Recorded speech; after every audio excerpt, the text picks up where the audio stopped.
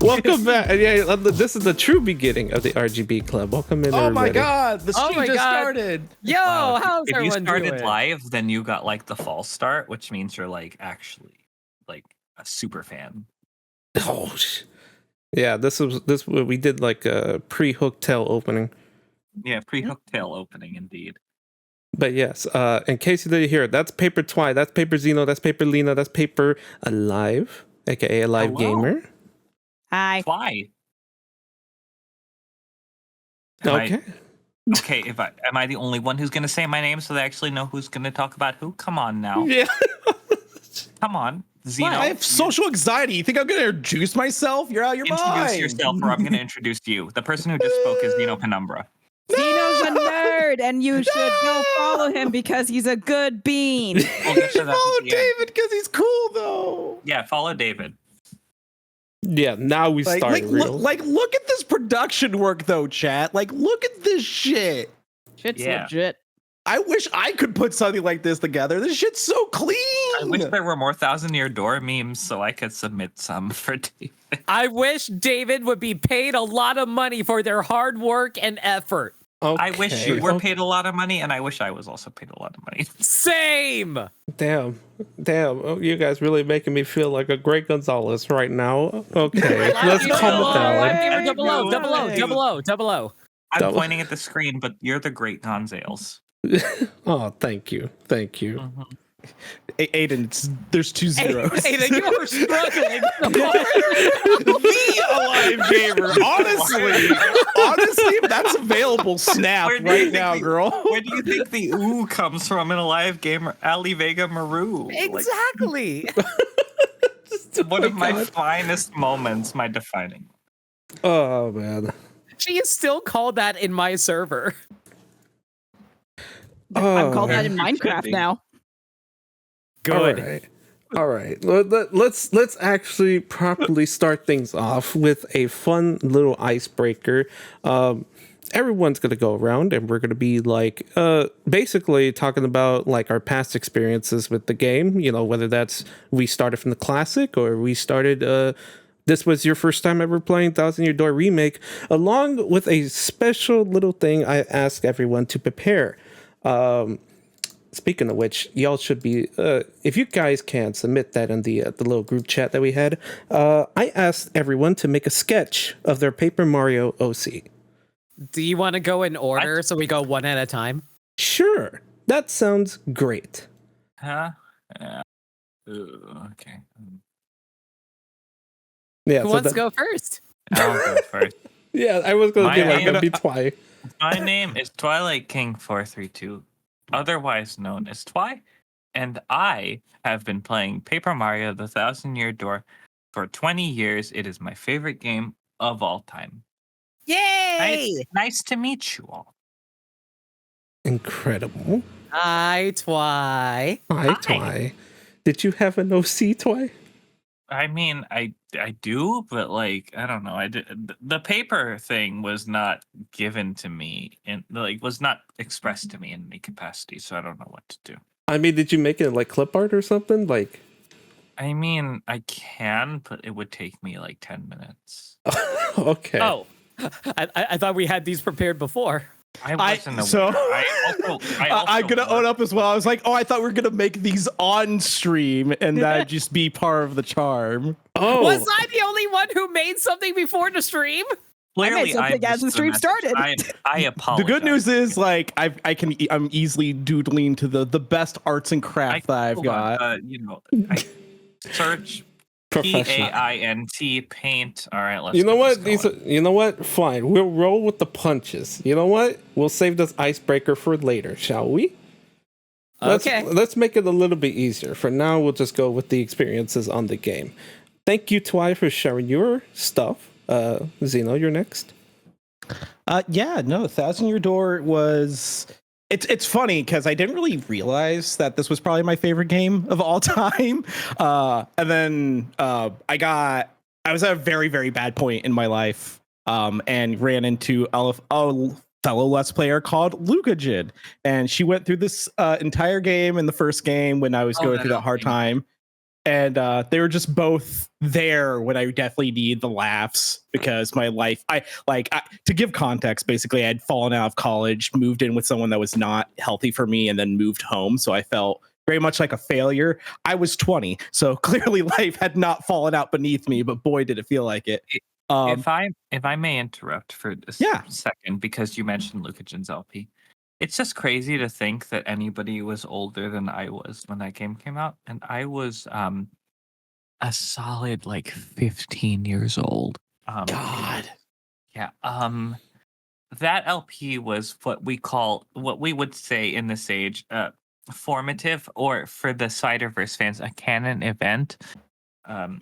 Yeah, like that did a lot for me. I just wanted to interrupt and say, like, oh my god, I'm young, I'm baby. Anyway, continue. Oh, Yeah, no, absolutely.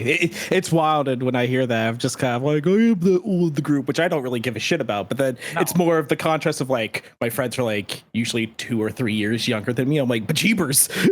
So You need to start thinking about So, your you're age not in that. terms of wisdom. I don't think you're that older than me. I think it's only a No. few months, right? Yeah, I'm 33, April both 5th. of you. Yeah, you're only a few months. Like I'm turning Okay. 33 at the end of the year. Both of you need to start thinking of your age in terms of wisdom and not terms of numbers. Thank you. Have a good Valid. Look, man, I watched a little show called Yu Yu Hakusho, and Genkai kind of Well, made I me watched a appreciate little getting show old. called Psych, and the protagonist is a man-child, and so am I. Well, fair. Anyways, where I'm going with that is basically with Thousand Year Door was when she went back through it, I realized just like there's a lot of moments, a lot of firsts in that game, in RPG style, that just really resonated with me. The ending always gets me choked up and teary, and it's just very kind and unique and weird. Appropriately, like I like the people I really enjoy in myself. Like if you can resonate with that game, I probably resonate with you. So like yeah, that game meant a lot to me. So I was very happy that I got it on and have it on my shelf and have had it for so many years, because then we spent 20 years waiting for some sort of port and finally got it. Holy shit, dude. I never thought it'd happen. I didn't either. I was like, I was throwing shit that direct came down. If I was in your voice call, I would be blowing out speakers. That's hot. Anyway. I'm guessing that was it for you, Zeno? Okay. Yeah. That's all right. Okay. Limit? So I have a weird history during this time period when the original Paper Mario Thousand Year Door came out.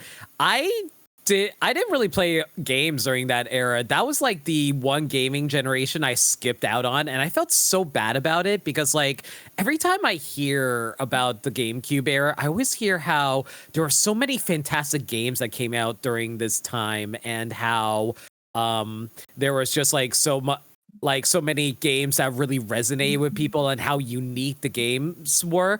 And one game I always remember that people never stopped really talking about was Paper Mario The Thousand Year Door. It was like, I remember like when I first got to experience Paper Mario, I first saw it as a commercial on TV for Paper Mario 64, and I always was really charmed during that time period because Nintendo really put in a lot of effort into their commercials during that time period. It was like an actual little paper cutout of Mario fishing, and then he hears Peach calling out for help. He's like, and then they just like drag the Paper Mario literally through nature, fighting through stuff. And I was like, oh, this is a cute commercial. I really want to pick up the game. I never picked up the game. Nintendo commercials were really cute during the N64. Do y'all remember the Smash Brothers 64 commercial? Everybody I'm knows sorry, that. do you remember? I remember. Do you remember this Ocarina of Time where it's like, wilt thou succeed or wilt thou suck? Like that. What? Was No, will insane. thou play like a girl or something like that? Oh, they were both. The one that was really both ways.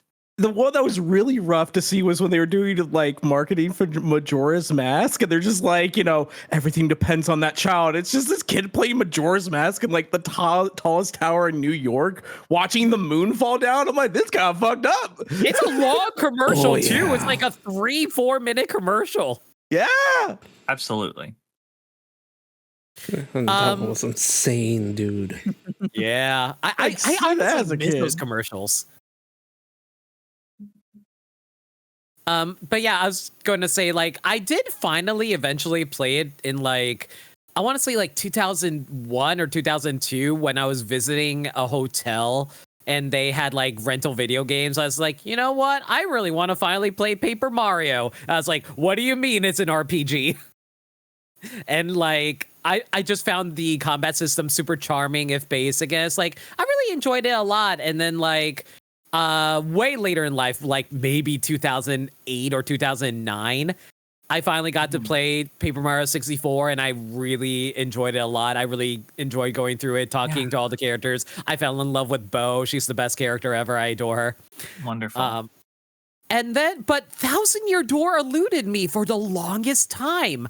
Like, I always, like, I got into Thousand Year Door from seeing various Let's Plays that people did, ranging from, like, you know, Reese to Tim, amongst others. And, like, I really loved their playthroughs, and they showed off all the charming aspects of the game, ranging from the characters and the design and the intricacies of the gameplay, which really surprised me. I only got to finally play Thousand Year Door through emulation in 2021, I want to say. Yeah. Yeah, nice. I will say that was actually the worst thing that has ever happened in my life during that time period, because something happened with family and it was a rough time for me. But when I got to play Thousand Year Door, it let me get the chance to release the tension in my soul by streaming it, and allowed me to really like just remember some fond memories of like the past and how much I cared about like games and stuff like that, and really kept me going, like from not just like the game itself, but the support from everyone around me to remind me that, hey, games are still great and I still love them a lot. So I really loved playing through Thousand Year Door in 2021. And when I found out that it got a remake and I played it this like very recently, I just fell in love with the game again. It's such a great game. That's all I really got, I guess. If I may interrupt, hi Twy. If I may interrupt for a second. Yes. I just wanted to say, because I didn't really get a chance to talk about my formative experience with Thousand Year Door. I was in first grade. I remember my first play date ever with my friend. He put on Thousand Year Door. We played a little bit from the beginning. And I just remember immediately falling in love with the game. So, I mean, it was just literally the definition of a formative game in my life. So that's where my experience. I didn't really talk about it where my experiences, but whatever. And also Hearts to Limit. We appreciate you. Oh, thank you guys. And same to everyone here, Much including you guys in chat, of course. Yeah, Hearts to chat. We love chat. Chat, chat, chat. Chat.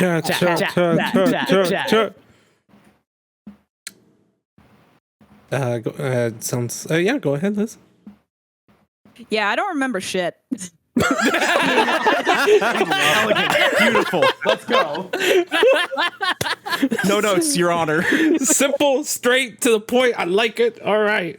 Oh No, my goodness. For real though. Yeah, 2004, I would have been, what, 11 at that point in time? Yeah, I don't remember much from that point in my childhood. I don't even remember if I had the game at that point. You were 11? I think, wait. How old were you am I in not first right? grade? I was 7. 2000. Yeah, I would have been in, that was so it came out July 2004. That I would have been going into 5th grade. Okay, actually, I was wrong. I would have been 6. Okay. I'm like, hang on, math. I'm Zeno, the in smallest pain. boy here. Zeno, I'm in pain. Yeah, well, look, as my good girl Genkai said, I'm old, Yusuke. As So old. as one of the prime philosophers of our time, Twilight King 432 would say, pain is a part of life. So get used to it. Base. No. 5 going on 6 in the first grade. I was finishing middle school, you fucking grubs. Y'all are children. We need to stop this, or I will talk about things that were going on in my life during the times when this game came out. So we need to Quick, Quick, David, steer the conversation. Yes, Anyway. Liz, continue. Anyway, I think we got our art prompts done. Oh, wait, hold on, Liz. Did you have any more? Yeah, I just wanted to say the one thing I remember about this game is never leveling up my BP because I thought it was useless. That is literally yes, what I remember. I'm sorry to interrupt again, but I just want you to know that the first time I played this game, I booted up my file a couple of years ago and I had 145 HP and the game my hadn't been God. finished yet. So just telling you that I booted up I found the memory card. So yeah, I didn't boost BP either.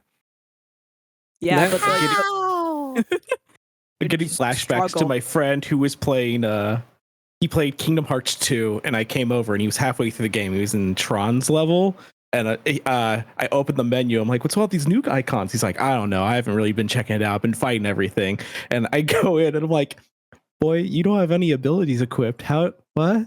And like it's just like it's one of those moments where just dial tone noise plays in your head of like, how'd you get this far? Oh my, damn man!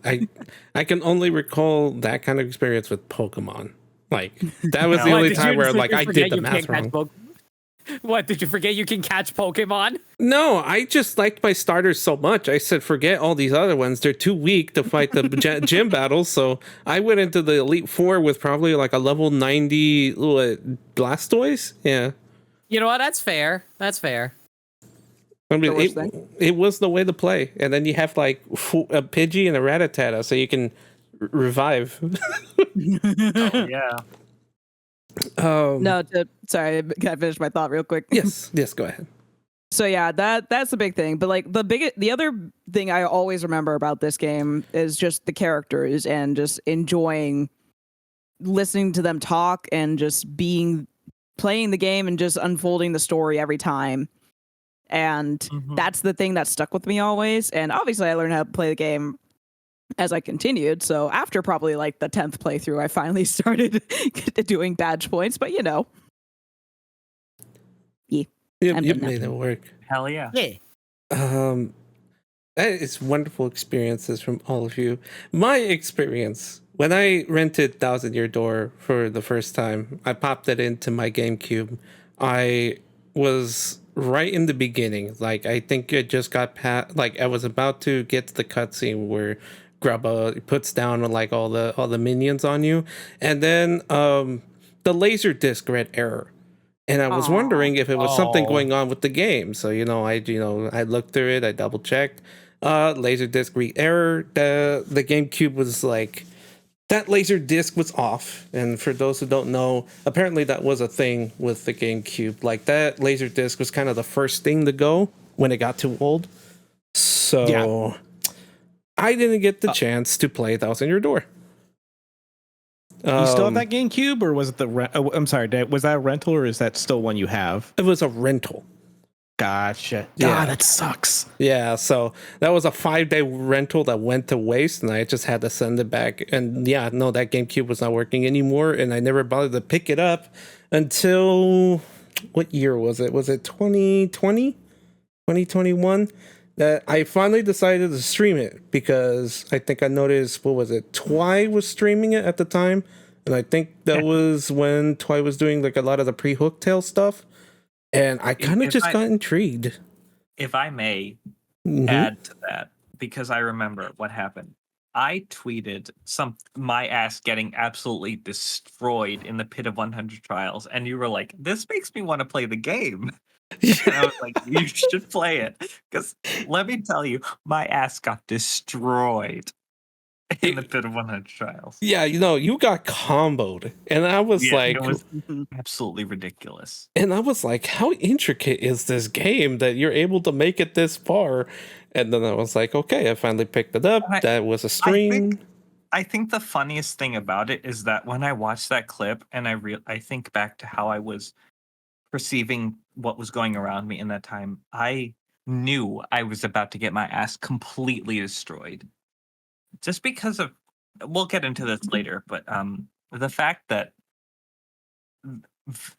when you see what items the enemy has, you're able to like immediately predict what is about to happen. So it was just one of those things where like, damn, I'm about to die. And I tweeted it and I was like, wow, I died completely and irrevocably. Like I got my ass destroyed. This is funny. Oh man. Yeah. I mean, it's pre-hooked tail. It happens like that. I can find the tweet if you give me like 2 minutes. I can put it in the chat. Feel free. I'll have to figure out how we show that on stream. Shouldn't be too hard though. But yeah, no, I did that stream, and being with a more like more college brained mind, I finally understood why people really love that series. And it just kind of clicked for me, and I was like, okay, yeah, no, this thing kind of improves a lot from what I remember of the original Paper Mario. I really enjoy a lot of the characters. Like, the story is fun. Like, there was a lot going for it, and seeing the remake come out, it was like, okay, you know what, I would definitely give this another run. And yeah, here we are. Yay. Yeah.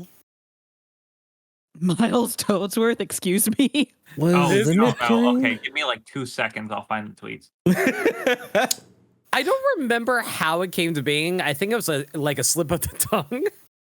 That might have been. Yeah, that sounds about right. Because Instead of linking one particular person, I'll just link the search query that got me to this point. Give me. There we go.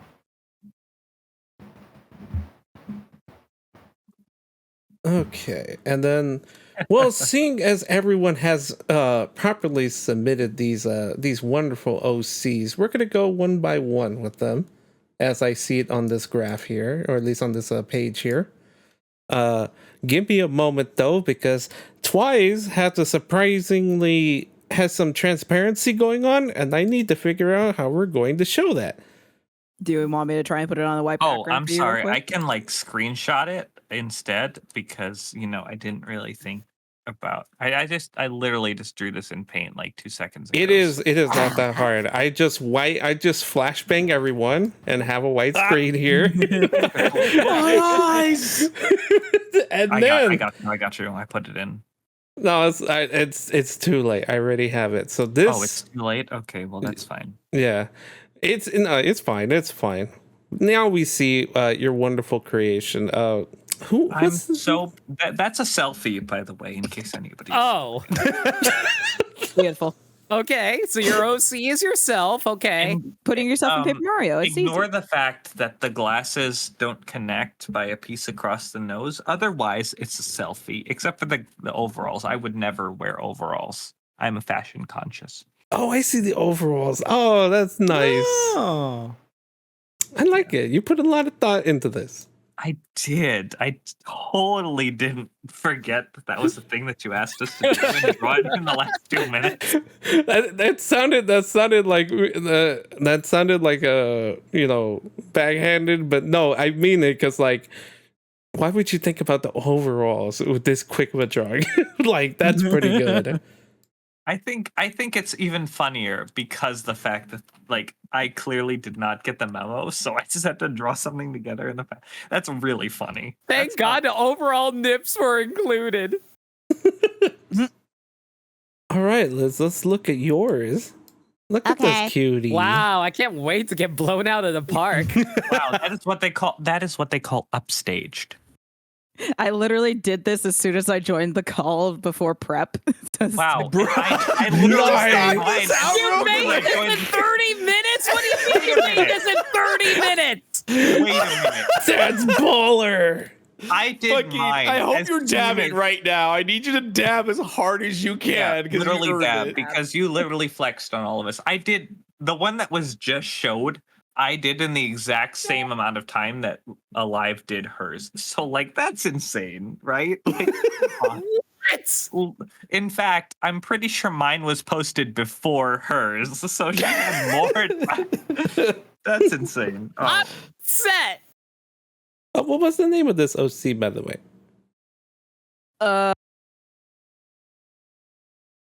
this is where you struggle. Okay, cool. Okay. Bake tea. Baked Baked tea. Oh, Oh, I appreciate you for continuing with the Toad naming scheme, which is one of the better things that came out of Paper Mario that I wish would just carry over to every goddamn Mario game. Yes. I love that. That's such a good name. Now let's go to this guy. Zeno, would you like to tell us about your checkster over here? Yeah. I just thought like I was like, you know what's because like I think the original prompt was like maybe be like partner OCs, and I was just kind of like, you know, would be a cool one actually just having like a like so he's kind of falls in the same boat of like Kid Yoshi, but just like instead of mafia Italian Pianta, but more like New York, Brooklyn-y, like, you know, oh, I'm a Chuckster over here kind of guy. It's just throwing people around, helping Mario out, throwing enemies into other enemies, throwing Mario into enemies. You know, his power up is instead of like jumping gaps, he just throws them places. Oh, Take I it there, like then. that. I like the thought process there. Yeah. Like he's like a lot more of an angrier type. I think originally I was gonna choose more of an enemy type partner, because I think if we ever go back to a partner like model, that would be a really cool space to explore. We got a little bit of taste of that in Origami King, but I feel like really putting it in a like a, you know, learn to win over your enemies kind of vibe, or Mario has to be like paired up with these people that are like, you know, in Bowser's army or whatever, would be like a kind of a cooler vibe and add to a like a deeper story mechanic. But like, you know, Chain Chomp I think was kind of one of the ideas that I think we came to mind with, just like, but anyways, I'm rambling. Yeah, I think I went with like I don't know, I don't really think Piantas really have a big specific naming group. But knowing me, because I'm brain rotted like that, it'd probably be like little banana or something. Name him after a few. Little durian. Little So how Durian. tall is he? That's Yeah, my question. I'd say I like, just because I'm like shit. I don't want this just to be Kid Yoshi. I put him more teenager so he's like a little bit taller than Kid Yoshi if we had to use any metric. Which Okay. I feel like it's Still- like standard partner size. Still shorter than Mario, then. Here's my question. What's the Yeah, lore he's like behind? really Oh, go ahead. I was like, what's the lore behind the hand wraps? Just because he's like more pugilist style, right? Like he's a chuckster. It's hard. It's hard out in New Donk City. I have to go brawl with these Diddy Kongs and these Lanky Kongs over here. I have tea with Chunky Kong though. He's a nice fella. Donkey Kong though, he looks down from his tall tower with his girls up there. Disrespectful. Also, yes, I do like monks. Coach is calling me New up. Donk directly on City. You live in Rogueport, bitch. No, not my boy. He doesn't live in Rogueport. That's where the Pianta Syndicate works. My boy doesn't do that. I haven't seen I have played Odyssey, and I'll let you know I didn't see a single Pianta in New Donk. They were inside. You didn't go inside. I did go inside and evaluate where you live, actually. All right, damn. Oh my god. Lord Papaya is also a very good name. Yeah. Oh, that is Low Papaya. Let's look at this brand new OC here. Limit. Would you like to talk about your wonderful blooper here? Okay, so you know me. I'm a writer. I went all out on the backstory on this friend here. So, their name, haven't decided on what gender they are though. Their name is Inkei. And Inkei is like really big on cleaning things. They are very much a neat freak. They're a little OCD in that regard. And like they always really didn't like hang out with other bloopers because they were always squirting ink. And it was just like so disgusting, which is why they always had to carry around that sponge and keep everything neat and tidy. In fact, they got so sick of hanging around the bloopers who just squirt ink all over the place. They decided to move to Hyrule and hang out with Octoroks, because they are way cleaner. All they do is drop rocks everywhere, and those rocks are mighty clean. Have you ever seen the Octoroks in like Hyrule in Breath of the Wild? If you feed them like rusty weapons, they shoot out those weapons brand spanking new. All right, and well played, they are well all played. about that. Beautiful.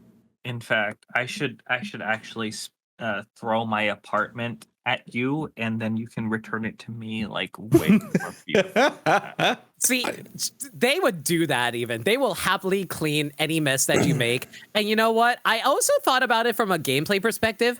I don't think there's any partner characters who are able to like cleanse status effects. So I was like, okay, what if they get true.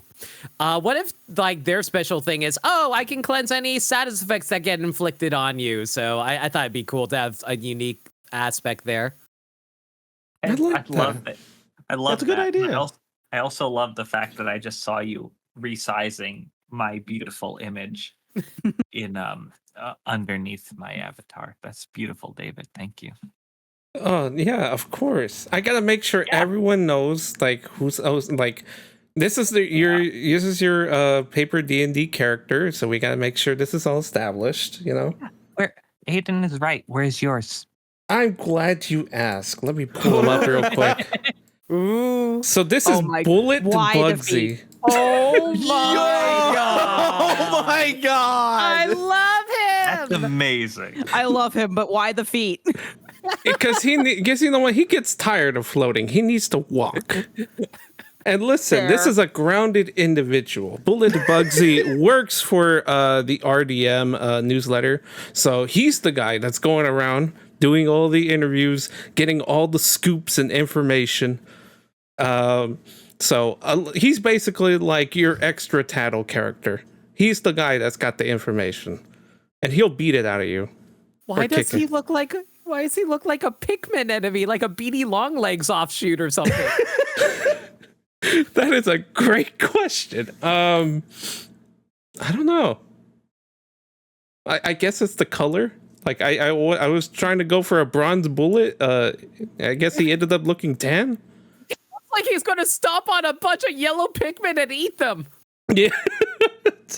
Look, he's got to get his nutrients from somewhere. Nutrients. All right. Yeah, I'm sure bullets need like iron. Lots of iron. Just a lot of iron. I love the idea that when you go to heal Bullet Bugsy, you know, no mushrooms for me. Feed me all of the iron. Give me all the POW blocks. I would just like to point out for a second that Aiden was saying feet until I said Aiden, in which case they switched to legs. So I think that's significant, Your Honor.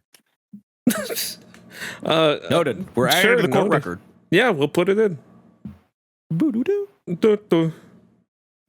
All right. I'm glad everyone's got a wonderful OC they got going here. Incredible, fantastic. I think it is about time we can finally start going into some of the topics of the game. I guess we can start with I put down notable gameplay feel. Basically just like just anything you guys might have noted, like how it feels in comparison to the original, whether that's for better or for worse. I don't know why I put favorite or least favorite. I don't think that's going to work in this context. So I guess whatever you guys feel like stood out to you in terms of the gameplay, I guess this would be what the talking point is. This isn't Microsoft Teams, but I'm raising my hand. Yes. Go on. So one of the things that I really, really appreciate about Thousand Year Door and the Paper Mario series in general is that they use small numbers, so every increase in the number feels like there's gravity behind it. It's not like you're not doing 10,375 damage. You're doing 1 damage, and that feels like a decent amount. So, like, I think using small numbers really, in terms of gameplay, really stresses the fact, like, it really, emphasizes the gravity of the numbers that you are doing. If you were doing, like, if you're doing 5 damage versus 1, that feels extremely different. So I just want to throw that out there as like maybe a starting point. Sure, okay.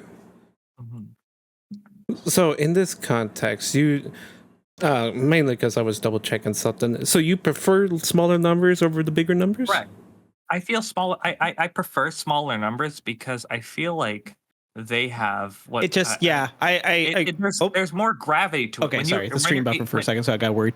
No, like I agree with that. Just like the smaller numbers are just a lot easier to process, to go with, and it just kind of comes together a lot cleaner because of that, because it's not, we can just cut off the other 2 digits, and like when you're hit for 10, you can feel a 10. It's horrifying. You're like, oh god, that hits for so much, and it just makes it more processable for when you're doing the math, instead of being like, well, I could be off by 50 points here and then just die. I'm pretty sure that happened a few times during my like Final Fantasy 9 playthrough. So like, that's definitely one of the bigger charms of Paper Mario as a whole. Absolutely. Of just like, keep it small, keep it simple, and it keeps it very accessible accordingly.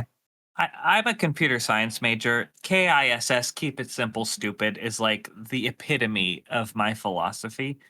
And like the difference between 1 damage and 2 damage is infinitely easier to grasp than the difference between 10,000 damage and 10,001 damage. So like, are we all still here, or is my microphone being stupid? No, we can hear you. Yeah, we can hear you. I can still hear you. Okay. So I think the smaller numbers really help you understand like the gravity of how much damage you're doing. Like, I don't know. It's weird for me to say, but I've played different RPGs where like you do like 9,000 damage, you do like 8,000 damage. And it's like you do 8,000 damage and then you do like 9,000 damage, and it's supposed to be like a great difference. And then you play Paper Mario and it's like you do 1 damage and like, okay, and then you do 2 damage, like, holy shit, I'm doing 2 damage. That's insane. Like, you know what I mean? Yeah. There's a certain gravity to the damage numbers that you are doing that I feel like doesn't necessarily translate to other RPGs. I also like how go ahead, sorry. I was like, no, that's like, I kind of get that a lot. It really does make it easier to also just calculate too. Like, I know a lot of people like with the traditional RPGs, it's like with the min-maxing and everything. So like when you have that situation where it's like, oh, I need to know if I'm doing the big number, you're really considering like numbers and like the thousands and stuff. Having it down to just single and double digits really kind of puts it into perspective just how much strength you're putting out. Yeah. Like, if I may interrupt again, as somebody who runs pre-Hotel Pit, being on floor 81 of the pit and getting like 4 Spunyas in a row. Spunyas, for anybody who's not aware, are enemies that have 12 HP, 7 attack power, 2 defense.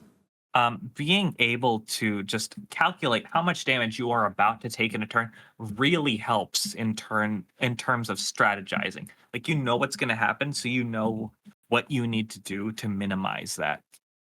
So I think I really like the small damage numbers. In fact, there's no variation. You know what you're about to take, and you can just kind of adapt. You can just figure that out and figure out like, hey, this is how much I'm going to take. To minimize that, what do I need to do? Kind of thing, if that makes sense. it does. Cool. I also really respect the like, I feel like, you could obviously say it's a thing that exists, but I like how in like other RPGs, but I really enjoy how like there is usually 2 ways of how damage is handled in the game, and that is like usually jumping, which is multiple instance but lower damage, and then hammer, which is burst damage. And like partners and other like things in the game follow that formula to a degree. It's only till you get to like weirder items or special powers does it really start deviating from that kind of idea that really pushes the boundary further. But again, because of that, it adds a nice level of simplicity of just like, then we start adding in factors like defense, and just like it all gradually builds up at a very nice clip, but never feels like it's overwhelming. It is funny though, because I would say probably one of the things I would say is a little bit missing for these kind of things for Paper Mario is that I wish there was a little bit more worry of status conditions, even though I think the amount they have is like fine enough, but it's just not used to a healthy degree to become more challenging. But Paper Mario isn't really trying to be all that crazy challenging. It is definitely made as a like, it wants to be accessible as a kids RPG for people. So it's just very, very nice to have. You could even say it's like somebody's like like baby's first introduction to RPG. Like Yeah. numbers, and you calculate numbers in this one, that kind of stuff. Like I using Final Fantasy 9 as my only the only Final Fantasy that I have played as a RPG to jump off of, which a classic main series Final Fantasy, which is what I would say is one of the bigger definitive RPGs. That game had like 9, maybe 8 status conditions. Like I was reading through all the ones in my abilities. It's like, oh yeah, there's petrify and death and doom and frozen and paralyzed and poison. And I'm just like, wow, how would I keep any of this straight? But like Paper Mario, it's just like they're just very good about like either reintroducing mechanics or just keeping it simple to like, okay, there's like 1 or 2 things to keep in mind here. Yeah. And then only till the end of the game do they start really kind of like melding a lot of them together, but they stagger it. They add it in a well enough way. So I think one of the weirder ones is that like, was it Sweet Treat cures poison, but poison isn't really a thing till like, God, what, chapter 5? Yep. Yeah. So silly to just put that in there. Well, it's actually really interesting because I remember making a joke about this when I was playing that like almost every item can cure poison because of that. Because like they found that poison can be really debilitating for certain players because of the fact that like because we're dealing with low number stats, poison is like so much more important because like each hit from it is so much more likely to kill you.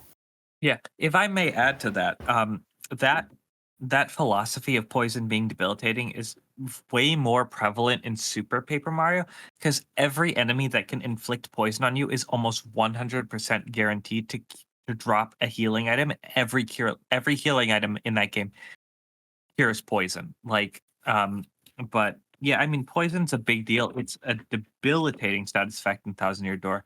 And so you really notice that like a lot of stuff can cure poison to limits point. But it's just very interesting to think like in a similar way to where I was talking about small damage numbers earlier. Small damage numbers also mean that status ailments affect you a lot more. Everything feels like it just has. It comes back to this concept of gravity. Everything feels like it has so much gravity to it. Everything's important. When you have 10, 15 HP, everything matters. You have to really think about it. And I think that's what I really appreciate. If that makes sense. If there is one thing that bothers me about the traditional RPG Paper Mario formula, it's that a lot of it kind of boils down to just, hey, will I hit my opponent faster and harder before they can hit me faster and harder than on me? Because like I feel like a lot of time it's just like, oh, do hard hitting attack as quickly as I can before they can, and it's like there's not really much strategy I find with Paper Mario unless you come across like something, for example, in Amazy Daisy where you really have to think out, okay, what combination of attacks or items can I knock out this thing as quickly as possible, Yeah, how can you how can you defeat this in one hit? I get it. Yeah. That's like early like Hooktail Castle is such a great example of that, of just like these elements come together of like, okay, if I have Koops act here and I act here, we can end this in 2 turns. And so like it's funny because when you look at it through that lens, it can kind of make sense of why Origami King's design space became what it is, of every fight is combat. Or every combat is a puzzle, I should say. Yeah, so it's very funny of like how it's kind of existed in Thousand Year Door and other Paper Mario games like that. I just want to add, as Sure. I think this unique perspective of being a pre-Hooktail Pit person, everything is calculated in the terms of how can I finish this fight in 1 turn or minimize the damage that is about to be done to me. So I think in terms of, I'm going back to this low damage number thing that I thought about earlier, but that I mentioned earlier rather. But it really helps from the term of calculating from the perspective of like, hey, the damage numbers are low. I can manage this mental math in my head. I know exactly what needs to be done to make sure that I don't take the most that I take the least possible damage from floor to floor. So I think from there, that's kind of just what I was trying to get across, and I hope that made it through. That makes sense. Mhm. Yeah. Yeah. I think it comes from a plaque that like I think it's a unique perspective to have, not unique, but it's an interesting perspective to have this game from somebody who does the hardest thing in the game first. So there's like a different level of thought involved in how like every battle goes. Like I can go on and on about what it's like to fight elite wizards before chapter 1 ends, like, you know. So it's interesting to think about it from that way, and from the perspectives of somebody who doesn't do that sort of thing, which is completely valid. I'm not saying that I'm better than anyone else for doing pre-hook till pit, but you know, I'm not saying it. I'm just thinking it loudly, very loudly. I'm just like it. You know, there's a difference, right? Like when you do that, you have to think of the game a little bit differently. So I think that's just important to get every perspective in there to insert the pre-hook till pit perspective where it feels applicable, if that makes sense. Anyway, I'm sorry. I didn't mean to interrupt. Good. It's interesting though, because like again, I was someone who never upgraded badge points, so I kind of just took hits Me too. and just worked with it and constantly healed. Like literally, jelly ultras were my bread and butter for the final fight. Sure, yeah. Entirely, like I constantly healing because of all the damage I'm taking. So it was a weird stress in that sense, but it was still fun because it's like, okay, I can still live this. I can still live this. Mhm. I will say that like a lot of what we're talking about is stuff that is related to the original version of the game. Like in specifically the remake that I find, is it just me or would you guys say it's easier to super guard stuff? Yes. I would say that's the case.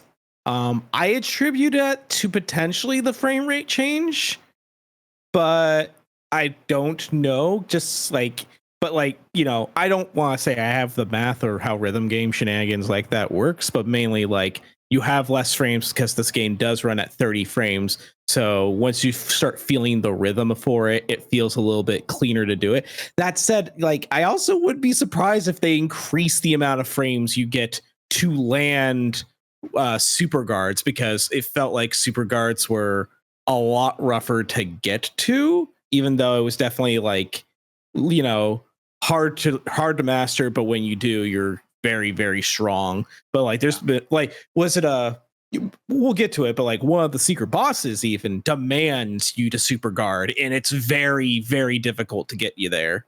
Mm-hmm. So one thing I want to talk about from that I think was very difficult for me playing the remake, but as somebody who is a veteran of the original game, when it comes to super guarding, timing in general, sound cues are so vital. Oh yeah. And I think if I may get a little bit into the remake in particular, I think that's one of the things that the remake did worse. Sound cues, there's no like when you hear a paratroopa, right? Like you do do do do do do, and like that's you know what's about to happen. But I think when it comes to the remake, this is just a learning thing. It's absolutely not any fault of the remake, but fault of my own. But the fact that the sound cues are different, and I feel like the sound cues lack a lot of the whimsy that the original had. It's a lot more difficult for me to hit the super guards because they're like, oh, the sounds are different. They're more subdued. They're different. But I think like I don't know if I'm really. I hope I'm not straying away from the point. But while super guarding is important, I think it's way more difficult for somebody who's played the original, and that has nothing to do with the frame rate itself. Sure. I think that's fair. I don't think it's necessarily like I see where you're coming from. Absolutely, you're not wrong.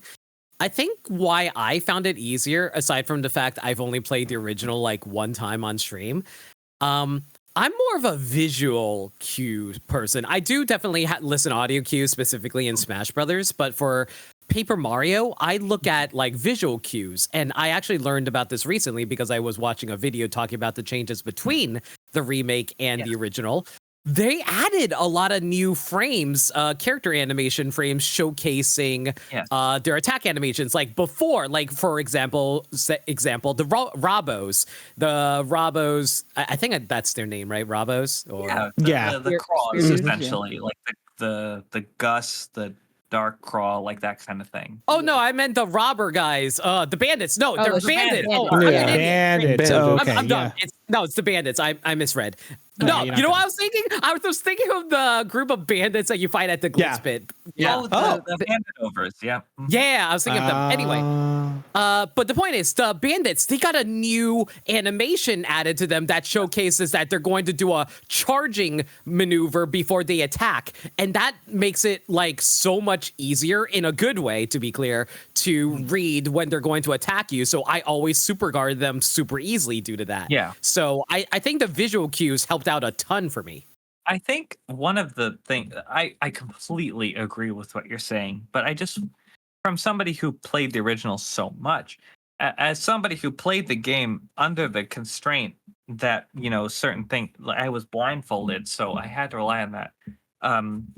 Playing through the game blindfolded, you really like the sound cues are everything, and I feel like I hate to use the word whimsy again after I used it, but I feel like a lot of the sound effects in the remake are the same and less whimsical. So like they're less exaggerated is what I mean by that. So like when a paratrooper comes by, you like flap flap flap and like that, like you can hear that going through your mind. But it's very difficult for me in the remake to figure that out just because everything sounds sort of samey. So like I'm not, visual learning is the key, but I could play the game personally for me, and I'm not casting aspersions on anybody who is different, but I could play the game blindfolded. I cannot play the game muted. Like the sound effects are everything to me, just maybe because I have so much experience with the game, but That's entirely fair. Yeah, I do feel like because of your past experience with it, like it was such like a, how do I explain this? There is a bit of like I'm trying to explain, like this is like the equivalent of like an old man kind of just listening to the radio for the listening to a remix of a song they've heard, and they're like, what the hell is happening? Like it's still a good song, but like they're like, this isn't the same like how I used to remember it. I hate to put it this way, but I feel like I'm a 1,000-year door boomer, or maybe even greatest generation, silent generation. Because like I hear the way Buzzy Beetles, or Parabuzzes in particular, attack you, flap flap it, and I was like, that's not what I hear in the remake, and it's something that I just have to get used to. I understand that I need to adapt, but it's one of those things where like I just feel like I can't do it. I feel like the sound effects are so samey, and I feel like this is starting to sound like muscle memory. If it you is ask muscle me. memory. It absolutely is. That's why I'm trying very hard to say that like people who feel differently or experience the game in a different way are not wrong. It's just the way that I experience it. But you're absolutely right. It is a sense of muscle memory that I feel having played the game since I was in fourth grade, or first grade, not fourth grade. Yeah, that's kind of a good thing of just like the kind of juxtaposition of the changes of sound quality, because like we could even just move a transition just like discussing the entire sound palette design they chose for this for one over the other, because like I will say I think it's a lot more bombastic. I don't think that's a hot take to say, but like, you know, every part of the music is so much more lively. Like everything I feel like is really faithfully brought into its own, like what it was, what its vision was. But it can sound a bit busy. So I get you where like sound cues and everything can be a lot. But you know, in a very like why not both vibe of you know, sound cues and visual cues, they were like, okay, cool, we'll bump both of these up and make them stand on their own. Yeah. And it's just so like, to me, I you know, it's just like this game, this remake stands as like it in Resident Evil 4, I think, are probably like the remake for it are like so well put together, so well polished. Of like, yeah, this is just what I wanted from a remake of my favorite game. Like, it didn't need to be reinvented. Like, it had all the good quality of life, and they they didn't try to sit in its shadow too hard, but they definitely wanted to do homage so much. Because like, not to dunk on it, because I hear it's a very good game, but like the Final Fantasy VII remake, those are not one-to-one remakes of Final Fantasy VII. They're a whole new game. Yeah. As someone that's played it, I would say it's not in no way was it 1-to-1, but what they do is they basically take a lot of sort of the world building of that game and they expand it entirely. So it actually works to its favor a lot. It works to its favor in being that if you really loved FF7, it flourishes in the sort of world building. I'm going to say, like, without going too off topic, Final Fantasy VII Remake isn't actually a remake. It's a remake in the literal sense of the word, but if you actually dig deep into what constitutes a remake, it's not going to satisfy those basic criteria. The reason I say it's not a remake is not just gameplay, but also in regards to story, which is why I don't want to say too much about it. That's fair. But I mean, I guess go ahead. Actually, I want to correct myself in the sense that, like, in the terms of what a remake is, like building something up from the ground up, having never played Final Fantasy VII Remake in my life, although I want to. Don't get me wrong, I want to. But it is a literal rebuilding of the core concepts in a completely different way. And I think that is very important to acknowledge. Like, in terms of like a literal remake, like you took the game and brought it, built it again from the ground up, it does constitute a remake. But I think in that essence, it loses that sort of truth to the original. It loses what the original had.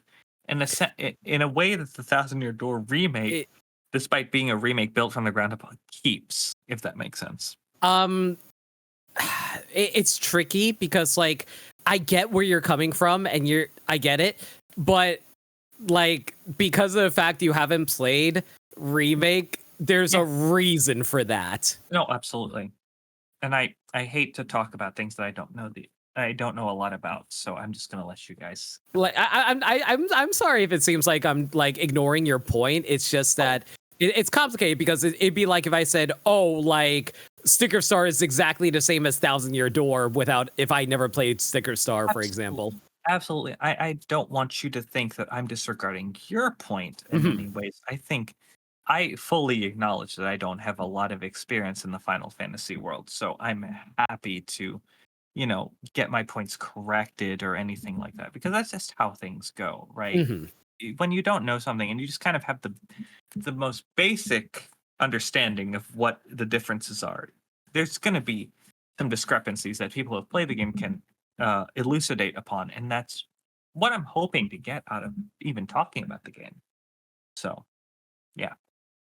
In the context of Thousand Year Door, saying the remake is bombastic is probably the best word to use.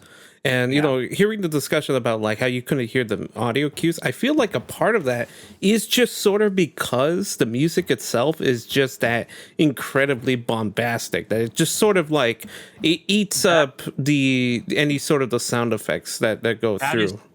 That is accurate in a sense, but remember, I've played the game for 20 years, and I guarantee you, I just listen to a paratrooper attack you in the remake and listen to a paratrooper attack you in the base game from 2004. You will hear a difference, and it's really comes down to muscle memory more than sound effects, and that's why I don't really consider it a fault of the new game.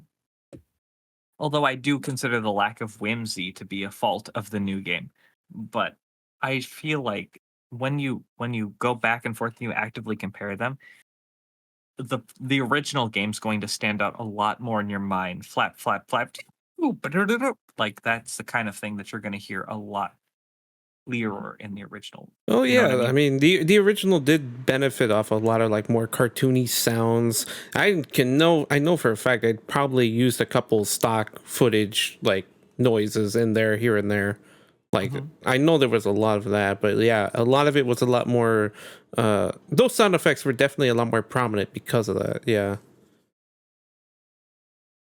But I don't know, for me it was always like I guess I never really recognized it because the music was just that loud. Mhm. If I may, I think this is a great segue into the music of the game if we're willing to talk about that right now. Um, I mean, if anyone Uh, else wanted to say something, because something that I really enjoyed was the unique battle themes for every single chapter. That's something that they didn't have to do. And as somebody who is used to hearing the original battle theme, really added a lot, especially in the late game. For those Yeah. areas that didn't have a lot of battle music, like you look at Riverside Station, which had maybe 7 or 8 battles throughout the entire chapter, and they wrote an entire song for that. It's just like, holy The, crap. the dynamic music on display is unreal and such a brilliant way of like refreshing what was already good I- without taking it as- away. Yeah. As somebody who played Thousand Year Door Remake very recently, as in I finished it like literally this week, when I heard Chapter 6 getting a big band reimagining of the battle music, I almost cried. It was insane how powerful that was. The First of all, maybe it helps that I like big band, but hearing that, just like, oh my god, they really cared about the areas and everything like that. It just meant a lot to me. Somebody who also cares a lot about the original game. I don't know. The music in that, just that, and then the dragons having different music, which I'm sure we'll talk about later. But like, it's the kind of thing that really, really stands out to somebody who played the original. I I will say in regards to the music that I feel like they really brought Thousand Year Door to a modern age because like if you just like did simple remakes of the original music and didn't really do much else, I feel like Thousand Year Door's remake would have felt a little flat and didn't really have a whole lot new going for it for a more modern audience to really Yes. get into. But because of the fact that they added a whole bunch of new tracks, not just even the dynamic battle music, but also stuff like the dynamic music that plays outside of the Thousand Year Door or Yes. or the new character themes that they added for certain characters, like not even just bosses, but just like Yes. NPCs in general. And like, I feel like it adds so much more character to the game because I will say, I feel like there was a distinct flatness, for a pun not intended, for the. Boo. But for Thousand Year, like the original Thousand Year Door, I felt like the presentation was like it was charming and whimsical, don't get me wrong, but it felt a little like downplayed for the most part. Like No. there were moments that felt like there should have been a little more oomph to them. They didn't really add to it. And I say that as like not everything needs to have oomph, but for a Mario game like this where they're big on trying to wow you in its presentation, I felt like they really lacked that in the original and they kind of made up for it in this game. And it's not even just like with the music, it's also with like other aspects of the game too, such as like new camera scenes and stuff like that. And like I thought I really feel like they wanted to push Thousand Year Door into some like major RPG game that you would see in a modern day, and I really Yeah. appreciated that. No, for sure. And I just want to say, I've been saying like no and like stuff like that throughout your response. Like, I'm an active listener, so I apologize for that. No, I But do that same, yeah. no, when I say no, I actually agree with you. Will be the first person to admit the original Thousand Year Door soundtrack, other than the songs that everyone likes, the soundtrack is very flat. And so when you hear the sort of I can get into the music another way. The boss themes are a whole nother discussion I'm sure we'll have later. But in general, when you take the soundtrack from the remake and the level the effort that they went through to make everything stand out really, really, really means a lot to me. And I mean, there's a lot of flat songs in the game, but I feel like they did their part to make sure that everything, to some degree, really really stood out. So I'm really happy with that, and that's a marked improvement, I think, over the original. Even if I don't like some of the songs as much as the original, I think that they really, really made a significant effort to make every song unique and to make it feel like you were progressing through a journey and that every song fit the area that you were in, if that makes any sense. Yes. Mhm, I agree. mhm. Cutting in, Liz, David, did you guys have anything to just comment? Just didn't want to feel like we were cutting you guys out. So Yeah. Go ahead, Liz. I don't know. You guys mentioning how the music in the original felt flat. I feel like sometimes that was to its benefit almost. Like, again, nostalgia, charm, all that jazz. The main example I can come to think of, and maybe this is just preferential, I think Bogley Woods, I prefer the original because interesting. it has the calm, ethereal feel. It's not it doesn't necessarily sound like it's music. It sounds like it is background. It is there No, I to agree with give that. the feel. You are in a magical forest and you are walking around trying to find a cloud lady while fighting clouds and spikes. Yeah. I agree. If I may. Then in the new version, they add a flute, which I don't Mhm. think in of itself is a bad decision. It feels but- unnecessary, right? Yes, Yes. like to me, it entirely feels unnecessary and changes the vibe. Oop, stream, what are you doing?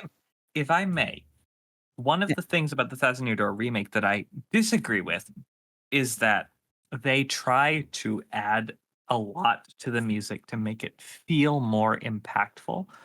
While also, I'll be the first to say, not the first to say, but I'll be one of the people to say that the music, the audio balancing in the game is wildly off kilter. It doesn't make sense. The music is so quiet behind the action, and to the point where like you'll notice it, but it's not going to stick out. Like Bogley Woods is a fantastic song. It has this mystical, ethereal quality in the original. I think that's what you're getting at, Alive. Yeah. Yeah, it has this absolutely just like the not bells, but the jingling quality of the song is just so like you're in this world that doesn't quite fit into everything that belongs. It just makes so much sense in the world. And they add this flute but I think a big part of why the music in the remake, while I do appreciate it, in certain places didn't stand out is because it didn't literally in terms of volume didn't stand out. The game is very poorly balanced in terms of audio. It quiet. It's super quiet to the point where as somebody I streamed the whole game. There were certain points where I was like everybody like I was hinting like everybody shut up while I turned my computer audio up just so I could hear it.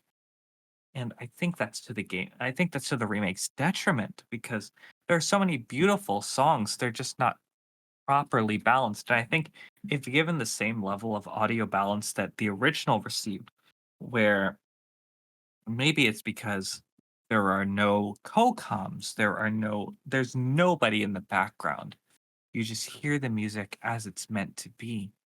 Um, maybe that is just more impactful in general, but I feel like the game could have stand to be mixed a little bit better sonically so that you could actually appreciate a lot of the sounds. Like I agree, Bogley Woods 2.0 sounds a lot better than 1.0. It's just Mhm. I'm just like I see where you're coming from, and I'm not disagreeing with you. But didn't you say earlier that the sound effects get drowned out by the music when you're trying to listen to audio cues? Though? I said that. Oh, it was you who said that. Never mind. You're Yes. absolutely correct. Points at David. It was you. Yeah. It was you, David.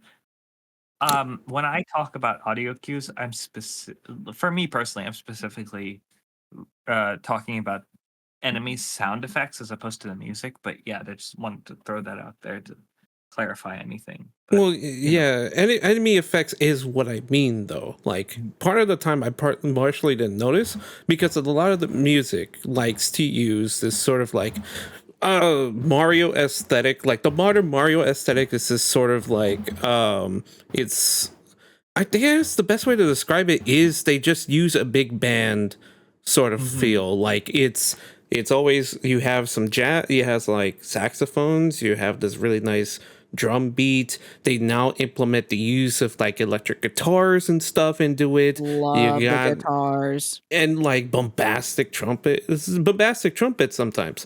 I love that aesthetic. I really do like that form of music.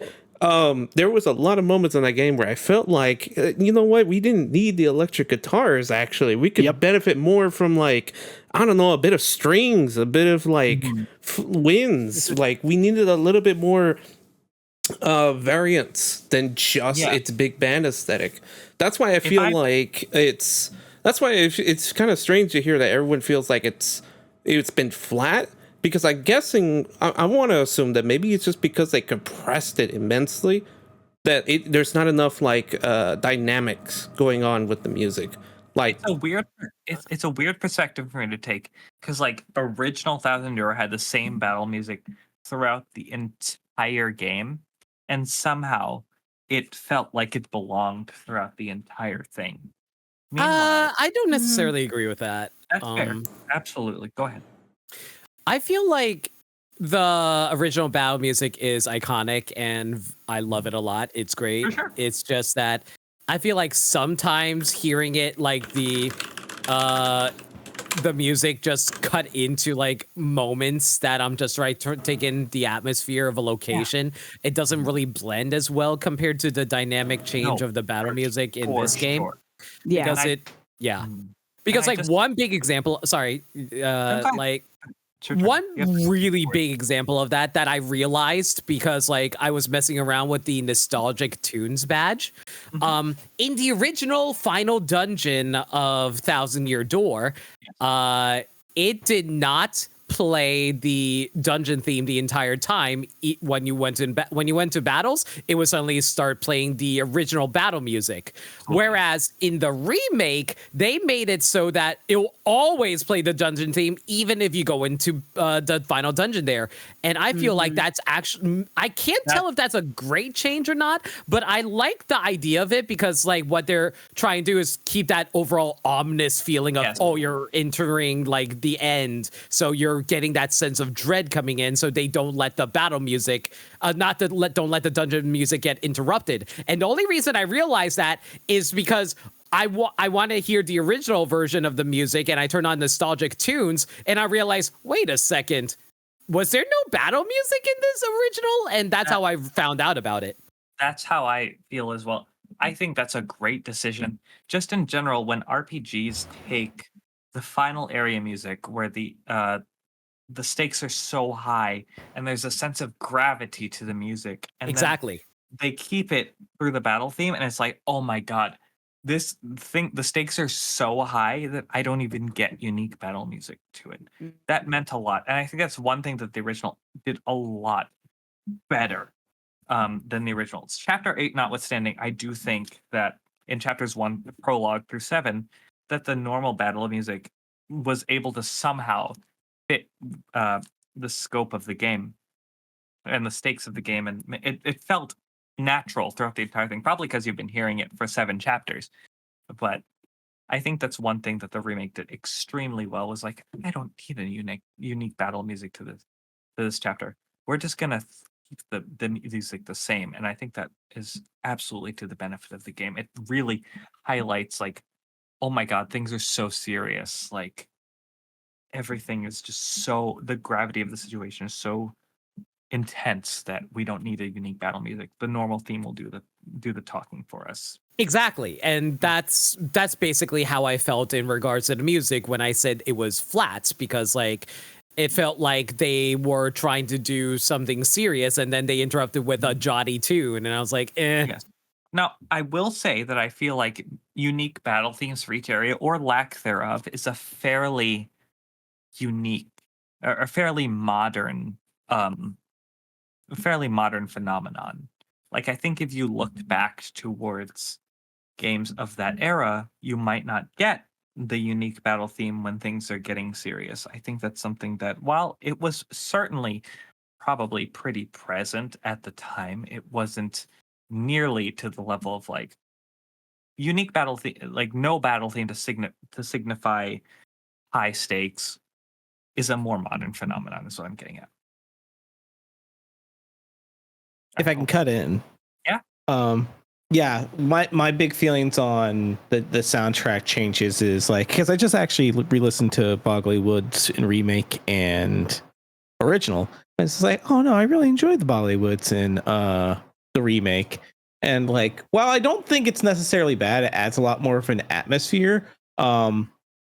As we kind of been talking about, and something that CJ kind of had to point out for me because I didn't really think about it, is like how much of this game is definitely, if not ran one for one, but 1,000% made by the team that made Origami King. And they're definitely probably using the same like music tones, where they're a lot more like louder, a lot more brass and instruments and range. And sure, I'm all for it. And the cool news is like, if like, we know this is a team of people that definitely respects the material they had. I think the biggest and loudest message that can be made of that is all of the changes they made for chapter 4. They knew everything that was wrong with it. And they're like, okay, we cannot change this one for one, Yes. but we can make this better. And it's like, Yeah. you knew the assignment, and I appreciate you. No, I Mhm. 100%. As somebody who's a massive fan of the original game, what they did to make chapter 4 a little more bearable was so welcome.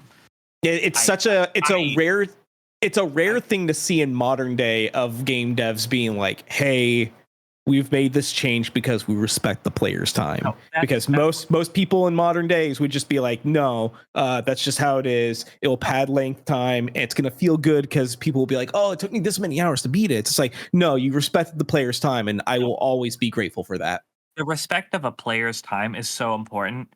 Literally, like this and last year, I played through Pokemon Moon for the first time in, I don't know, it's 2024. It would have been 8 years, right? And I was struck by how little that game respected your time. And just seeing 1,000 Year Door, a game that is infamous for its backtracking segments, to be like, we're going to fix this. We're going to make it so that you don't need to backtrack. We're going to take it so that chapter 4, after a certain, but when you got the point, you understand the length that you are skipping by taking this pipe. We're going to give you that pipe so that you you don't have to do that anymore. Chapter 5, I think there's a spring that gets added to that to make Yes. that one screen a whole lot easier. That speaks volumes. It means that they're listening. That was clearly the strongest point. Well, no, it's not the strongest point. I also stand by that if this is the same team that did Origami King, and apparently a lot of the sales record is saying that did almost as good as Origami King sold. Like, I really hope that director's kicking in someone's door and being like, oh, they won't buy the game with the non-unique tones. Oh, they won't buy the game that we can fix and make better.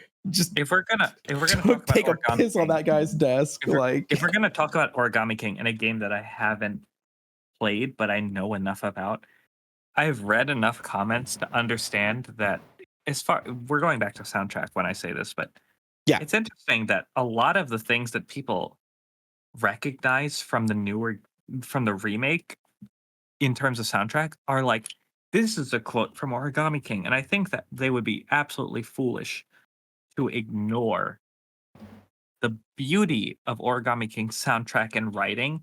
And I know this is a remake, so they can do a whole lot about the writing, but I think in the future they're going to absolutely have to strike that this is Origami King's writing, and the music, and they're gonna have to implement that in the newer games going forward if they do such a thing. I No, am so mixed on Origami King, but that's another story. No, that's absolutely fair. I haven't played Origami King, so I can't say, but I will say that the music that I've heard from the game is really great. So And good. when I hear some of the B sections that they added in the music from Thousand Year Door, it comes from Origami King. So it's Yep. very interesting. I would like to take a step. I would like to recall a little chat comment here because we have been talking about chapter 4 and how it changed from the original. Sure. How did it change from the original? To provide context for people that probably never played the original, since So, I can Trans rights. Yeah. well, Besides, yeah, actually, that's yeah. a huge change. Well, that's a line change, but like in terms of gameplay. So Fucking chapter 4 in the original game is a huge backtrack fest. You have Twilight Town, which is like the main hub of the area. You have like, I don't know, 1, 2, 3, 4, 5, 6 screens before you get to the main dungeon. And then you have to go constantly between them. And at a certain point, after doing the journey a couple times, the game is like, yeah, you understand what this is like. Here's a pipe straight from Creepy Steeple, which is the dungeon, to Twilight Town. So it eliminates several screens worth of backtracking. And 6 screens may not sound like a lot, but when you're going through and Especially you're fighting all of the crazy daisies, the bald clefts. it's especially rough considering spoilers. You go through without your partners a couple times, That's the and thing. you're by yourself, and you can do less damage. And as Twy was mentioning Which- earlier, that amount of damage adds up. which Yeah. is like the Especially, I yeah. think it's the concept on paper, right? Which is why I really still love chapter 4, warts and all, because it on paper the idea is like, oh yeah, you know, you've been abandoned by your partners, and we really want to feel that impression. But in its original remake in the GameCube, it feels very padded because you have to go run back and forth and back and forth. I understand what they didn't intend for it to be padding, but it feels like padding. Right? Oh no, it 1,000% like I think is the biggest slap in the face is like the one right at the end, right? Like you No, like- you there's a validation of like, oh cool, you're kind of bonding with Vivian on your first There we trip go to there, the high, but the slap is definitely when they're like, where could he have gone back to? Yeah, And you're like, like, God damn it. Vivian's like, where would he have gone to hide? And it's like, oh, wait a minute. yeah, it certainly doesn't help that the chapter 4, like for me personally, that was me realizing, oh, okay, the enemies got a little harder. Because by chapter 3 was just sort of like a nice middle ground where it's like, oh, I'm on pace with them. I might be a little bit stronger than them. This is kind of a cakewalk. And then chapter 4 rolls around and you have a lot more enemies that not only can, tank a lot of the damage, but now they hit harder, which means now you're kind of running out on items and stuff. Couple that with what we've been talking about how for a good amount of that point you're without a character, and at some point you just have Vivian with you. It is a struggle and a pain to have to go through that back and forth, especially when you're like, what the fuck do I do now? So you're going back and forth a couple more times trying to figure out what the fuck to do.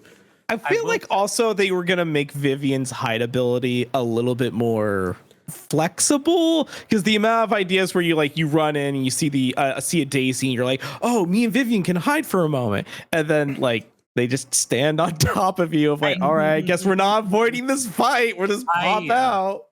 I love you, Zeno, but I completely disagree. I think the purpose of you going through Twilight Trail alone is to realize how much your partners impact the way you fight.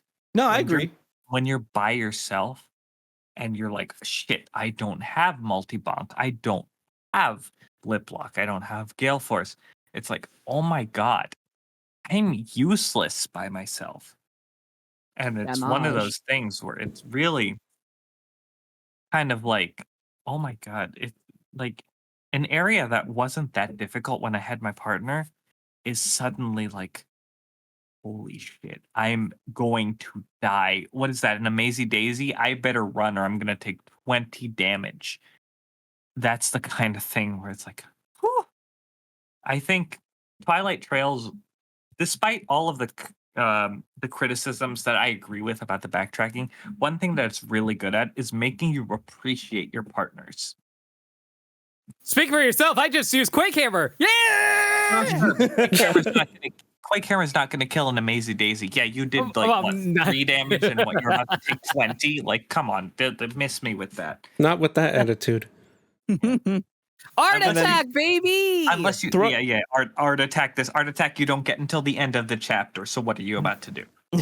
So throwing this in real quick, just because it seems we're moving subjects to more of a story matter. On the notion of soundtrack, though, I will say I think one of the cooler things of like, while I do appreciate how loud and magical the soundtrack can be and how homage filled and like is beautiful in so many ways. As we know it, like the guitar in some spots feels like very inappropriate. Looking at You, We Believe in You, Mario music that plays at the end of the game. You're a little bit much. You're a little bit much, buddy. Okay, I'm glad I'm not the only one. I was like, Hang what's on, with I the gotta listen to that guitars? now. Hold on a minute. Yeah, like compare the two. I will say that is probably where I like we can talk, and you can people in chat and anywhere can obviously pick a bone with me about this, but like and this could be definitely nostalgia goggles on blinding me, but the big thing that I think Thousand Year Door's original soundtrack, with its sound font, with its restrictions that it has, is it knows where less is more. Okay, One of my favorite tracks is The Hall of the Thousand Year Door, because it's the quiet echo, how it bounces, how it grows. Don't get me wrong, I still love the dynamic version. It's really cool, adds a more mythical vibe. The magic of this place to the seal is growing. It's becoming stronger. The anticipation is there. But like Boggly Woods, again, as you guys pointed out, like it versus its original version, where it's just like it's something in the sound format where it just sounds so much more like ethereal, softer, muted, appropriately this foil on black and white setting to really bring this setting to life.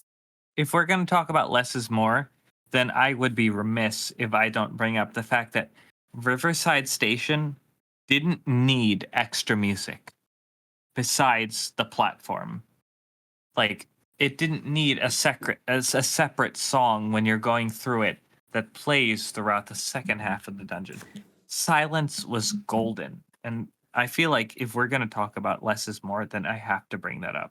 No, that's fair. That's a good point. Like, no, like when a game knows where it's like, we're going to go ahead and cut the music here to just give the moment time to breathe, or like the setting to breathe, it's very appropriate. You climb to the top of the mountain, the music's cut away, there's only the silence and you and the echo of everything around you. It fits, it feels. Riverside Station has the unique distinction of being the only area in the game to feel completely abandoned, and so no music is perfect. Just the sound of that whistling wind throughout the area as you're traversing, solving puzzles, fighting Goombas that shouldn't actually be there because it's chapter 6 and why are there Goombas?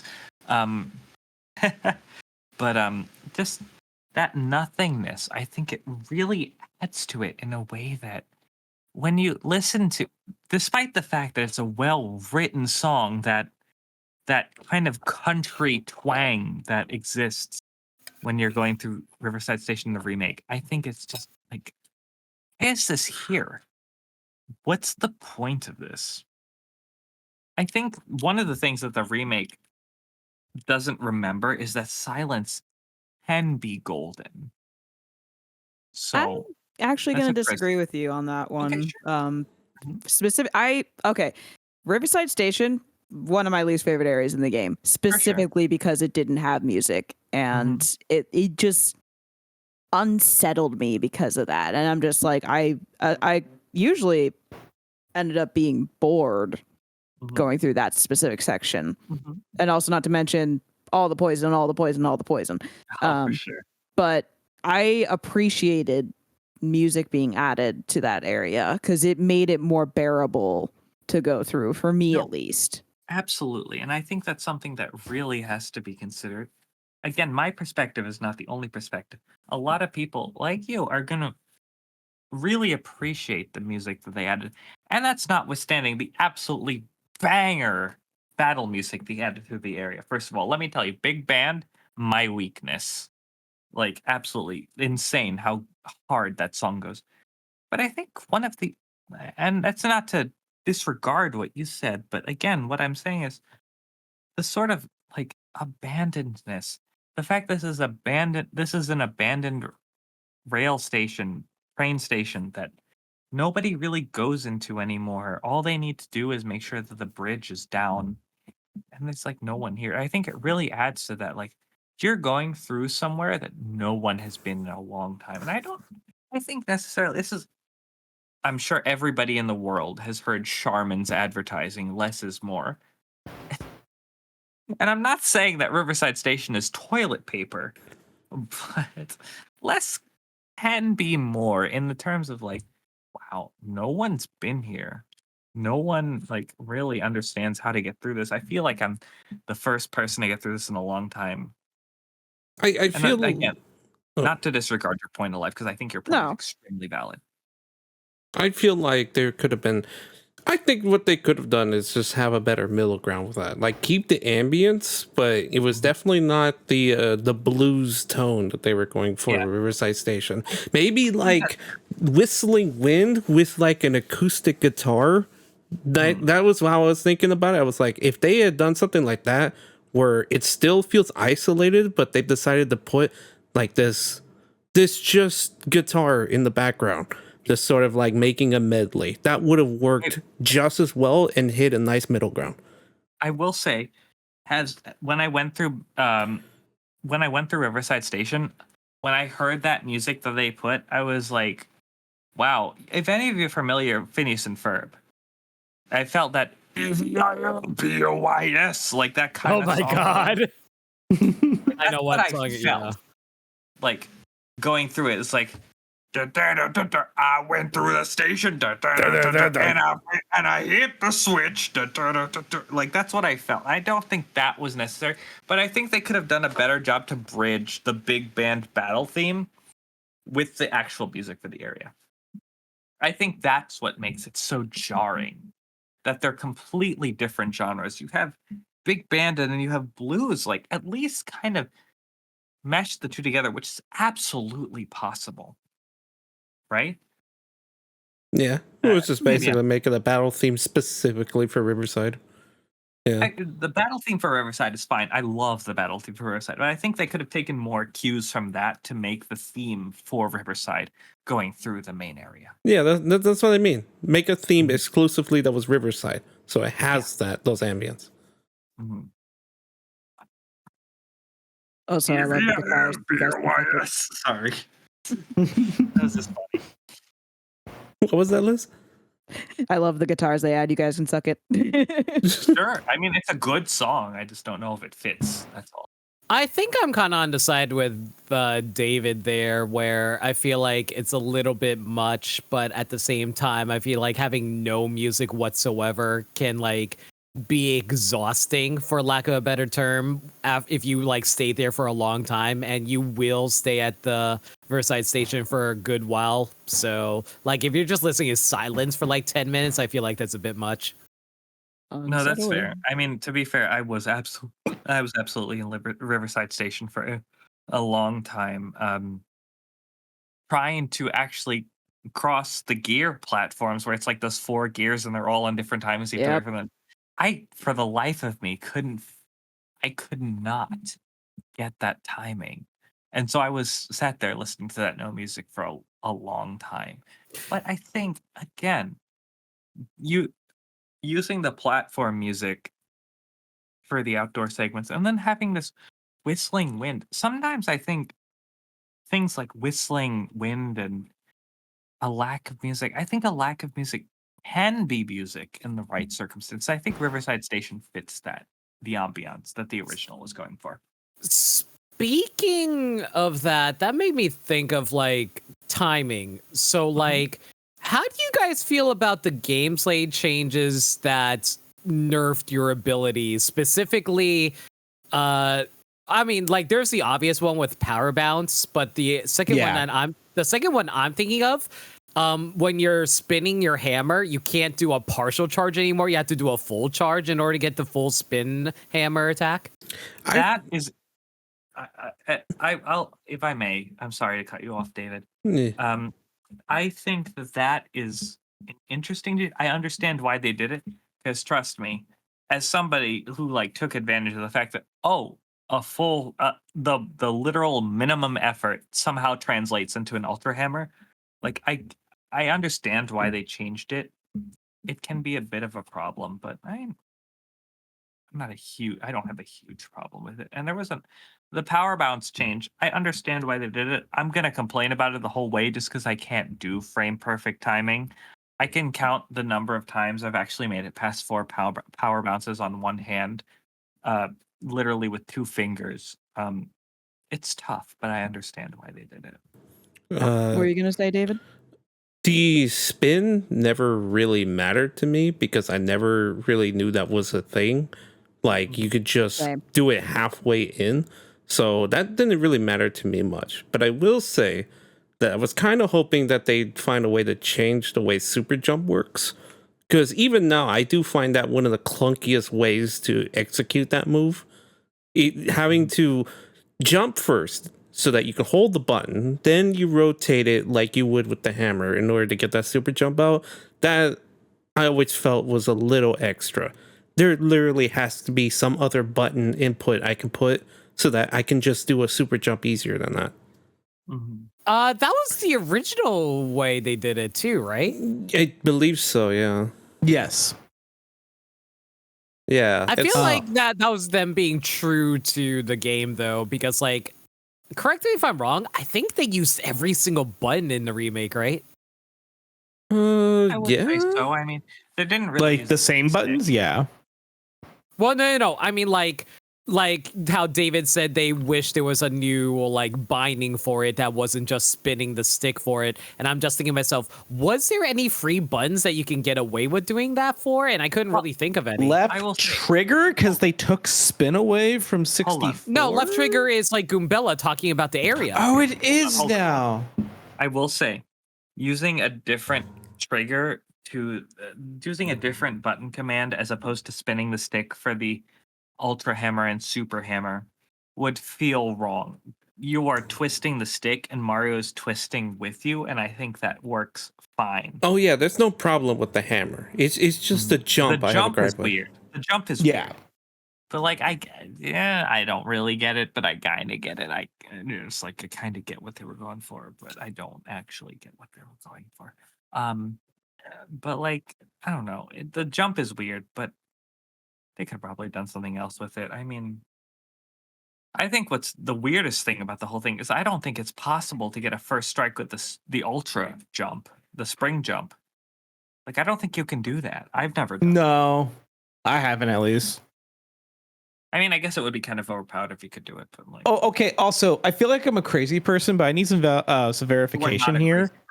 Oh, okay. Thank you. The super hammer and the ultra hammer, you could use those to smack the Adonis twins into each other, right? No. In the original? No. Oh my god, I'm on crazy pills, dude. Oh, okay. Despite the fact that I just said you're not crazy, you may be on a little bit. Maybe a little bit on crack.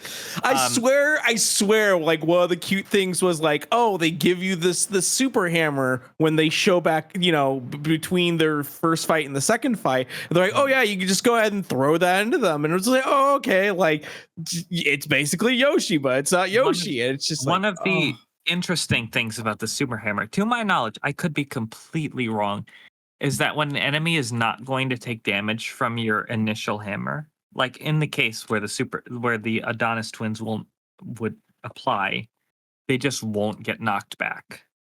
Yoshi is the only way to do damage to them because they're invincible to hammer, they literally won't get knocked back into each other.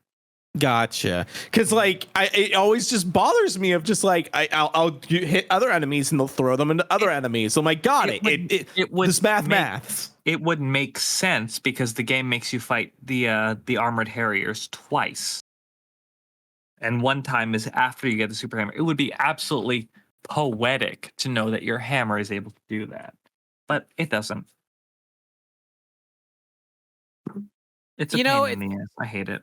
I just a quick aside, like we don't have to go into it, but like I did find out the original directors of Thousand Year Door, Paper Mario 64, and Super Paper Mario was actually contacted and consulted again for the remake. That's good. Yay. Yeah. I think when you're doing a remake of something, it's important to make sure that you contact the people that originally worked on it, just so that you don't compromise the vision of the original directors. Yeah. I think I that's just felt the least you can do. I agree. And the reason I brought it up was because, like, while I was playing through, I was wondering myself, I wonder how many of these changes were made due to, like, oh, I want to do things better than I did before, you know? Absolutely.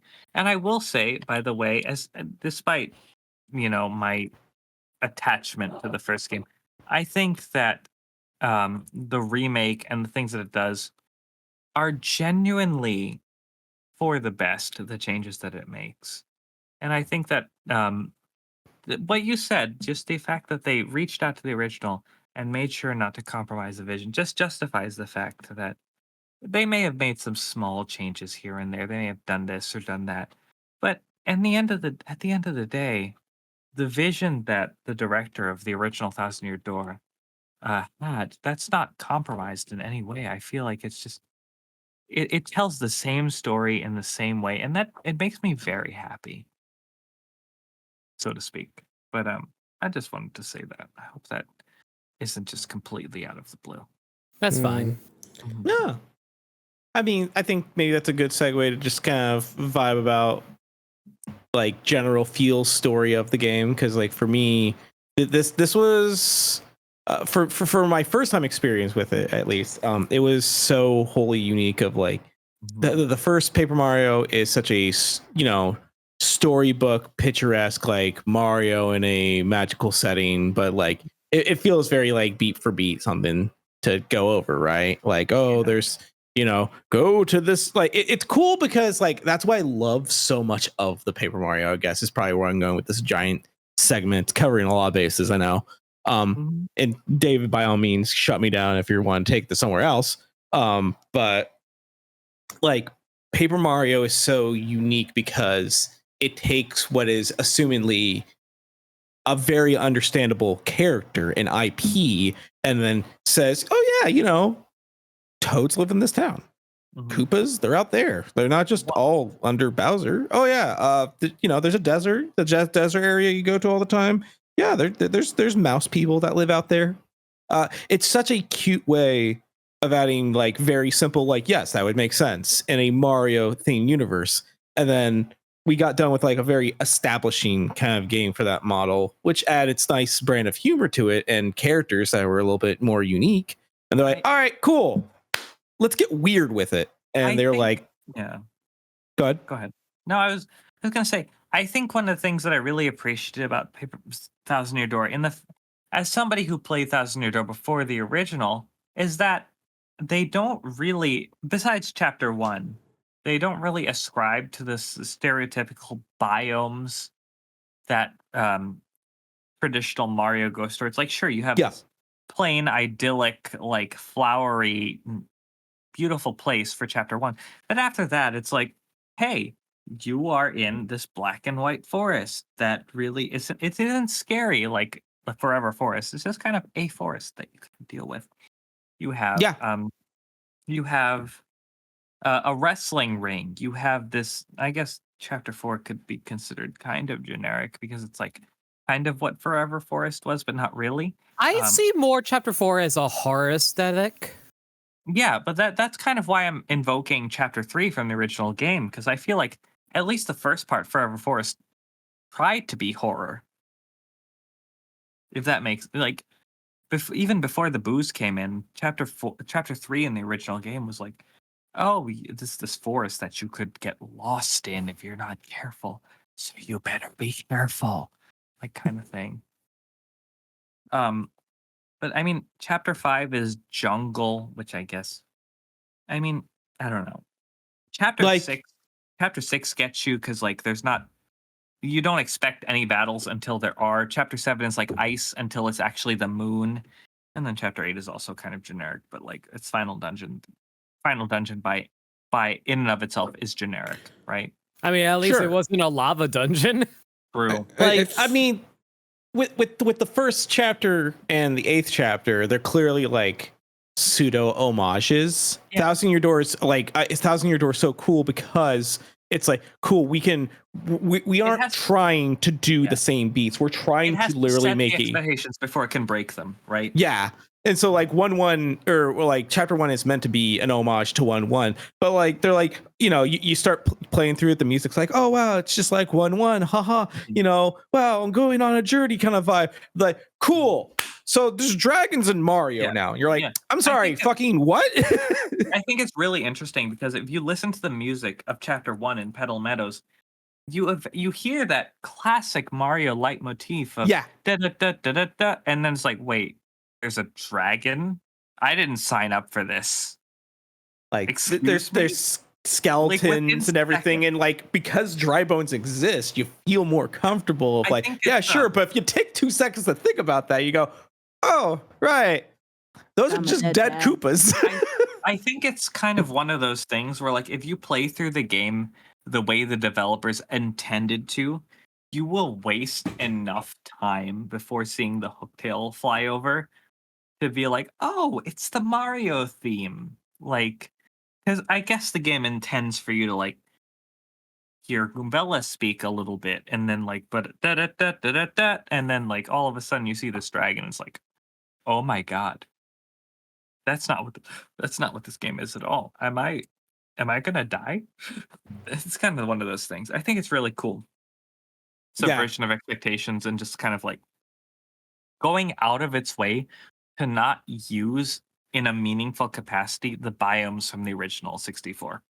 The GameCube as a whole, as we kind of touched on, of like, it's shocking to hear that it was like, oh, it was considered a flop and it was an undersold console because it was It was also the most experimental era of Nintendo's entire history. I completely Sure. agree.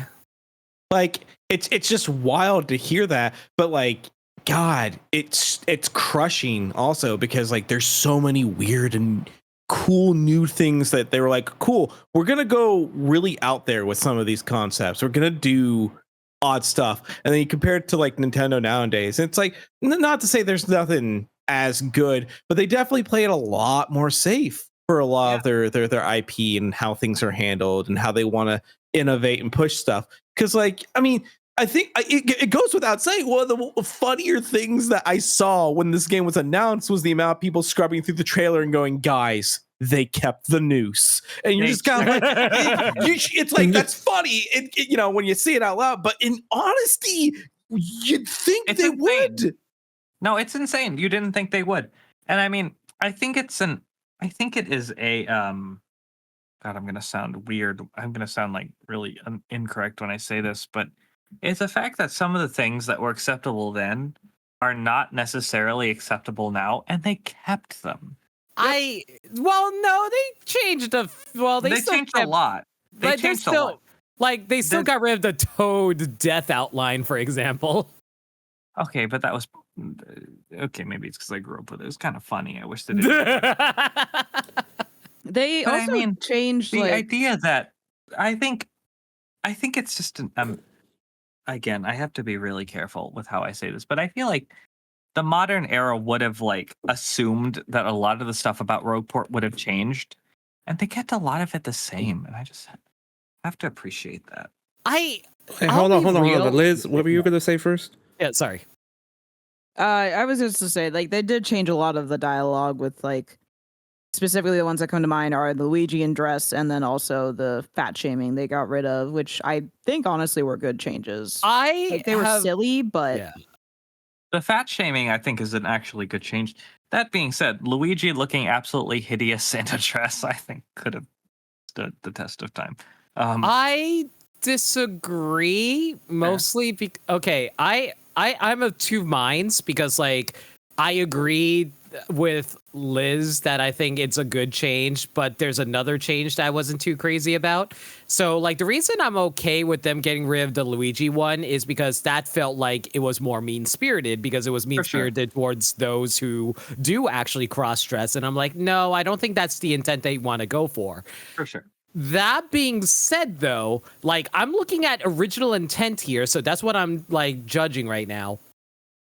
I'm not sure how I feel about the fact they toned down Beldam's like transphobia, for example, because I was literally thinking about this today, if I may interrupt. Yeah, Beldam is only transphobic in like chapter 2, and then it just doesn't come up ever again. Yeah. Mm-hmm. The reason I bring it up is because I heard. I've consulted multiple different trans people about this, and I wanted to get their thoughts on it as well. And they have given thoughts that I share.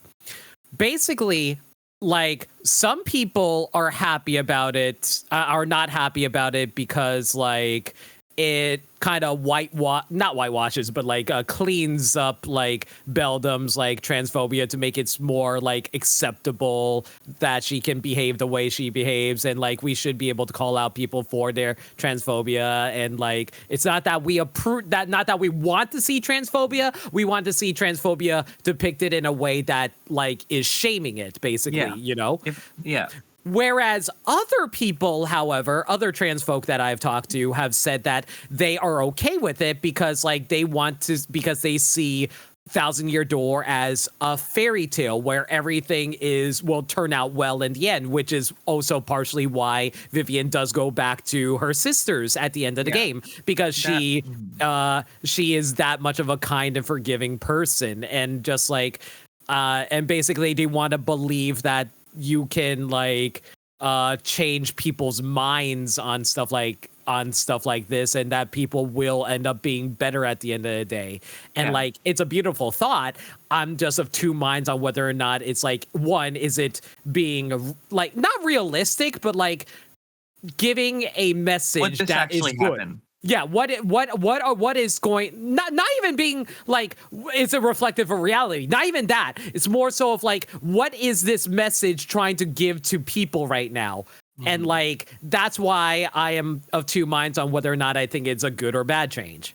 Mm-hmm. Now, one of the things I will say is that maybe I'm a little bit outdated on this, but I feel like with regards to Beldam being transphobic, her trail of a negative trait does not imply endorsement of that trait. And I think it was entirely possible for them. And I think they achieved that, at least in chapter 2, to be like, oh, the transphobic character is bad.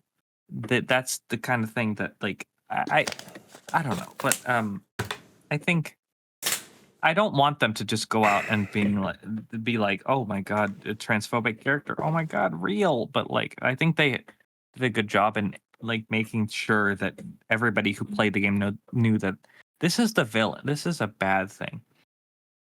But I mean, I don't even know if I may have lost the plot completely. I think it's a nuanced discussion to go into. Honestly, I don't think there is a correct answer to this. I just feel like it's just an interesting subject to talk about. I think the big one is that like I got far be it for me to kind of voice in on very serious matter that is transphobia, because I am just cis white man, but it is one of those things of how to word this. They may have, like, I think a lot of it still comes across, because I thought I recalled a few lines still happening in chapter 4 when they're basically throwing Vivian do the dirty work. And like, or no, it's Vivian. Vivian comments on like a lot of just like the comments of just like how she's just not really accepted or doesn't feel comfortable around. Vivian's confirmed trans, because she's like, it took me a while to realize I was their sister, not their brother. Yes. Yeah. And I swore she makes a comment of like how like that upsets Beldam as well. And it's just one of those things of like, if that is toned down, which is news to me, I thought everything was put back in. I don't think it misses the mark still because like our level, it's still trying to be a fun kids game. Yes. So like I think it still delivers its message of like this is bad, this is not a supportive thing, but also how cool and powerful Vivian is as a trans icon without like, you know, why add more ugliness to it, right? It's like being like, Xeno, why don't you put more slavery in your D&D game? I'm like, well, sure, I could, but it's not gonna make the setting as fun, is it? Like, I think that one of the interesting things about the way that they handle, I'm gonna call them the Shadow Sirens. I know they're the three shadows, but they're the Shadow Sirens.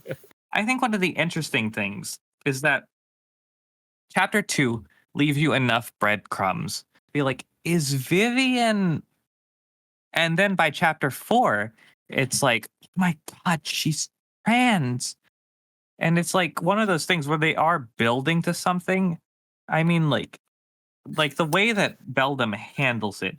Beldam is transphobic, and I don't like her. Let's get that ahead out of the way right away. But the relation withheld kind of thing is like it leaves you enough breadcrumbs to be like, is she? And then by the time, oh my God, she is. It's just it's a wonderful, not wonderful. It's a good progression, and I think that it's not acknowledged that way in that like, oh yeah, I mean like Beldam's being kind of skeevy, but then you're like, oh, she transphobic, we hate her. I don't know, that's kind of thing. That's how I felt going through the game. I feel like it's more about I feel like lessening the transphobia is also to justify Vivian going back to her sisters at the end of the game. Oh, absolutely. As well. That was the Clearly, big thing Beldam I hoped became that they less would evil change. once the queen was defeated. Yep. No, in all honesty, it was brought up to me like, yo, the thing that she was kind of working for like 1,000 years kind of blew up in smoke. Like, oh, I guess she has nothing else. She may as well not be evil anymore. But I totally get where you guys are coming from. But it was brought up to me like literally the only thing that she was like aiming for, it just kind of like disappeared. So maybe like she has nothing else to go for. I subscribe to that notion Mm-hmm. by quite a bit of just like, yeah, like, you know, the Shadow Queen being like Beldam and them also being probably offshoots of the demon, Mm-hmm. right? Like think it makes sense. It makes sense that like, you know, wow, like where do you go like that, like, and also we don't really have a good grasp of how much time has passed between end of game and that return, so like it is believable enough, so it's not meant to be like, oh, you know, it's been months and she's yeah, they didn't just be like, and now that's that, like that's kind of where I love a lot of like the AU and art fix that came out of the remake. God, there's so much good stuff, like the Vivian getting a necklace from Flurry stuff. That shit still kills me. But like, yeah, you could believably put in there just like, you know, maybe it's a more defeated Beldam. So like yeah, they're not like, I gotta go and like plant trees and do good. They're just kind of like, oh yeah, you know, we really don't know. The message that I still do appreciate like the softer, kinder message of like, despite everything, Vivian said, no, I'm gonna still try and make a relationship if some capacity works. I think that is important. I think like it's stronger than what the shit I do. For me, far be it from me to speak about the nuances of a transgender person versus their transphobic siblings, but I feel like, I mean, I think it builds to like this idea that they, which is ideal for a kids game, that, you know, people can be redeemed in some way. Like, I'm not saying that everybody is deserving of this redemption arc. I mean, I don't even think Beldam is deserving of a redemption arc. But I think the fact that kids might be exposed to Vivian forgiving her sisters and just, you know, trying to start anew, is a good example for people. And I mean, if it doesn't work out, if they're not going to change, then by all means cut them out. But I mean, like, it's just one of those things where it's like, wow, maybe they were just close. I don't know. I could be making absolutely zero sense there. I don't want to even begin to imply that transphobia is good in any way, and that transphobes could be, you know, treated as if, you know, they're, you know what, maybe you had a point, because they don't have a point.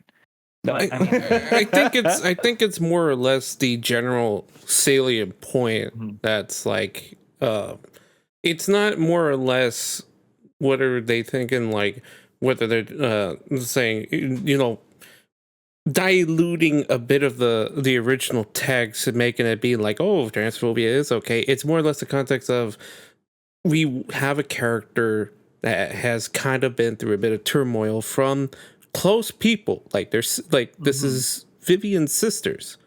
Like yeah, a lot of abuse can Yeah. come from your family.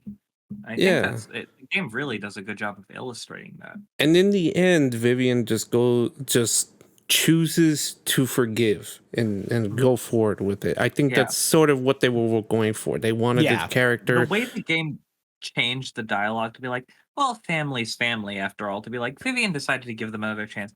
It really puts the autonomy in Vivian's hands. Yeah, exactly And I think that. that is so important. Like, Vivian decided to forgive her sisters. You don't have to, but Vivian did. Right? Yep. I think that's extremely important, to give the character that autonomy and not make it an obligation like it was in the original. You're like, oh, family's family after all. There's no obligation. I feel like you gotta take in mind though that stories and characters don't exist in a vacuum. They are something for people to consume, and people will take things away from the media. That is ultimately what media is. Media is for people to consume. So that's where I'm looking at it, where it's like, how will people take away from this, and what was the original intention by the creator? What are they trying to get across, and what are we meant to take away from it? Yeah. And that's why I'm torn on the matter myself, because I don't know what the correct answer is on the takeaway from it. Yeah. I think my general point is that a depiction of transphobia is, and any kind of problematic behavior, is not an endorsement of such behavior. You just have to make sure that you don't implicitly endorse it in any way going forward. I think Thousand Year Door does thread that line where the explicitly villainous character is transphobic, and then you get the trans character that's on your side. It's like, wait, she freaking rocks, actually. And it's like, you know, every step of the way, the game is like, oh, this idiot is incorrect. I think that's the way to handle it. Does that make sense? Yeah. Okay. I just want to make sure. I don't. Okay, so I'm trying to figure out where we stand here, because we went from gameplay and then we started going into some of the moments in the game, and then we kind of just went into Vivian best character trans rights. So I'm not sure where we lie in the Best bullet character. points. It was very important. We like there was no good way to segue, but it was important. Like as a gameplay mechanic, we had to bring that up. It's part of her partner ability. I think Hide, light people on fire, trans rights. It's all part of her contract. I think if we didn't bring that up in this discussion, it would be an absolute disservice. Yeah, Yeah. like The game and CJ characters. stands by. She was just kind of like, if they let Vivian say trans right, I will get this game immediately. And I thought she was like shit posting or whatever. I didn't really get what she meant by that, because like they're like, no, like it's part of the original Japanese script. We got a censored they version. I'm wanted. like, oh. That's what they intended. I agree with this. Like, yeah, no, like we needed to establish this. Like Vivian best character, trans rights, like the trans rights are rights, and like shit them, like fuck, they are the bravest people because they found the means to find themselves.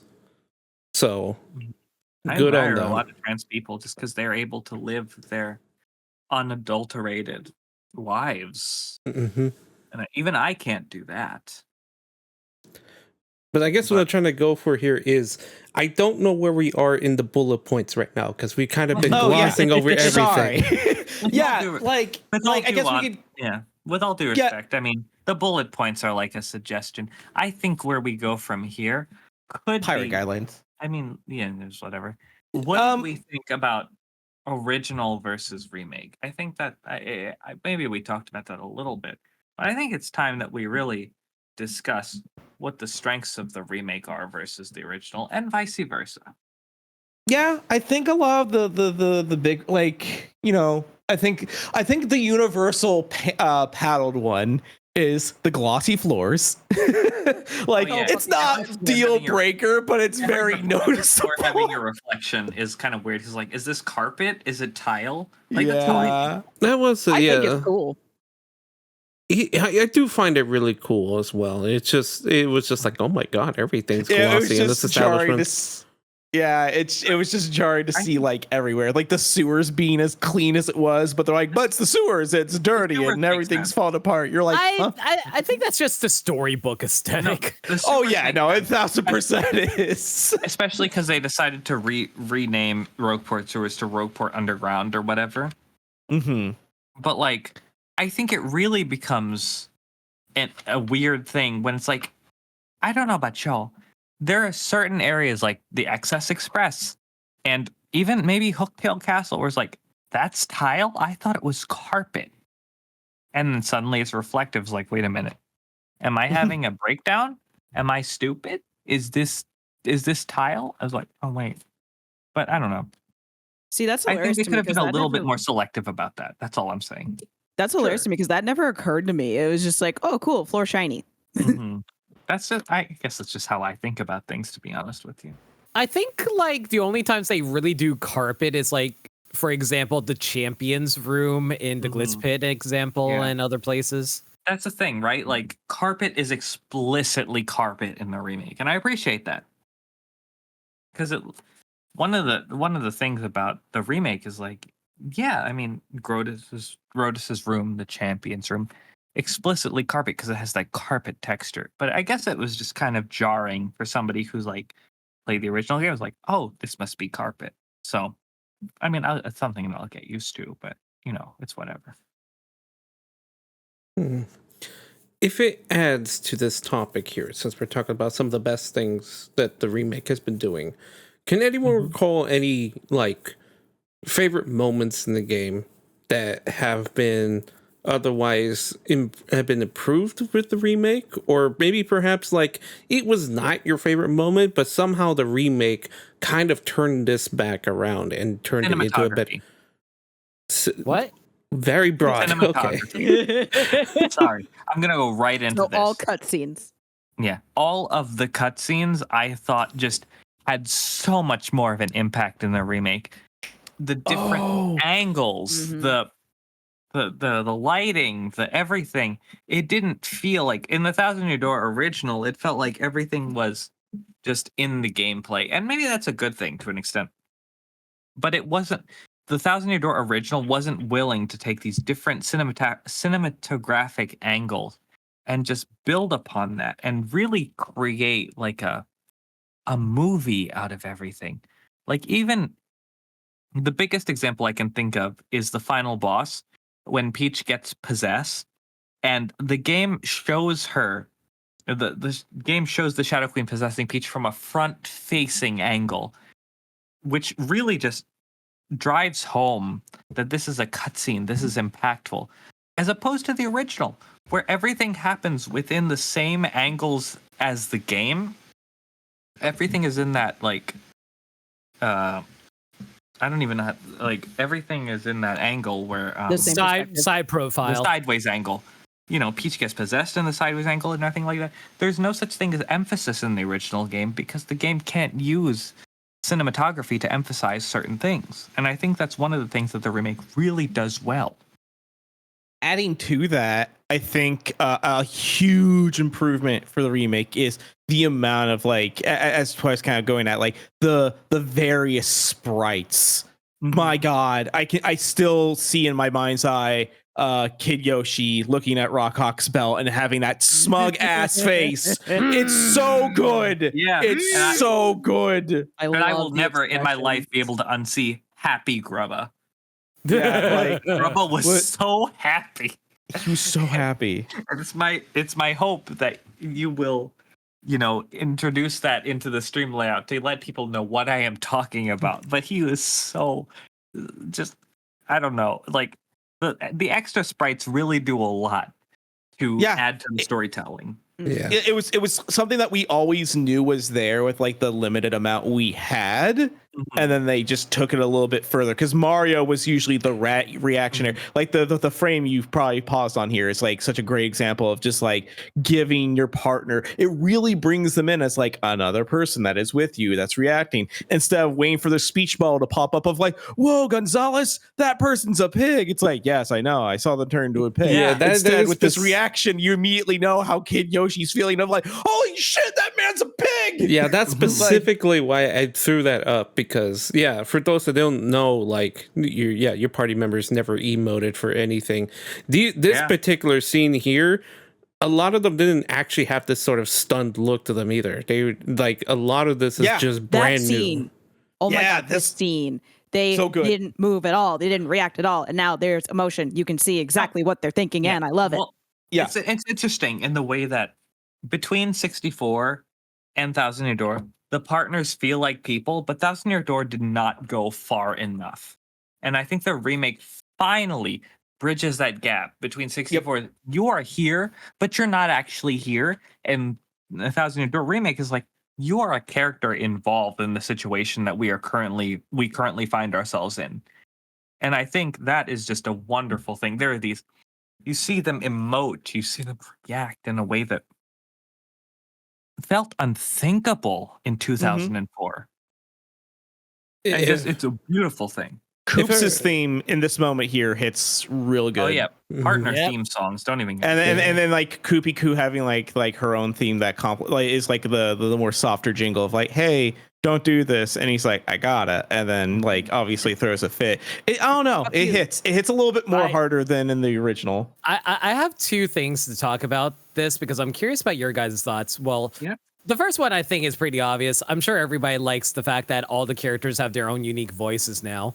Yes.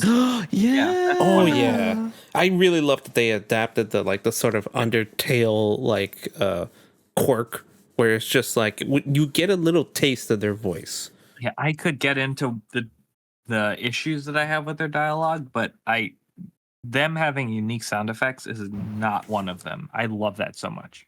See, Also, like they stay true to all the species accordingly. So, like the Koopas talk like established Koopas from when was the first time I guess Mario 64 and then Mario Party. If we want to be very reductive, No, Mario Party doesn't really count. Mario 64 Paper Mario 64 was probably the first time you actually heard a Koopa speak in any meaningful capacity. Maybe Mario 64. Actually, Mario 64. yeah, like the hello, like that vibe I'm going for because like that's what that's what they carry over for all the Koopas, and like I appreciate. Like again, that detail, that small thing of like, okay, we have this. It's like gonna touch your fucking amazing nostalgia buttons in your brain, zap, and they nail it. It's perfect. It's no. It's like they could have just done little sound effects like they did with Undertale, but they didn't. And God, I mean that's kind of the entire ethos of this remake. They didn't have to do that, but they did. They did that for us. I'm going to take this opportunity to sneak in the fact that I think that they should have let you skip the dialogue and go back if you missed something. But yeah, that's all I'm going to say on that. Sure. Limit, were you going to say something? Yeah, I was going to say this. Like, I just find it really funny that whenever Toadsworth talks, it's always him screaming. He doesn't do anything. I'm sorry. He deserves the stress. Bring that Toadsworth he has, back. Toadsworth spin-off game one. David, it seemed like you had something you were going towards. I might have lost track of it because my mind was thinking about like all the noises that everyone makes. Bowser's grr, grr, grr is pretty good. It was a fine decision to give the people of Twilight Town the Sans Undertale voice. I think one of the biggest things that I can say in favor of the remake is that even after playing through it on stream, I have seriously considered playing through it on my own time just to make sure everything sinks in. And I can count the amount of games that make me feel that way on like one hand. So, those kinds of little details and stuff like that, I really do appreciate the sounds that everyone makes, all of that. It's just adds to the character of the world, and I think it really helps define the universe that you're in a way that the original never could. Rogueport always felt like an extension of Mushroom Kingdom, and it's weird to say this, but even as something as small as the citizens making their own sounds really helps cement it as its own entity. Maybe that's weird. Maybe it's just the way I think about things, but I don't know. I feel like Thousand Year Door Remake really does a good job of making the universe feel distinct from the Mushroom Kingdom. Yeah. No, I agree with that. It's like their voices. Oh, sorry. No, please. It's like all their voices kind of give this impression of a regional dialect in that case. Kind of. Well, kind of, but I think it's also the fact that, to me, Mushroom Kingdom people don't. This is going to sound like the worst, but Mushroom Kingdom people don't have a voice. You know what I'm saying? But the rumor come out. Twilight King 432 says Toads have had it good for too long. But Rogueport people, they have a voice. They are. I don't know. I'm sure when the inevitable 64 remake comes out, God, I hope the people will also have a voice, and hopefully they give you the Lucky Star and action commands a lot sooner than they give you in the original game. I will. On that note of 64 potential remake, I will detract. And if you haven't seen it, for everybody involved here, I remember I was in a live stream when I found the tweet of it. The modding scene for this game is absolutely silly pants right now. It's insane. It's apps like sure, the funny thing was like one of the early ones is they managed to make it so Mario's running animation was him hitting the gritty, and then the other one was they had changed the raised hand that they did in the original to a thumbs up because it looked a little bit too Nazi-esque, which okay, sure. And then people were like, haha, we'll mod this in and make it look like Mario slipping people off. And then the next thing that I saw come out of it, they're like, cool. You can modify the loading tiles pretty easily. Hi, you walk out to Rogueport and it just loads you into Toad Town and Mario 64. It's just like, what the shit? It's if we don't get a 64 remake, the fans have made it very clear we will go ahead and make it for us, which is honestly so fucking cool. I'll be honest, I want a 64 remake just because I think that the 64 soundtrack is so much stronger than Thousand Year Door. Ooh, that's spicy. I don't know if I agree with that, but like, listen to me carefully. I hear Battle Against Tubba Blubba, and I'm like, wow, this is better than like any song other than like X Not Fortress. That is now we're entering blasphemy. I think best track out of 64 is Shooting Star Summit, but that's just me. Excellent Fortress is weaker in the remake. Scandalous is like actually one of the best songs ever written, and I say that as somebody who listens to "Hungry Like the Wolf" by Duran Duran. Hold on. I have to yell at Liz. Liz, you're gonna tell me the remake, the dynamic beauty of X Not Fortress is weaker in the remake? I think the original for that one bops harder with the sound effects and the music combination. Is this the part where we actually segue to the fact that I think all of the boss songs in Thousand Year Door Remake are weaker than the original? I don't think all of them are. I do not think almost all of them. I'll give Bone Tail. Bone Tail fucking slaps. Okay, let me rephrase this. The only two songs I'm like I don't like for certain are Boggy Woods and X Not. I prefer the originals. Most other songs I do prefer the remake. But I think the original has place in my heart, of course. I think Rock Hawk didn't need a B section. I think it has one. I don't. Macho Grubba also doesn't really need a B section, to be honest with you. Honestly, Glitz Pit best music remake. Oh, here's where we get controversial. I think that Glitz Pit and Glitzville didn't need to lean into the fact. I saw it there for a second on the stream. I was like, wow, how fitting. I don't think they needed to lean into that dojo aesthetic. I think they should have leaned harder into WWE.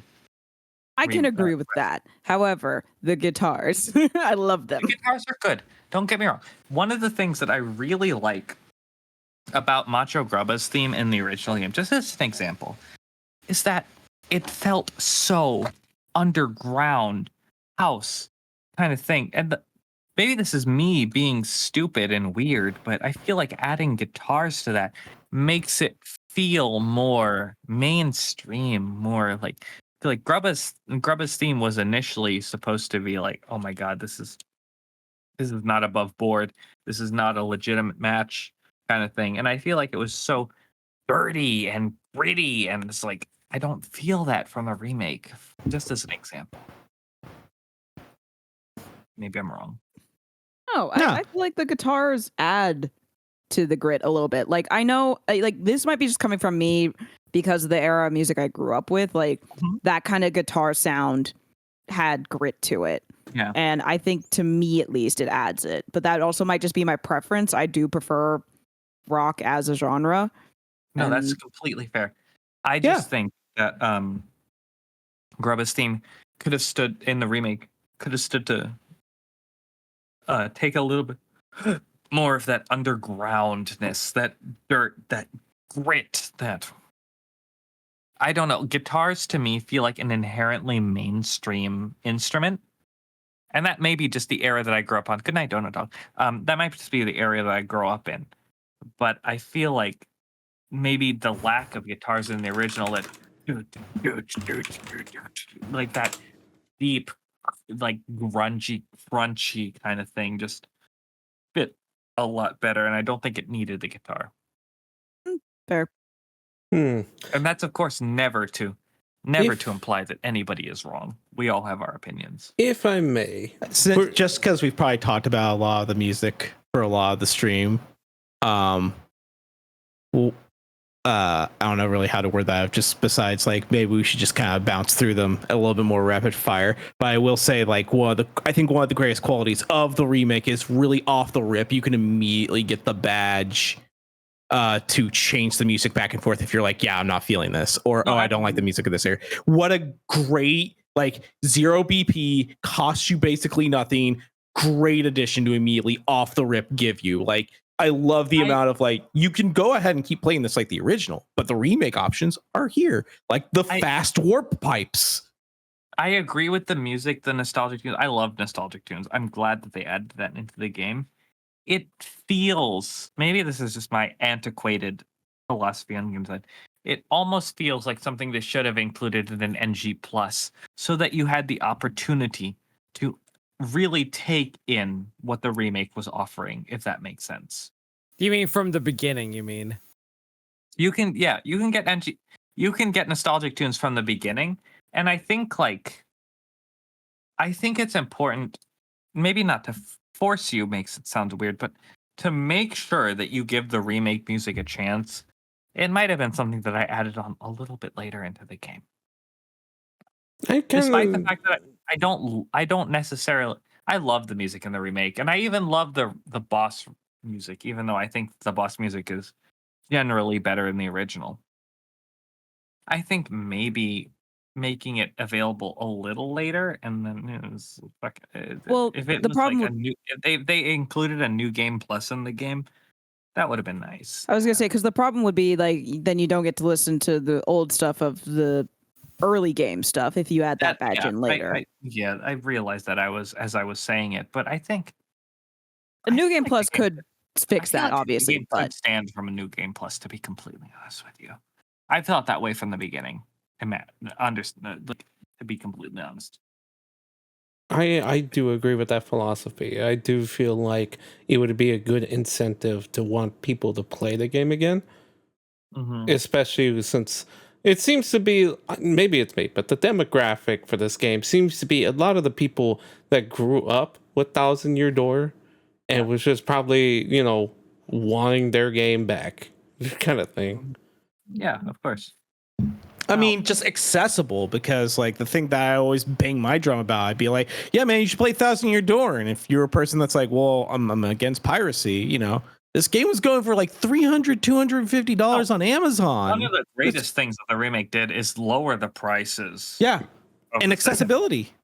Oh my god, from that perspective alone, this remake is an absolute win, and I'm so happy with this remake. The literal But- only point of contention I have is with music, because I'm nostalgia blinded and wear rose-colored glasses.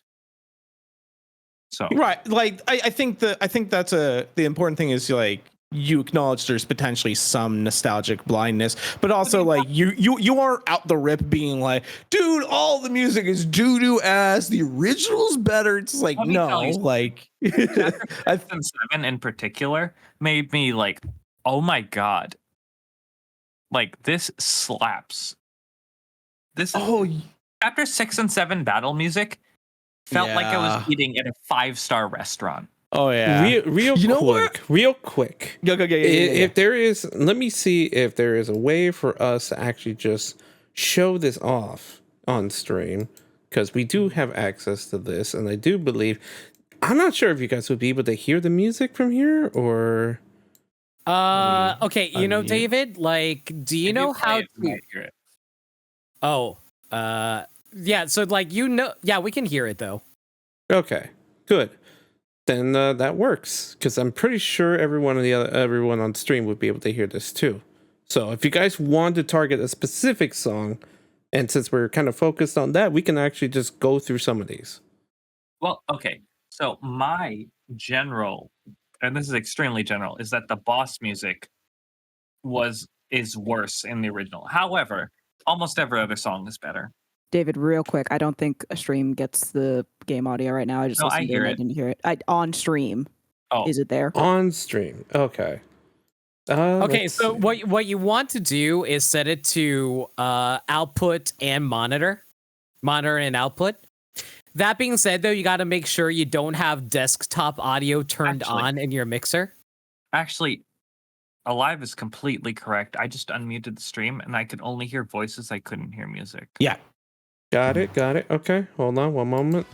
Like, you want it to be monitor and output. The only issue is that will double the audio for the audience for the gameplay.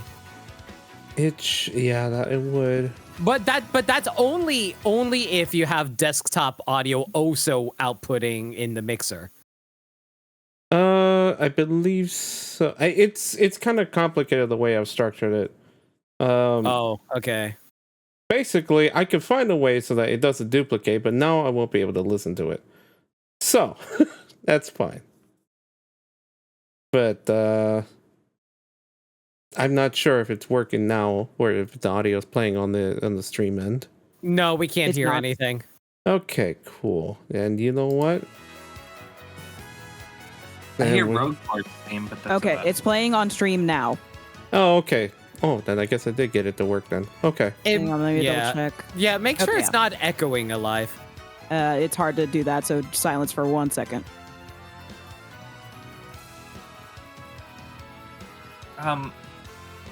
So I think it's good.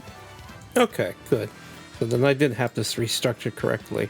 I remember having it set up in this way where he was able to, but then I know some big update happened and it kind of warped everything. That and the new Yeah. computer. So, But yes. if I may, I think, despite what I talked about, you know, how I think the boss music, it definitely needs to grow on me, is really the end result. You know, one song that I think really encapsulates the spirit of the original even better than the original did, of all things, Pirate's Grotto. I don't know. Interesting. Chapter 5. It's, yeah, I mean, Not Pirate's Cave, Pirate's Grotto? it's Pirate's Cave is probably what it's going to be now. They changed it. Oh yeah.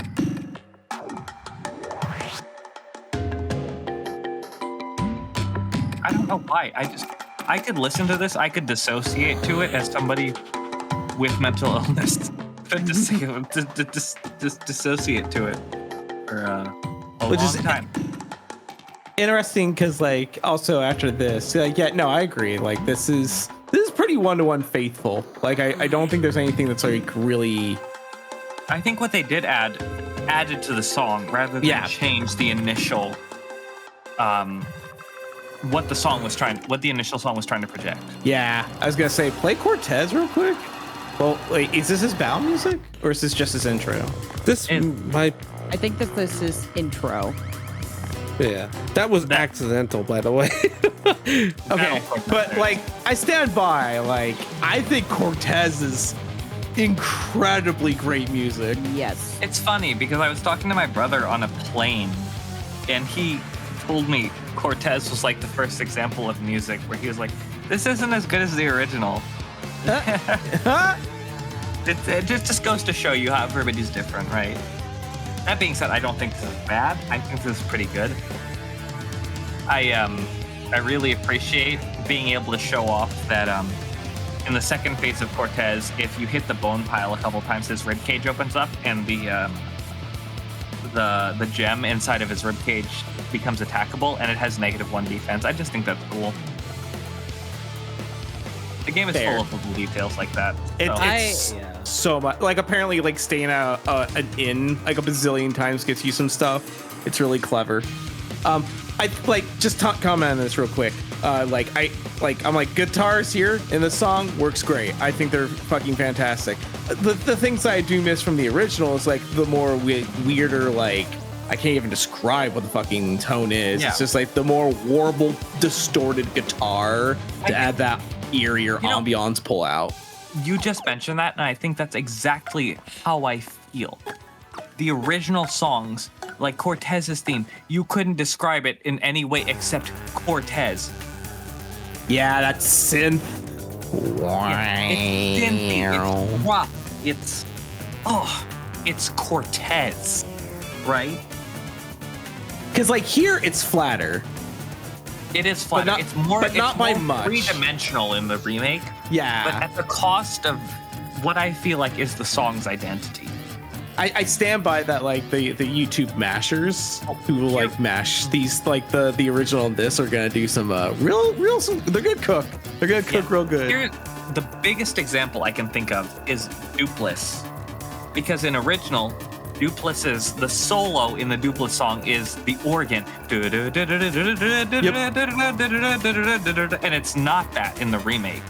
And I think that is a huge missed opportunity. I think before a I lot jump. of times. Yeah. Oh, sorry, Sure. sorry. I was gonna say before I jump into the song, I think Limited Head has something to say.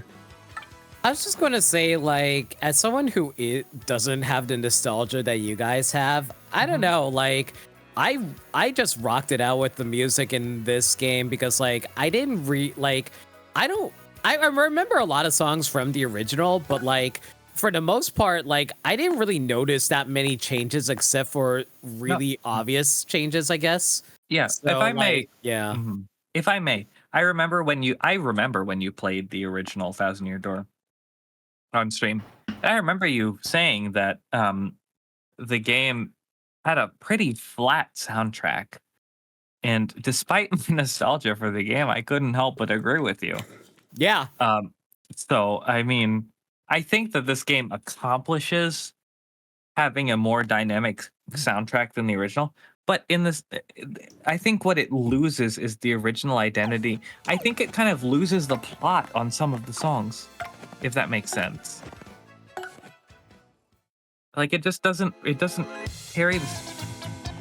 Yeah, like, we're listening to it right now. Oh, sorry. Well, when we get to the solo, like the solo is not going to be organ, and I think that's what the biggest thing for me is. I think it becomes a guitar, doesn't it? It's synth, Oh, it's synth. and if you were to take off nostalgic tunes, it would be MIDI organ, but it would still be organ.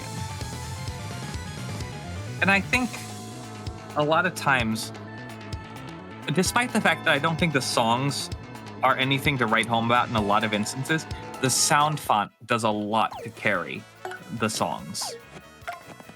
And I think that's something they lost track of. Yeah, put on that multi-bounce, baby. Yeah. Okay, Yeah. not gonna lie, I feel like they've given you the option to turn the nostalgia badge on and off. Yeah. No, I think it being in the badges is fine. Just this specifically is what I mean. Yeah, like if there was like a quick button for here. Yeah, because it's a little weird that you could just see it in the Here we go. corner, like it's at like you can go up there to activate it.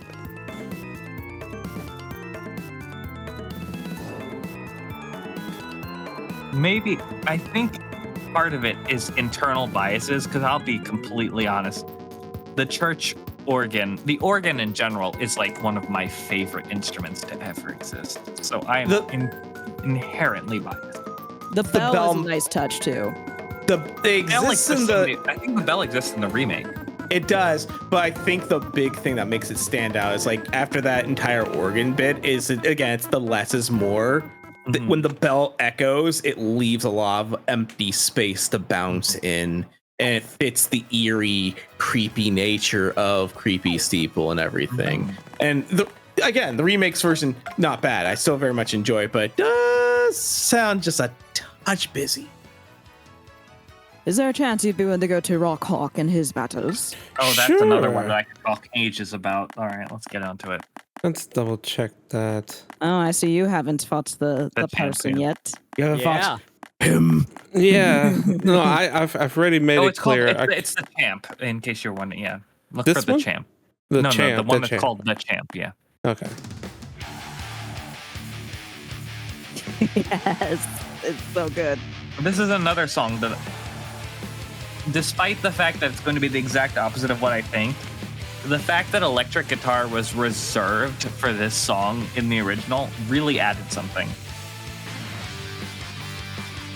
This just feels so showstoppy though, and I love it.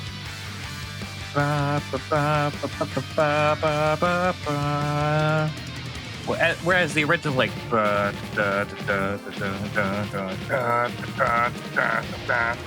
you know, like, it feels rougher. Because Rawcock's a cheater, right? Like, you know, he doesn't fight above board. Mhm. So, I don't know. That being said, this is not a bad song. I think this is going to take some getting used to. I don't know. I It- heard this song and I was immediately in love with it. Like, I have to, like, let me be honest. If they remade Pikmin 2 tomorrow, I'd need a minute to get used to the music. So, I fully understand that I wear rose-colored glasses. I live La Vie en Rose. So, like, you know, it's just one of those things. You just have to get used to it. Hang on, let's just double check that. With the original.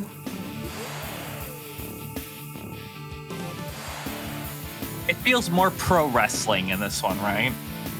I can agree to that, but is definitely, as we said about a lot of the songs here, more subtle, which Yeah. it has its advantages, but again, the new version, it's so punchy and rough for a fight, and Yeah. I think it's fantastic. I think But I still love this song. I think what it become, we'll get to the chorus in a second, the quote unquote chorus of the song, is like it uses electric guitar in the chorus, and I feel like electric guitar is inherently a chorus instrument, so it just has a bigger impact on me as a person. Wait for it.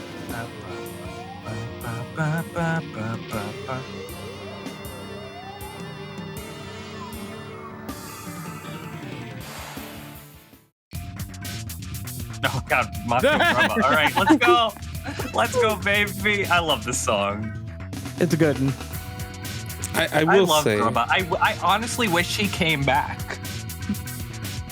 I What are you saying, will, Dave? I will say, out of the two, like these two battles, I think Macho Grabba kind of stuck out more because it's just so Macho Grabba- like. Here's the thing with Macho Grabba, and Macho Grabba has this gritty, underground quality to it, and I feel like by adding the electric guitar from Rawhawk, it detracts from the fact that like he's just this. He's objectively a despicable person.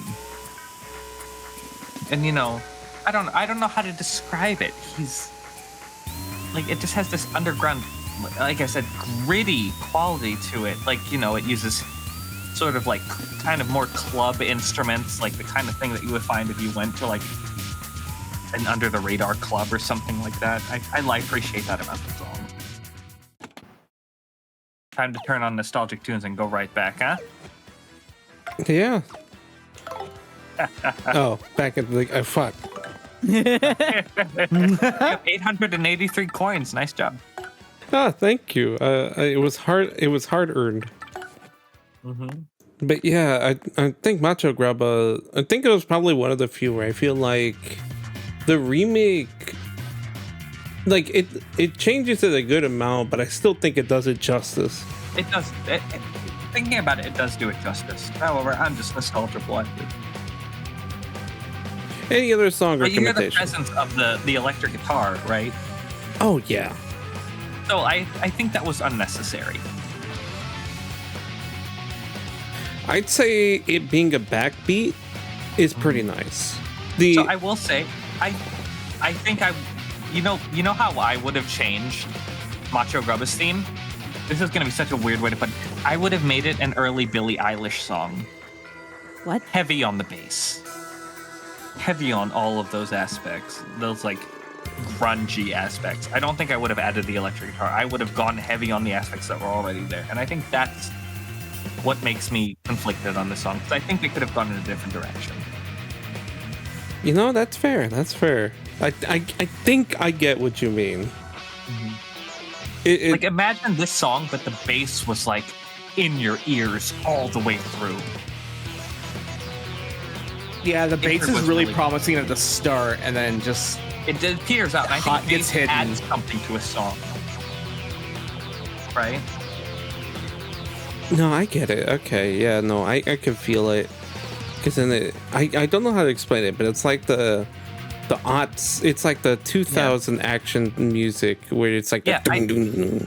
I think the problem that I have with the music is that it uses electric guitar as a substitute for bass.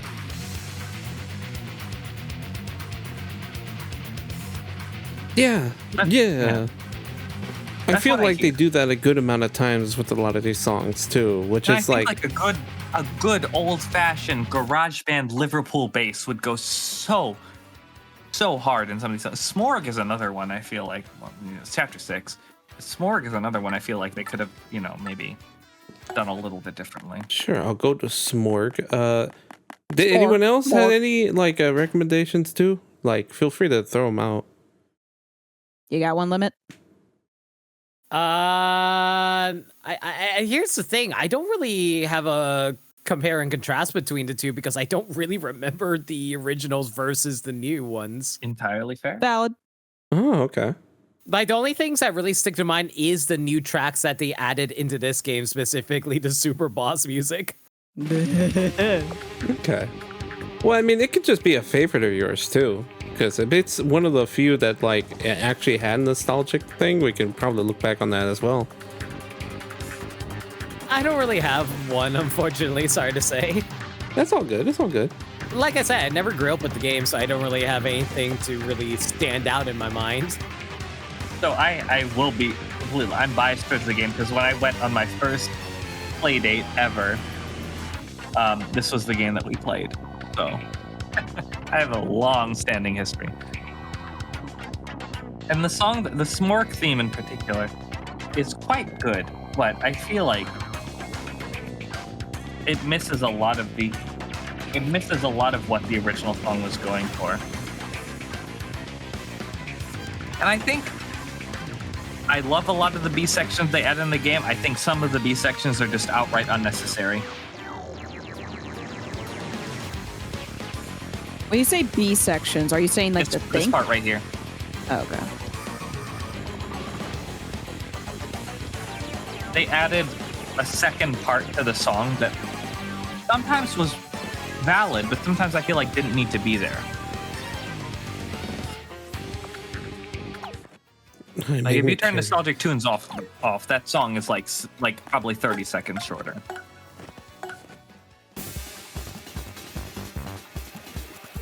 Like this feels like you're on the top of the train and you're battling for not only your life but the passengers' lives. I feel it has that train quality to it. I don't know what to. I'm incoherent. It is very train.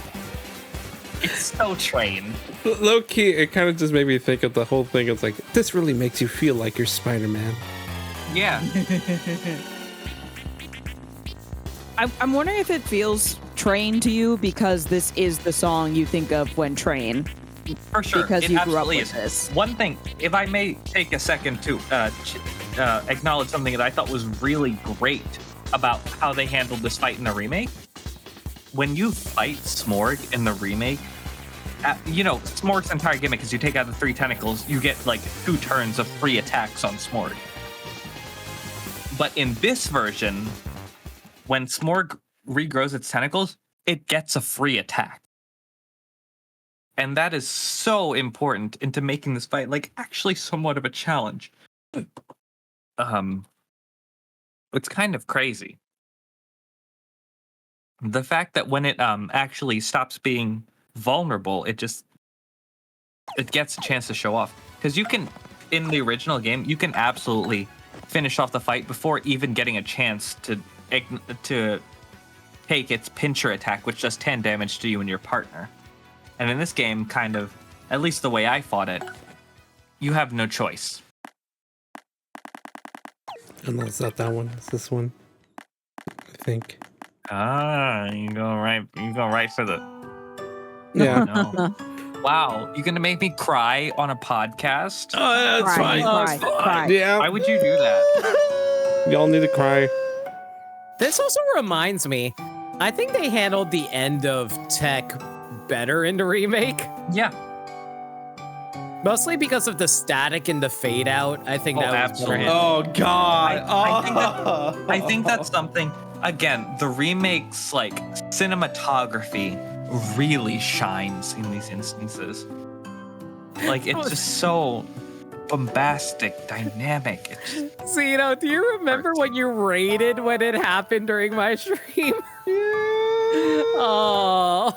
even hearing this song makes me want to talk like this because this is how I talk to my voice tech. Like, that's the kind of thing, right? Like my throat hurts from hearing you do that. Same. Oh, it's just as simple.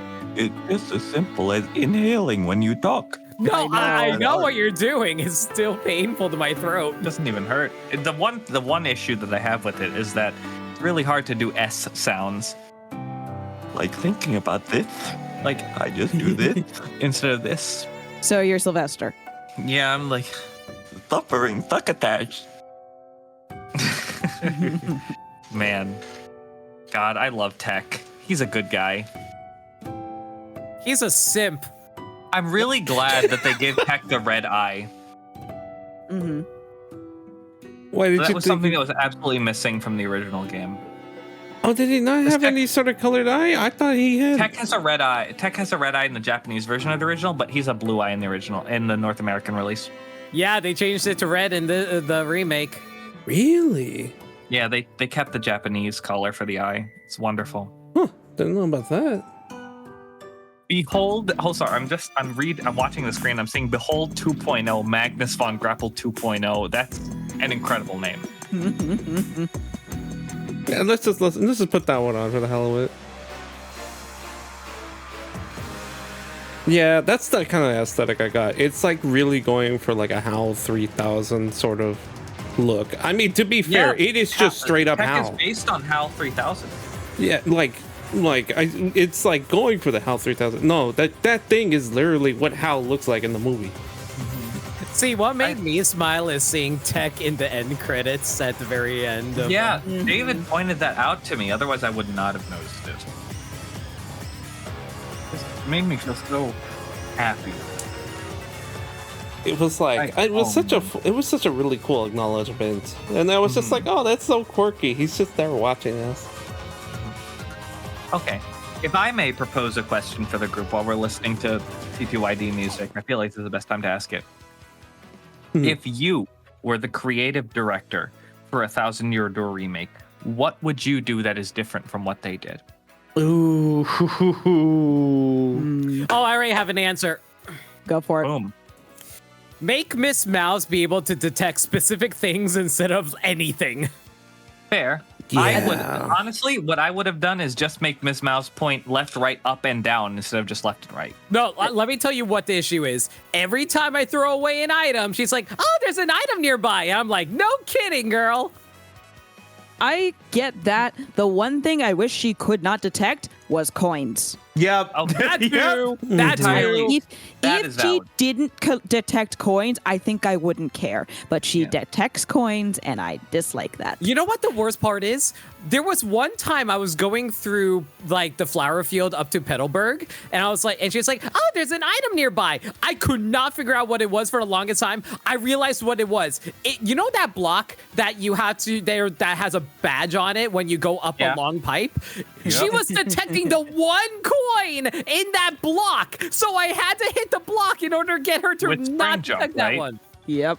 Yeah. And I was like, "Why are you detecting this?" I think one of She's the a gold reasons digger. Miss Mouse is the way she is because they don't want to make Merlovely obsolete. However, they could have done they could have gone in a lot of directions to balance Miss Mouse and Merlovely. For Yeah. example, Lovely could have just shown you a picture. Here, go here. Oh yeah, Right. Merlovely showing you a picture is all well and good until you get to the two shine sprites that are behind trees. See, that was one of the ones I missed. The only reason I got them is because I knew they were there. There's the one in chapter 4, and which is actually extremely well hidden. And It's then like there's the one in right chapter behind a 7. tree, right before Creepy Steeple, right? Yep, and there's a hyper cleft trying to get in your way while you're trying to get it. Yeah. God, The one in Far Outpost is a little bit easier. You can see it in the remake. I think the one I mean, I hated- appreciate that they did that because God, they had to use the perspective for something, right?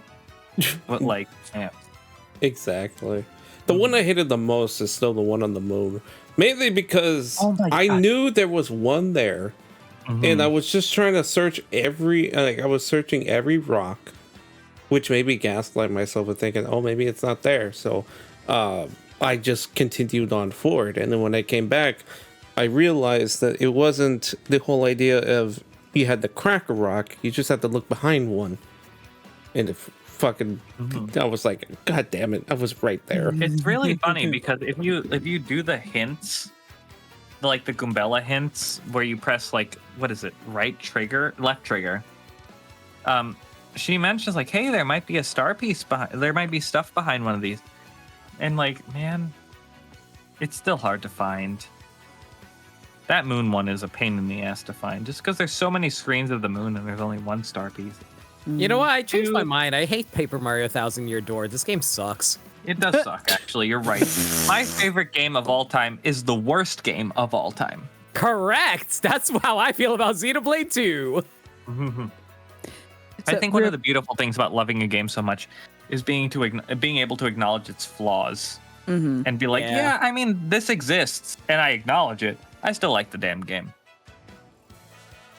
It's just really great, but I don't know. If you could ask me what the worst star piece is in the entire game, I'd probably tell you the one on the moon, just because it's probably the last one I found. So, Although the one in Twilight Town that just happens to be behind a building also frickin' sucks. Didn't know about that one. Yeah, well, now you know. that was my change. What about your guys' change? Oh yeah, that was a question that I asked. I think literally the one thing that I had a gripe with gameplay wise was power lift and how snappy, like you had to hesitate to move things. It was like stick A, stick A, stick A, stick A. See, that was me until I realized that the D-pad actually works. I can't use the D-pad. I cannot. Fair enough. Like I grew up only on sticks. I did not grow up on D-pads. No, so D-pads do completely not work understandable. for me. I still hit up diagonal somehow on the D-pad. So Freaking Zoomer. if I may Millennial, thank you. If I may answer this question with not something that I would add to the game, but something I would remove. I do not appreciate how much things just get in the way of the natural momentum of the game. I see that great goon. Thank you. I will, like, for example, when when an audience member is holding a rock to throw at you, I don't think it's necessary to stop the entire game to tell you, "Hey, idiot, this thing has a rock." Yeah, I can agree with that one. Yeah. And also, when you're leveling up and it's trying to refill your star power, that takes so long. And when you first strike too, it just takes so long. It's like, dude, let the star power refill while I'm doing my thing. That's one of the things that I think the original actually did a lot It better. happens during level ups, which is really annoying. Yeah, level ups take forever. It's ridiculous. And also, this is only going to be really apparent to somebody who plays pre-Hooktail Pit like I do. But when you level up, it heals your entire party. Which for everyone else is good, but pre-hook tail pitters. For me, it's awful because Mega Rush is the only way I can get through it. Yeah, That they being really said, need though, to. your partners cannot die. They'll die in the battle, but as soon as you finish, like, oh, we have 1 HP now. So, like, it balances itself out, but still. It's kind of funny ending a battle with a dead partner and be like, oh, we have 1 HP now. It's fine. We're in peril. Mega Rush works. I feel like it's one of those things that I didn't quite think through. Hey, David, can I have that image to give to Gaddy? Sure. It's in our group chat. If I Oh. may ask a question for people who beat the game, which I assume is everybody, did any of you go back to Creepy Steeple and do that booze quizzes? I did. I did for the Hell yeah. money badge. I saw you do it. Yeah. First of all, that Money. last set of that last quiz, those questions were obscenely difficult. What time did the Riverside Station clock display? Like, that's insane. I was so close on that one. I remembered it being at an angle. I just couldn't remember if it was 7 or 5. Oh my god. I was like, what the hell is this? I love that. Absolutely incredible. And first, those questions were so easy up until that point. It's like going from what is 1 + 1 to please prove Einstein's theory of relativity. That's how it felt to me. Absolutely. I thought the wonderful. questions were interesting at least. And they were interesting. Yeah. test your observation skills. Now, the thing about the Riverside Station question I find interesting in particular because it highlights something that's very different from the original game that only I probably would have noticed. But in the original game, it used the Nintendo GameCube clock to Okay, I display a thought time. so. Yeah. I did it do would- that. about Yeah. It would display whatever time was on your Nintendo GameCube clock, which meant that that question didn't have a valid answer. I kind of wish that they used the Switch clock to. Like, the Switch has a clock clearly because the Happy Lucky Lottery exists, but I'm like, why didn't they just display the time? Would have been pretty cool. Maybe because it was perpetual sunset and they were like, 5 o'clock sunset, even though No, it's but like not in the summer. imagine that question, but it the rest of the answers are the same, but the correct answer is based on the time of the day that you entered Riverside Station. That would have been pretty darn cool. It would have been like every copy of the Thousand Year Door is personalized kind of thing. I don't know. No, that'd be neat. Yeah, that would be a Mhm. quirky little thing that they would have done, yeah. Mm-hmm. But I feel like that would have been kind of ridiculous to Oh, it would have. throw It down. absolutely would have been Yeah. ridiculous. Even from a programmer's perspective, it's like, oh my god, that sounds like a nightmare. I'd say probably an easier way to go about it would just be like the answer is going to be what time it is at that exact moment, but they give you all other like time zones as well. Be like, which one was it? Mm-hmm. Yeah. Okay. I'm gonna ask you another question. You're not allowed to answer with Mario or any of the partners. Who is your favorite side character? Are we going off script? Ooh. Yeah. Go ahead. Oh yeah, we definitely have been going off script. If you're talking about the itinerary, yeah. Yeah, I'm going off itinerary, I'm so just that's kind what, of yeah. discussing things.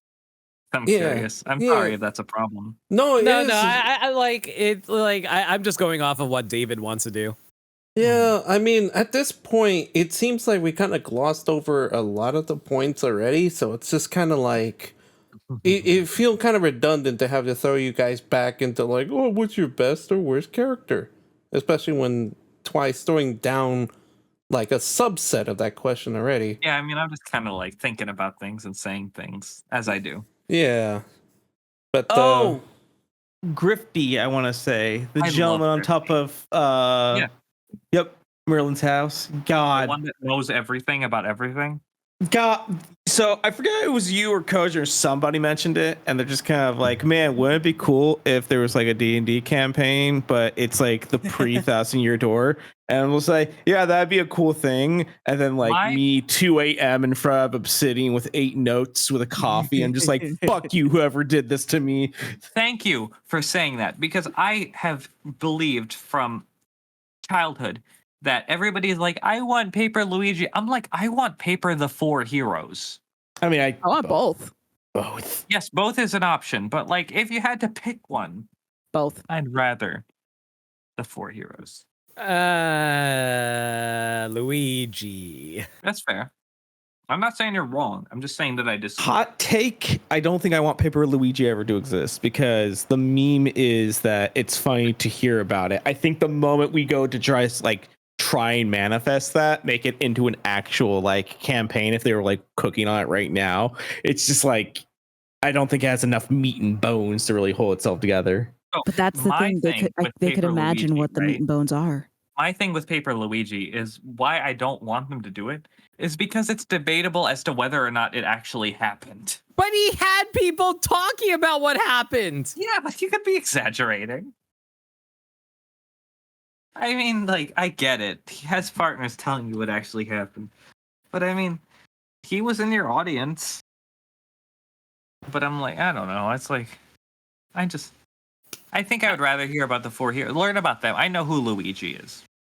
I want to learn about new characters, so that's why I just want to know if I should simp after Princess Eclair or not. I mean, yes. Maybe you should. You probably should. She's on sweet. Yes, so yes. Okay. Yeah, I mean, I love eclairs, so Eclairs No, but, are like- nice. They're cream filled. like I don't remember all of the Four Heroes, but I do remember. I think the Boo is the Twilight Town one, Yes. and I find it interesting that she's like, "What did you think a lovely lady would pop out?" Well, after hearing from Grifty, yes, you're probably absolutely gorgeous. But I don't know. I mean, I would love to hear about that. I would love to see them try to fight the Shadow Queen in her original form. I think there's a lot of potential there. We'll see what happens. They won't do anything with that. But if I were them, I would do that.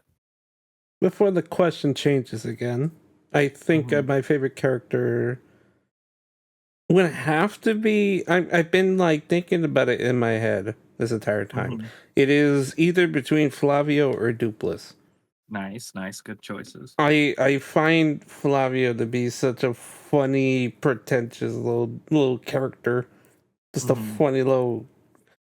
I don't even know if he can be described as a human or some sort of gremlin, but like He's In the gremlin. concept art, Gremlin works, honestly. He's Yeah. white in the concept art. he's just a quirky little gremlin who kind of just loves the idea of an adventure and just loves being the accomplishments and stuff. It's like I like it. It's quirky. It doesn't feel like too overly annoying. It's just he hits the right amount of like egotism. It's quirky egotism that I Well, enjoy. Speaking of egotism, I'll use this as a springboard into my answer. Grubba. Grubba is a character who, from his own, which take it with a grain of salt. He started from literally nothing. He was poor. He didn't really have anything to his name. He became a wrestler, and he's kind of a thing about how he's kind of an example of how absolute power can corrupt absolutely. He owns this arena. He's like, boom, I'm going to be rich. I'm going to be famous, and I'm going to do all this. And it's like he let the power get to his head, and I think that's a pretty stark reminder of how having, like, even though you may achieve something, it is important to be humble and not let yourself be consumed by vanity.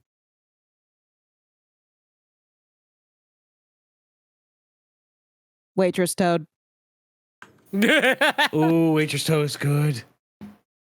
I have 3 answers. Okay.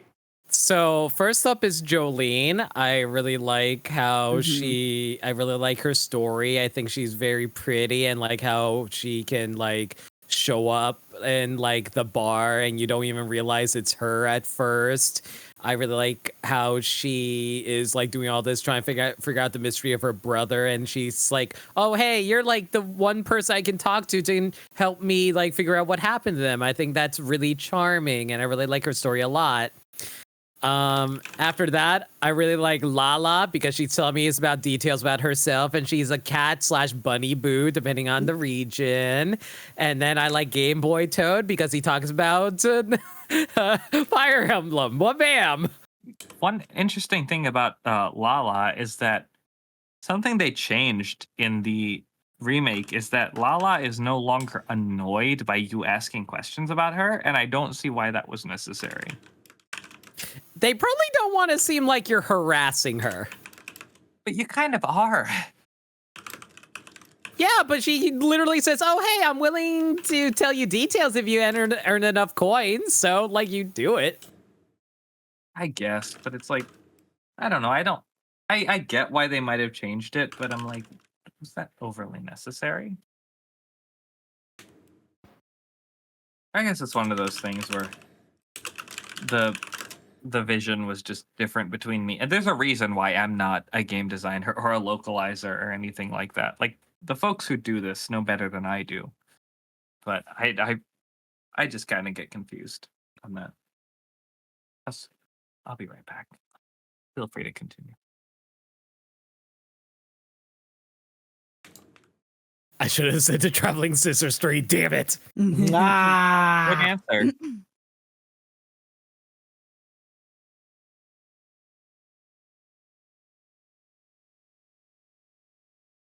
What about you, David?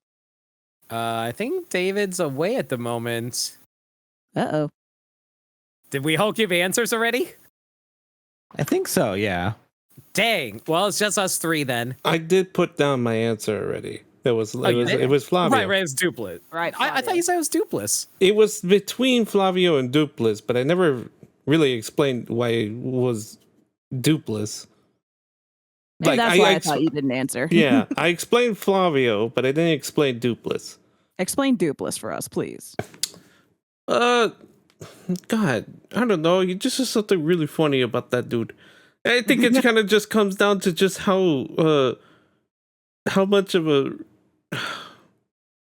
he's just kind of a nuisance. He's not really like being a bother. He's just sort of like yeah, no, this one was kind of hard. I just like Duplis.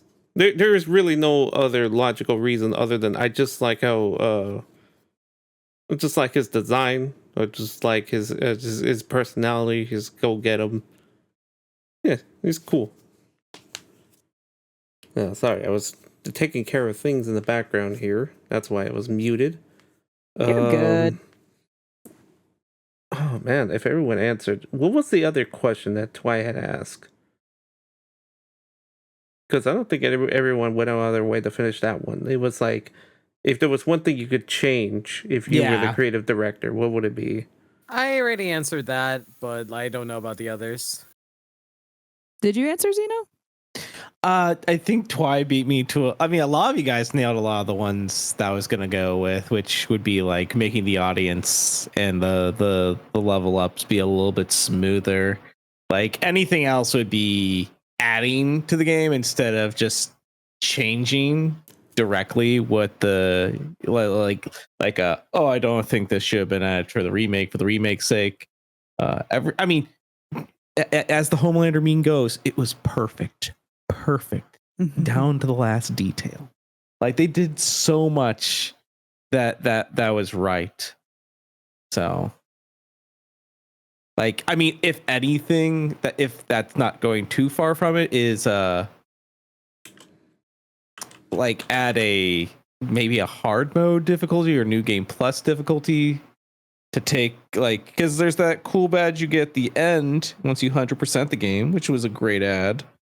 Being able to like take that and other badges and into the next game is just a little bit more rewarding because you get that last badge and you're just kind of like, what's the point of this? Besides like the bragging rights, but like I got it, saved game, and then I put the game on my shelf. So I'm just like, what do I do? Yeah. Real quick, David, can I share a link to an image for Paper Luigi? It is on DeviantArt, but I couldn't get to the Twitter because the person's account got suspended on Twitter due to stupid. No! Oh, sure, go And ahead. I think people know immediately who I might be talking about because the Paper Mario authority essentially on Twitter. Oh, that is nice. Why did Right. they get suspended? I'm pretty sure Twitter bullshit. Like, Yeah. there's no reason they got suspended. It just did. I and it hate sucks. that. Screw Twitter. If you do want to follow that person on Twitter, if I may also post that link. Moose. God, that's such a cool concept. Mm-hmm. And I like Professor Eclair, how she looks. So like, damn, they nailed that perfectly. Right? It's so good. God. Also, goddamn DeviantArt changed. No, it did. Like it has like, I mean, they put such a lot of like modern UI look into it now, and it has like this dark mode going on. Like it does not feel like the same DeviantArt Mm-mm. at all. Hello, I return. Welcome back. Thanks. What are we talking about? I was sharing art. Nice art. I Yeah. love art. Art was being shared. And then we were figuring out if we answered the questions that you asked. Oh, nice. Honestly, I can't think of things to change. Like if there was something I would change, I don't think it's just a lack of attention there. I think it's just more or less like a lot of the changes either already discussed or just more or less like I don't know. I feel for what it's worth, the remake does a solid job as it is. Like Mm-hmm. It's a hard question, and it's probably purposely a hard question because we're not game designers, right? We're not localizers. We're not part of the localization team, so it's hard for anybody to really talk about what they would do. And it I don't know. It's a weird question because it forces you kind of to go into that mindset, and even then, it's extremely difficult. yeah, I think it's clear that I haven't been exactly very critical in this game, mainly just because I've just enjoyed it through and through. Mhm. But thinking Did on we- it, oh, what's up? I just said, Did yep, we all- sorry. Did we all do Pit of 100 Trials? Yes. I did for the first time. I'm proud of you. How did that go for everybody? I mean, so this ironically, I slipped into a my first also ever Danger Mario run. Mhm. So like it went pretty smoothly, but if I did vanilla, like I'm just doing what I do, not the BP slapped up version that I normally do. Like I spread my stats all over the place. I don't think I would have nearly gotten through like the super bosses or anything as clean as I did. Yeah. I enjoyed Danger Mario. Would probably not really run it back again because like I think the novelty wears off pretty quickly. I did Danger Mario for Chapter 7, and I was kind of like, this is fun. Like, I love never being hit and also doing an insane amount of damage, but I just don't like risking things in that way. And also, I did chapter 8 with 10 HP double pain and got my ass handed to me in several different areas. So like, I don't like risking things. I went for an interesting strategy for Pit 100 Trials. Mhm. I was very liberal with my flower points and my star power, wherein I just whenever I have to fight a large group of enemies, I would just automatically go for a big hard hitting attack between the two. So it's like whenever one gets low, I go work on the other thing and let the other one build up again, because I had like Flower Finder? I think it was Flower Finder, wherein like every time I beat an enemy, I regain flower points, and whenever I'm full on flower points, then I start just like cheering and stuff like that to get the star power back up. And for the most part, I also relied on my partners to do AoE attacks. So like instead of boosting up myself, I just put in all the power points into my partners, and I got really lucky because on the way through the Pit 100 Trials, they dropped a partner power up defense down. So I was just like Oh my stacking God. more power onto my partners, and they were just like PFD down. one-shotting everything. One of the best. PFD down is one of the best badges in the game. Yeah, for sure. One of And the- yeah. Mhm. Sorry, I was sorry. Go ahead. By all means, you were talking. I'm sorry. And it's also really funny to me because during the first time through, on the 90 to 10th 100th floor, I encountered Amazy Daisies 5 different times. Hell yeah. So I just gained 1 billion levels. So I was like, okay, let's go. That's awesome. I was gonna say, talking about the Pit of 100 Trials, it made me think of how one major change that they added to the game was that if you set off bulky bombs and babulks early, you don't get any star points for it. And that's like honestly, it was like, damn, before you could like set them off, just tank the damage and get the star points out of it, but there's no advantage to setting them off early now. And it's like, I feel like that kind of misses the point. Like, I feel if you're willing to take the extra damage, then you should be rewarded in some capacity with experience for that. It made me think of that. And also the fact that I'm so grateful that Gale Force still gives you experience. Because most of the enemies at the end, between 91 and 99 of the pit are weak to Gale Force, or at least, decently affected by it. So, just my thoughts there. I have nothing to say on it because I could not find the time to get another pit run in. No, fair enough. Yeah. Can I you know just me, say that yeah, the I'm biggest 15. change for the pit Mhm. that I love, and I think it's just a general change for the game in general, you can start on the same floor when you die.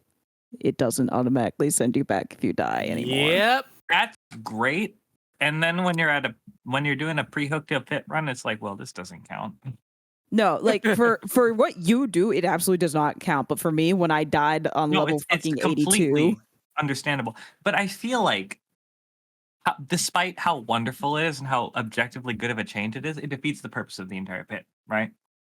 oh, I agree. But also, you can choose to do the challenge yourself if you want. And then CJ argues, it's like, but it's there. Why wouldn't I do that? It's like you choose not to do it. It's like, but why wouldn't I Yeah. do it? I think that's a valid point. I think it really gives a lot of autonomy to the player, and I think that's important to do. If you feel like it's an illegitimate continuance, you can just start again from floor 1.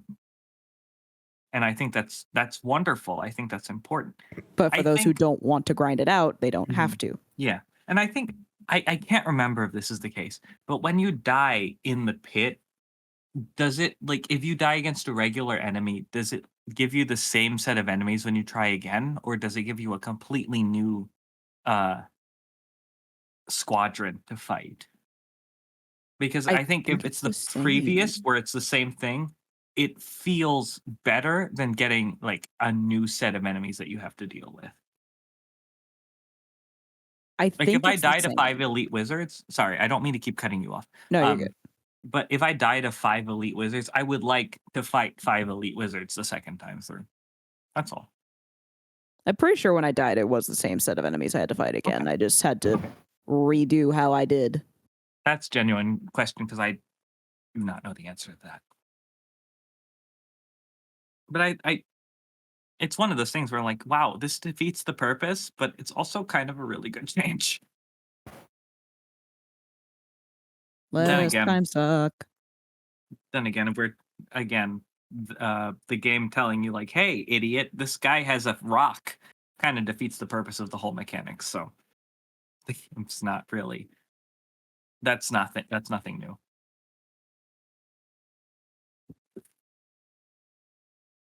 Since we're on the topic of the pit, this might be a good time for everyone to start this. I mean, it seems like we can now, but we're 3 hours in? Yeah, I think it's safe to say that we're free to go on sort of like the big spoiler things. Mainly speaking, is all the new in-game content that they ended up throwing down, which is my understanding is Prince Mush in the pit. There is, and then there is the secret pit run, as I'm going to call it. I Mhm. will be completely honest. I have not done the secret pit run, but I know what it is. So, as I mentioned before the stream even started, you have full liberty to talk about it. Yeah, I don't know why Prince I was Mush. keeping it discreet.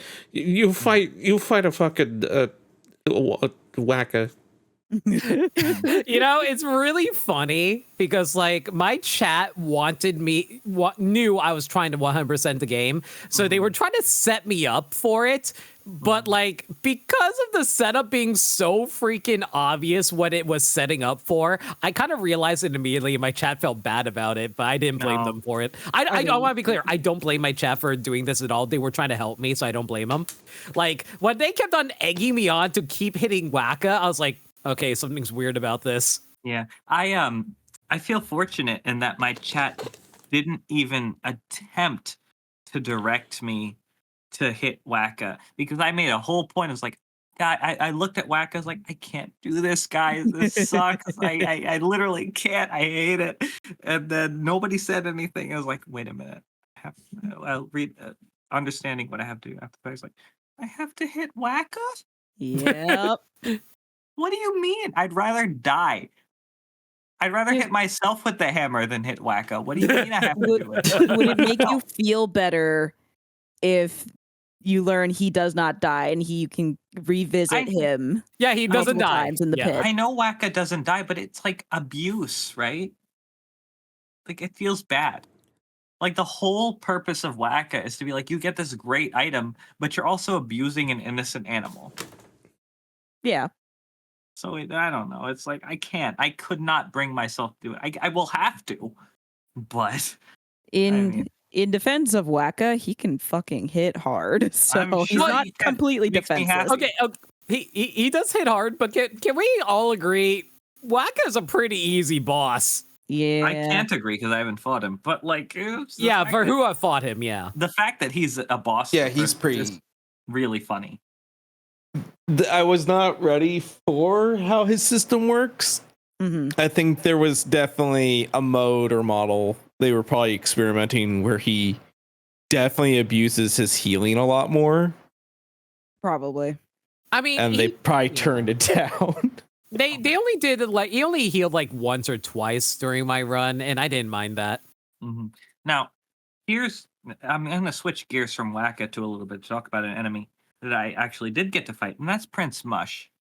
And I love that fight, but I think requiring super guarding to finish the fight is a bridge too far.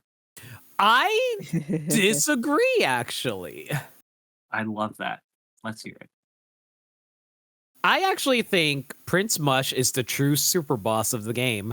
I think he's meant to test all your skills, and like super guarding is an important skill you got to learn. Like even like in this version of the game, they especially emphasize super guarding because like in the original, super guarding is a little bit of a secret technique I find, but in the remake, they definitely want you to know you can super guard. I don't know. Super guarding is a secret technique if you don't read the tutorial from Professor Frankly. where he Yeah. teaches you how to do it. But like I find that like them making you do one of the most difficult things in the game, that is to say super guarding, really good. My issue with it is that it's a little hard to be ready for it because like I feel like the timing's really rough, but I believe Zeno actually found out a better solution than what I did. For which now? Fighting for Prince. Oh Much. yeah. So after the discussion of how power bounce works and finding out that the unsimplifier and simplifier badges operate, which is they add additional frames for your commands, I was like, all right, cool, and went to the shop, picked up the 2 simplifier badges and threw them on, and that gave me extra frames to go ahead and land the super guards. Yeah, but like simplifier. That's What's your wrong with first simplifier? problem. What's wrong with simplifier? I'm a prideful, borderline arrogant individual.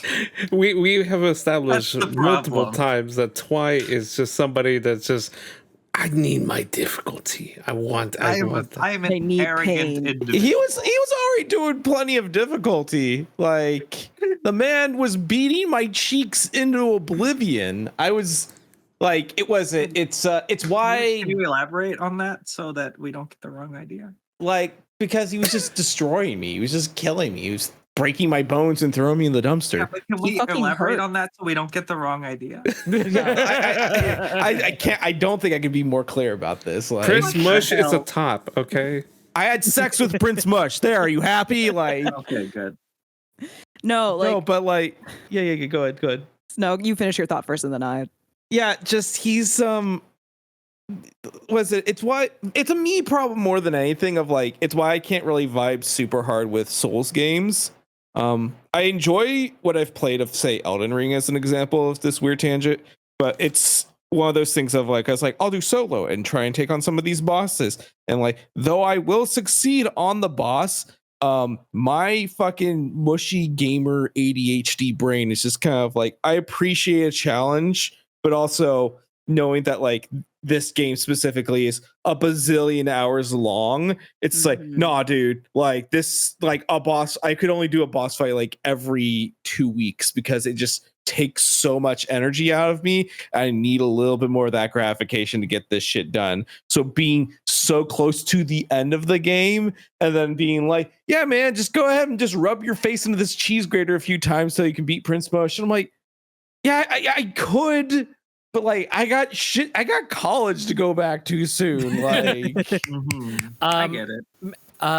Alive, do you want to jump in or can I jump in here? Can I just share real quick? Yeah, go, Yes. go. So when I first fought Prince Mush, it was at the end of the stream because that's when the email finally fucking showed up. Yay! I fought him 3 times that night, and I tried to hide it on stream. Don't know how successful I was, but I was furious at the end of those fights. I don't know if it's because I was tired. Probably was partially that, but like it was just frustrating because it felt like I couldn't learn the timing. I just felt like I had to get lucky. Again, didn't use the simplifiers or anything, but didn't think about that. Too tired. And then the next time I picked it back up, I said I'd give myself a couple tries and then I'd move on. Whatever. And I did it second try. I think he just got like a good hit. Oh no, I had to take the lucky badges off because those actually fucked me up. Oh, Because fuck, it's he hard can't because, like, hit you sometimes, so you can't super guard. absolutely. So that was a fun thing. Mhm. But I beat him the second try, essentially the 5th try, and I'm just like, I am mixed on it because like I just want a better way to learn his timing, but that's hard when, again, back to numbers, he hits like a motherfucking truck. I think somebody did the math and there's like, oh, you took like 50 damage that turn. I was like, what? I think he can deal up to 100 actually. No, actually, you know what? He did 110 damage, but I only had 10 HP. So like, you know, it's like, oh, Okay. okay, What cool. were you gonna say, So, Limit? let me tell you about my experience. I think y'all did the Prince Much fight post game, right? No. Oh, I did it as Dude, soon as did it not. became available. I lost. I was like, okay, I'll do this another time. I did it. Okay. I did it as soon as it was available. And like that was like after before chapter 4. I did it before chapter 4. So like I knew there was going to be a fight there. I accidentally triggered it and I was like, you know what? Let's go do this now and see what it's like. The first fight, like it went exactly as you thought it would. Like I got him down to half health, and then like I realized, oh my god, I need to super guard him, and then he annihilated me. So I was like, okay, fine, let's try. I'm going to fight on your terms. Fight 2. I tried to fight on his terms. I realized immediately, nope, I can't fight you on your terms. I'm going to have to fight on my terms. So fight 3. I was like, okay, what if I come up with a strategy where I completely bypass the second phase of the Prince Mush fight? Yeah. So I was like, okay, what is the hardest hitting thing I can do? So I came up with the strategy of, okay, let's lock in, put in all the charges onto Yoshi. And then, so I had Yoshi charge like 20 times in a row.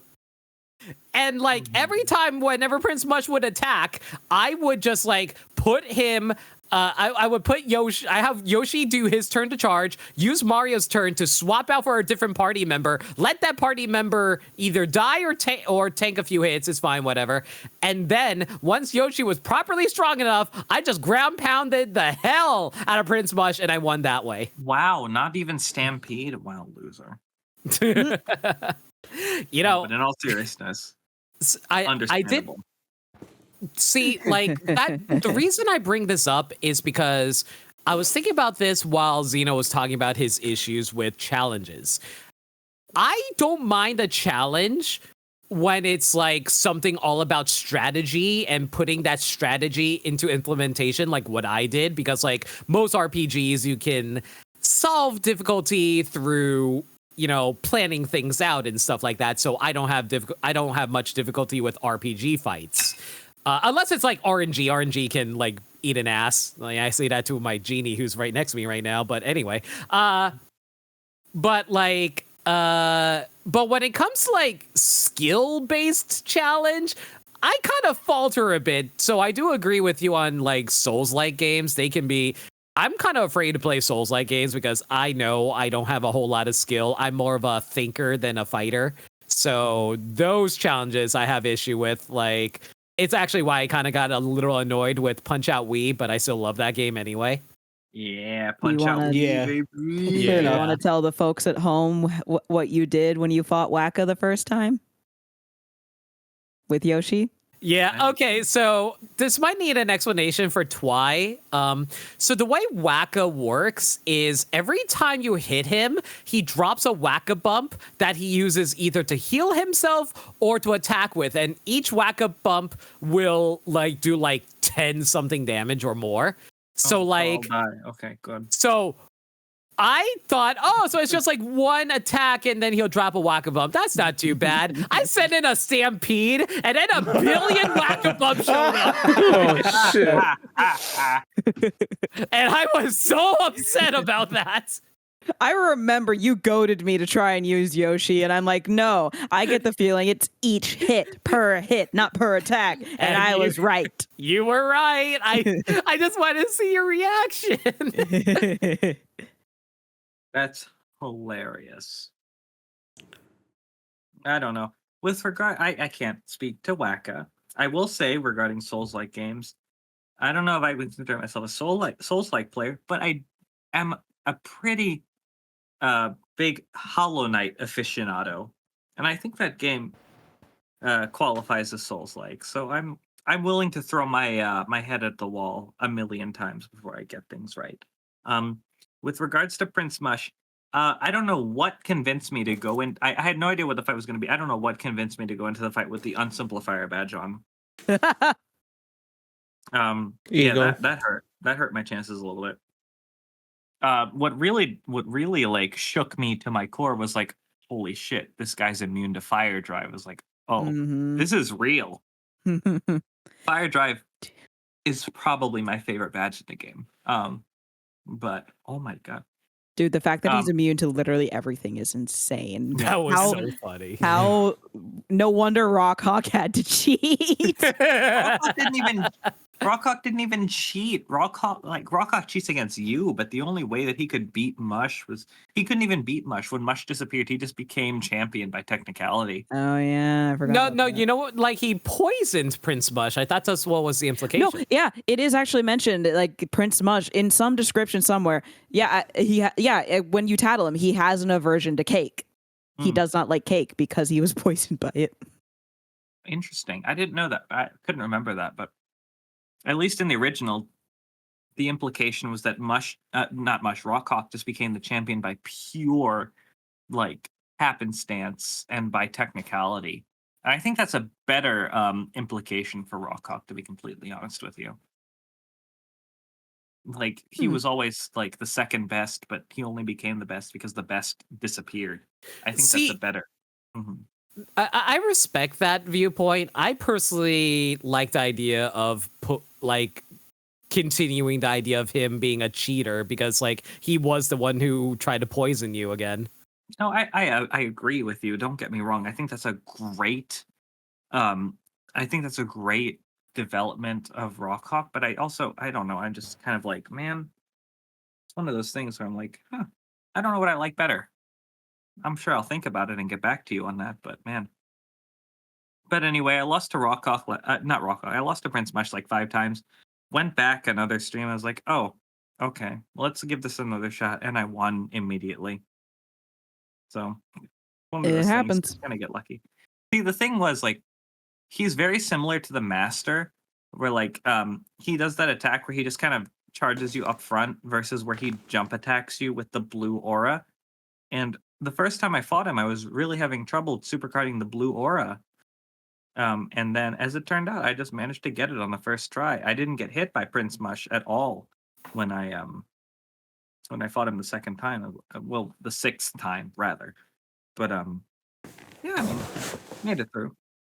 Okay, we get it. You're God Gamer Twy. Gosh. I made it through by sheer persistence. Jesus. Okay. It is I'm not- funny how much of Twice sings its praises about like the 1,000-year door, when we also have a fellow streamer here whose whole aesthetic is the 1,000-year door. And Who's it's this guy named Zeno Penumbra. Literally, Yeah. who is? Oh, okay. I'll I have to don't check know him who out. Yeah. Like I heard he's a little- dick though. Yeah. He's a bottom. Wow. Yeah. I hear that he like throws his cat in a bathtub. To How- give it a bath. No, what the hell? You don't do that to a cat. I know, I don't. This Xeno What if I- Penumbra guy though does apparently. What if we threw Wacka into a bathtub? I think I think he'd dig out. Yeah. It'd be a goon tub at that point. We don't want Would that. it? Okay. You don't know what he's gonna do in there. I mean, I do Wacka myself every now and then. No, I'm kidding. I whacked myself earlier before we came in here. Okay, well. Goodness. Y'all really been missing Vivian, I guess. Shoving this stream into the R-rated category. One stream. It's 2 a.m. here. I don't care. It's after dark. Yeah, this is what happens. After dark hours. Oh yeah, we've Is made this what it. you wanted? Yeah, this is nice. I think at this point where it's like, we talked about all the bosses at this point, everything else. There is one thing I did want to bring up. So, how do you guys feel about the fact that the only other new content that they added, besides changes, was, oh hey, you can make the hottest dog now? I think that's extremely funny. I just kind of wish that they kept the name as the tongue blistering fat dog. I don't think it would have fit in is the issue. Yeah, but that would have been extremely funny. I was gonna combine, like, JD over here was like, I'm gonna combine my hot sauce with the fat dog, and I'm like, man, the tongue blistering fat dog. That's genius. Hottest dog is objectively kind of funnier though. I don't know. I think the changes they made, like overall, as much as I'm like nitpicking at certain things, I am nitpicking because I think though in the grand scheme of things, the changes are good Yeah. and I like subtle. And I think that's I nice. yeah. I only nitpick because I'm in a position to actually know what the original said. I'm not nitpicking because I think it's bad. I point out the differences because I know the differences exist.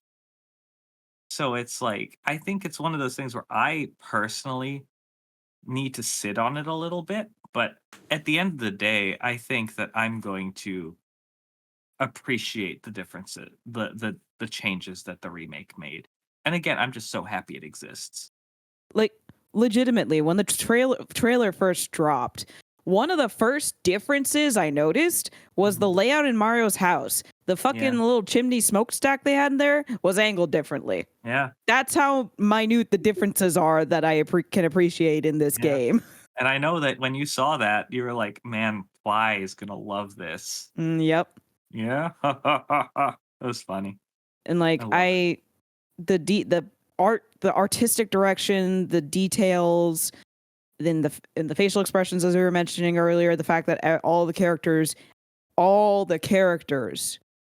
that this is something they didn't need to do. Every character has an expression, and that Yeah. is incredible. Yeah. And And they did not have to do it, and I am so glad they did. I think one of the things that I also really appreciate them going for the diorama aesthetic in like Mhm. every possible instance to the point where if you attempt to walk off the edge of the world, Mario like leans over like he's about to fall off. Like that was just wonderful. It really set the paper aesthetic in because I feel like Thousand Year Door it it took advantage of the paper gag, but also when it wasn't doing that, it forgot it was paper, Yeah. if that makes sense. No, yeah, It absolutely. was simultaneously hyper aware and also just forgot what it was. So, But like in this entire game, you get paper mhm. and Now I'm cardstock. still kind of pissed off that you can't walk past Far Outpost and into like another area because it looks like you should be able to. But whatever. I've grown up. I'm past that now. Kind of.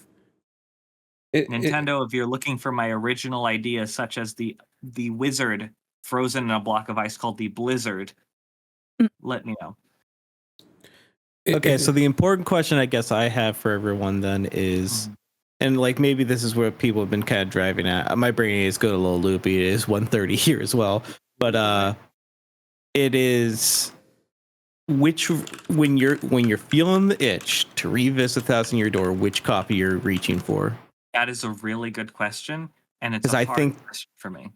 I think the remake. I don't really think there's any reason for me to open up the GameCube and boot it up besides that it's a signed copy with Reese on it, and that has a very special memory to me. Aw. But like, it's still like when I streamed Thousand Year Door original a few years back, I did it from my GameCube for like the novelty of it all. But the problem with that is that like compared to say emulated scene, like 4:3 at 480p looks not really great. It was really What are you talking crunchy. about?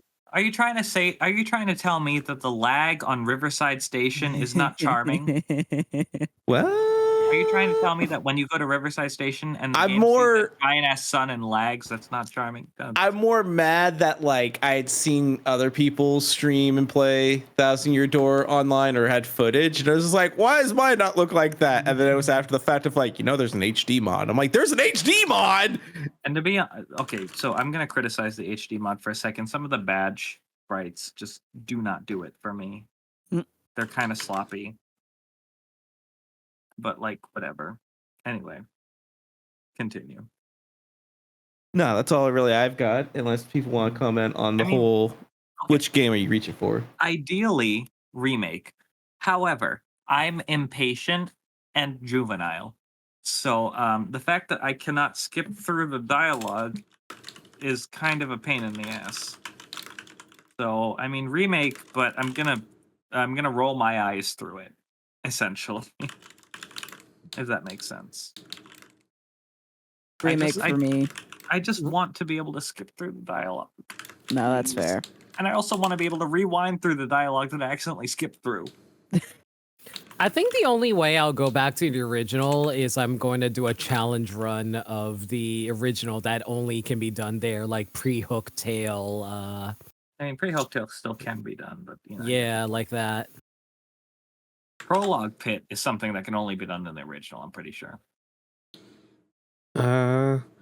I think in the end, remake is still going to be the one I kind of pick up towards. Mainly because at this point, there really is no viable means of being able to play that game like normally and legally. Like nothing, like I'm still going to emulate. If it comes to it, I will emulate the game. If there's a randomizer that comes out of it, oh yeah, maybe I would definitely get invested into that. But like, as far as it stands, I think it has officially stood its ground as a solid remake, and I feel like, yeah, no, paper. If I'm going back to this game, it's gonna be the remake. It's already installed on my Switch, so it's like, all right, Makes sense. For- I have a lot of gripes with the remake that when I talk about them sound like they're super huge gripes. But in the end of the day, they're so minor that I'll still play the remake regardless. For me, Like, yeah, the sound effects lack whimsy. Yes, you can't skip through the dialogue, but at the end of the day, that's not going to stop me from playing the remake. for me, Go I'm ahead. fortunate enough to actually have a copy of Thousand Year Door still. Yeah. And I think CJ even has one too. But we have been trying to play through it for him because he's seen the game, but he's never played it himself. So Mhm. he wants to play the original because he wants to experience it as it was originally brought forth to us, essentially. And then he'll probably never play the remake. Mhm. But I'd probably only go back to the original if I wanted the visual nostalgia, because looking at them side by side, the difference is vast in the visuals, and it's insane to me. I will say, everybody was probably hoping that nobody would bring it up, but I kind of wish that the remake ran at 60 FPS. Interesting. Yeah. it'd been I nice. don't think it needs to. It doesn't need to, but when you go back to the original and you see how smoothly it runs, it's tough. I was so blown away when I heard they were like, "Oh, it's being reduced from 60 to 30." I'm like, "That game ran at 60? I don't believe you. I don't believe you." Like, not to say like it like ran shitty, but it's kind of like, Well, It only I think, ran- Lord shitty knows or I bad couldn't things. tell that was 60 frames per second. Tell you I mean, what. I couldn't tell it's 60 on the GameCube either, but I also think that's because I don't care. I mean, in all fairness, generally, I don't really, unless you give me a side by side comparison, I'm not going to perceive 60 versus 30. I think Yeah. what doesn't But- help is that a lot of the refresh rates back then, I don't think it really would hit 60. No, it didn't. Yeah. It's probably 59.98 or whatever. So it is. usually, like regardless, that game may have been running 60, but you're still playing a 30 frame per second game because that's all you're seeing on your TV. I think yeah, that's absolutely true.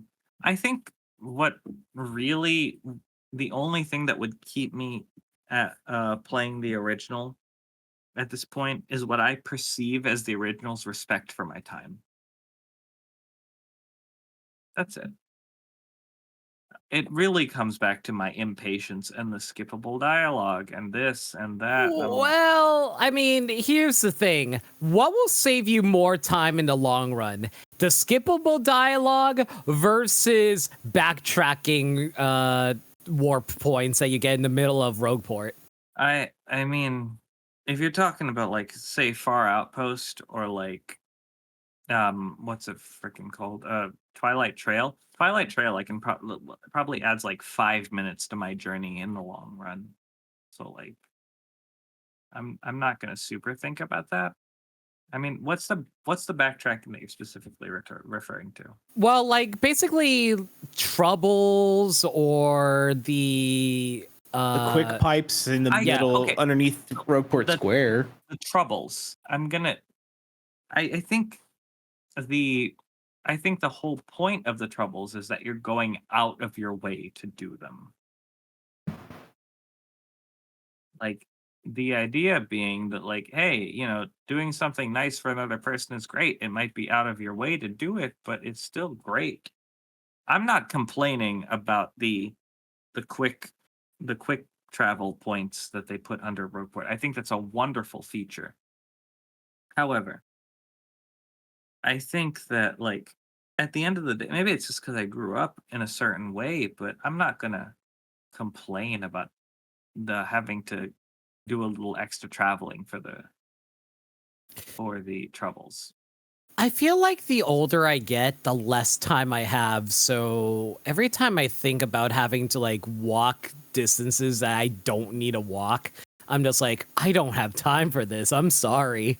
And that's why I really like the warp travel edition that they added into the remake. I don't know. I'm not gonna compare Thousand Year Door to like a Metroidvania where you have to go back and forth, because it's not a Metroidvania. It's not meant to be the same thing. I do think that the original Thousand Year Door padded itself with backtracking a lot, and I'm glad that they fixed that. But the backtracking was never a deal breaker for me to begin with. I think that's where I'm coming from. Like, I think what they did was great, and they approached it in a sensible way that respects your time in that regard. But that sort of thing was never super a deal breaker for me. It was kind of a deal breaker for me, honestly, because like I remember when I finished the game on back when I first played the original, I said my biggest number one issue was the amount of backtracking that felt really tedious. But I am speaking as someone who's a completionist, so take that with a grain of salt. Fair. Because like if I wasn't trying to complete the game, I would have less issues. Mhm. I think what it comes down to is like backtracking for the main story, pain in the ass. Backtracking for troubles, I don't mind it too much. It's supposed to be out of your way. You don't have to do it. That's generally how I feel about it.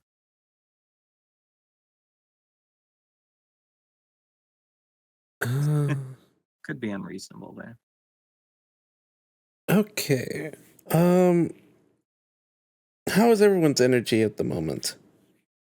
No. Yeah, I'm feeling Have EP, you- Mr. Krabs. Are you familiar with a kite? You're Some high? higher than that. Yeah, higher than that.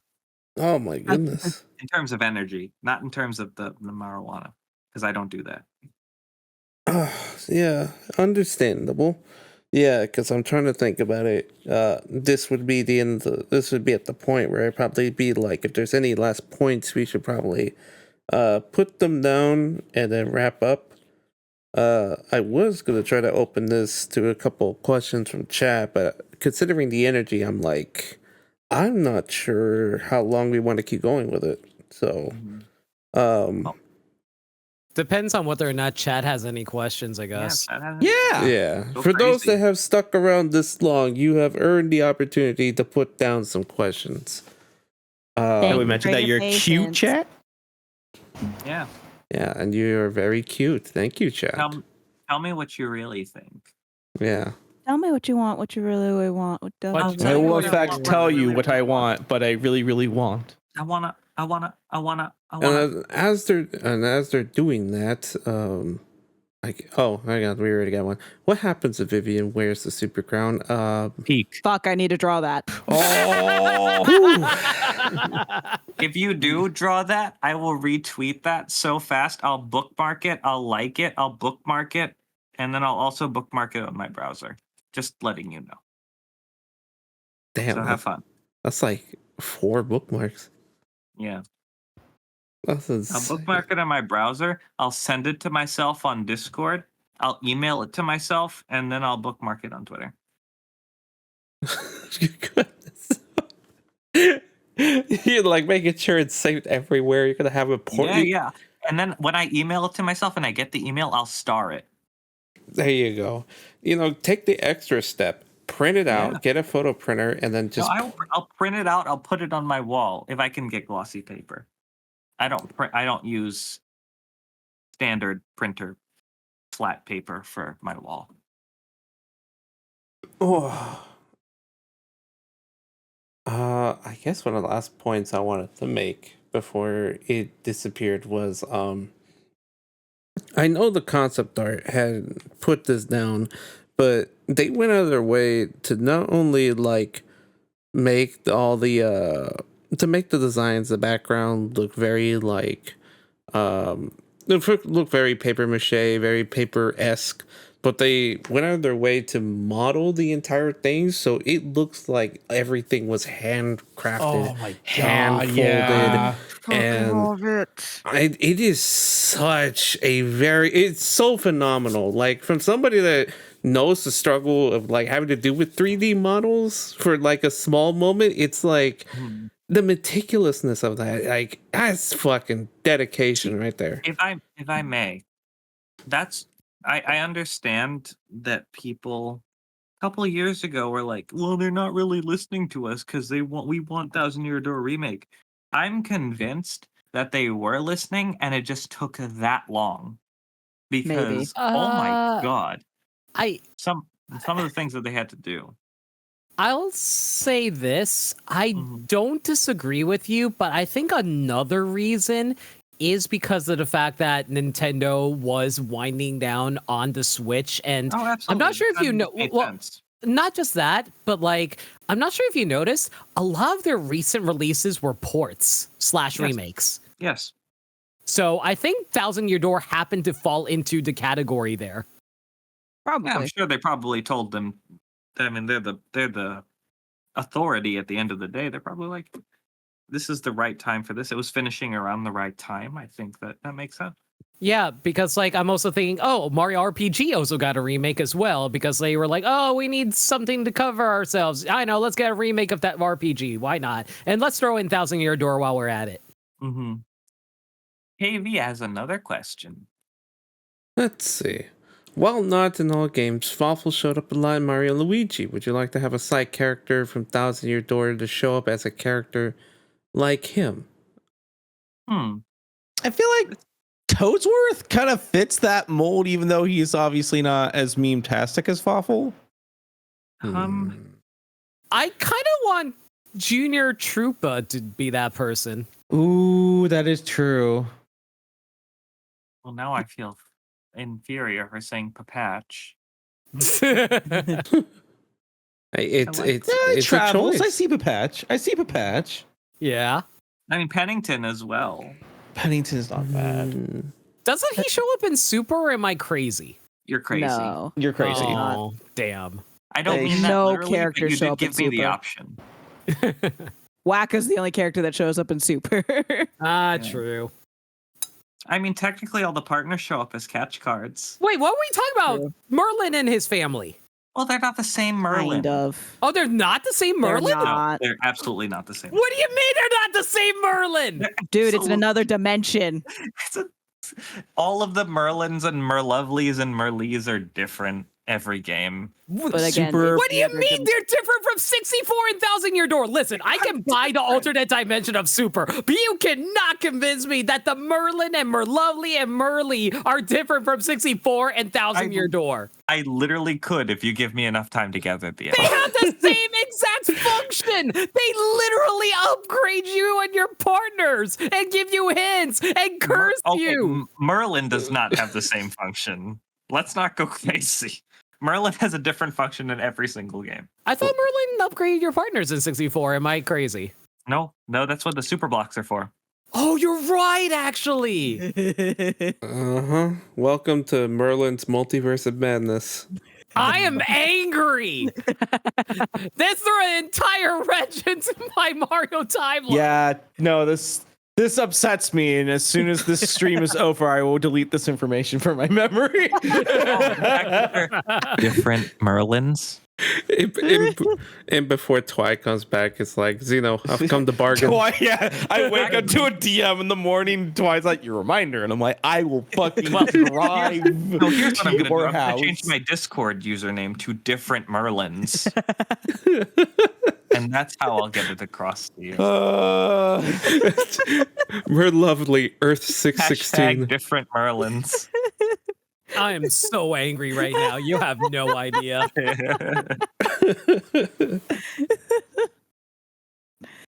Oh my god. What does that say? I did not think Merlin of all characters was going to break me tonight. Well, that's how you know that you're in the Thousand Year Door squad. What about Oh my what about Mertwiley? How does that make you feel? Well, they're the hottest character to ever exist on the planet, so that's pretty dope, actually. I don't know. They didn't appear in Super. I think that in Paper Mario 7, they're gonna have a massive role. Just you wait and see. Are they on 7? Yeah, I mean, there's 6 Paper Eh. Mario games to exist right now, so Yeah, that's true. God Oh, fuck. damn. and 7 is usually the number I pick as a meme sequel number, but no, they're actually on that. It's also funny because we're also waiting for Ace Attorney 7. Yeah, that's why I pick it as the meme number, actually. You know what? That's actually a question I want to ask, if you don't mind. What do you want to see in the next Paper Mario game if they choose to make one? Not remaking an old concept. No, we're not talking like Paper Luigi or the going back in time with the 4 heroes. Like new game, new story, new realm. What do you want to see from that? I am happy with anything they do. I think that I would be most happy if they adapted the battle system from 64 and Thousand Year Door, because I feel like when you late in the second trilogy, battles don't mean anything. Mm-hmm. But that's the biggest thing for me. I need to feel like I'm not wasting my time by battling my enemies. What was it? There was a concept that went around on Twitter recently. Somebody had the idea to make Paper Mario, but really give it a sort of Dungeons and Dragons sort of feel. Basically, like a lot of your, like the whole aesthetic has become like some sort of medieval time sort of feel. So, like, you have a wizard like, you have a toad wizard, and you had like, what was it, like a Koopa paladin. Like it kind of leans, like the mechanics lean a lot more into how D&D does their like battle mechanics, but it's still the same like traditional like Thousand Year Door sort of a combat. Mm-hmm. It sounded like such a cool idea. For me, I basically want the best of both worlds of the different Hannah Marios. Montana. It's the best of both worlds. Mix it up and get a blonde wig and Billy Ray Cyrus and Achy Breaky Chill it out, Heart. take it slow, then you rock out the show anyway.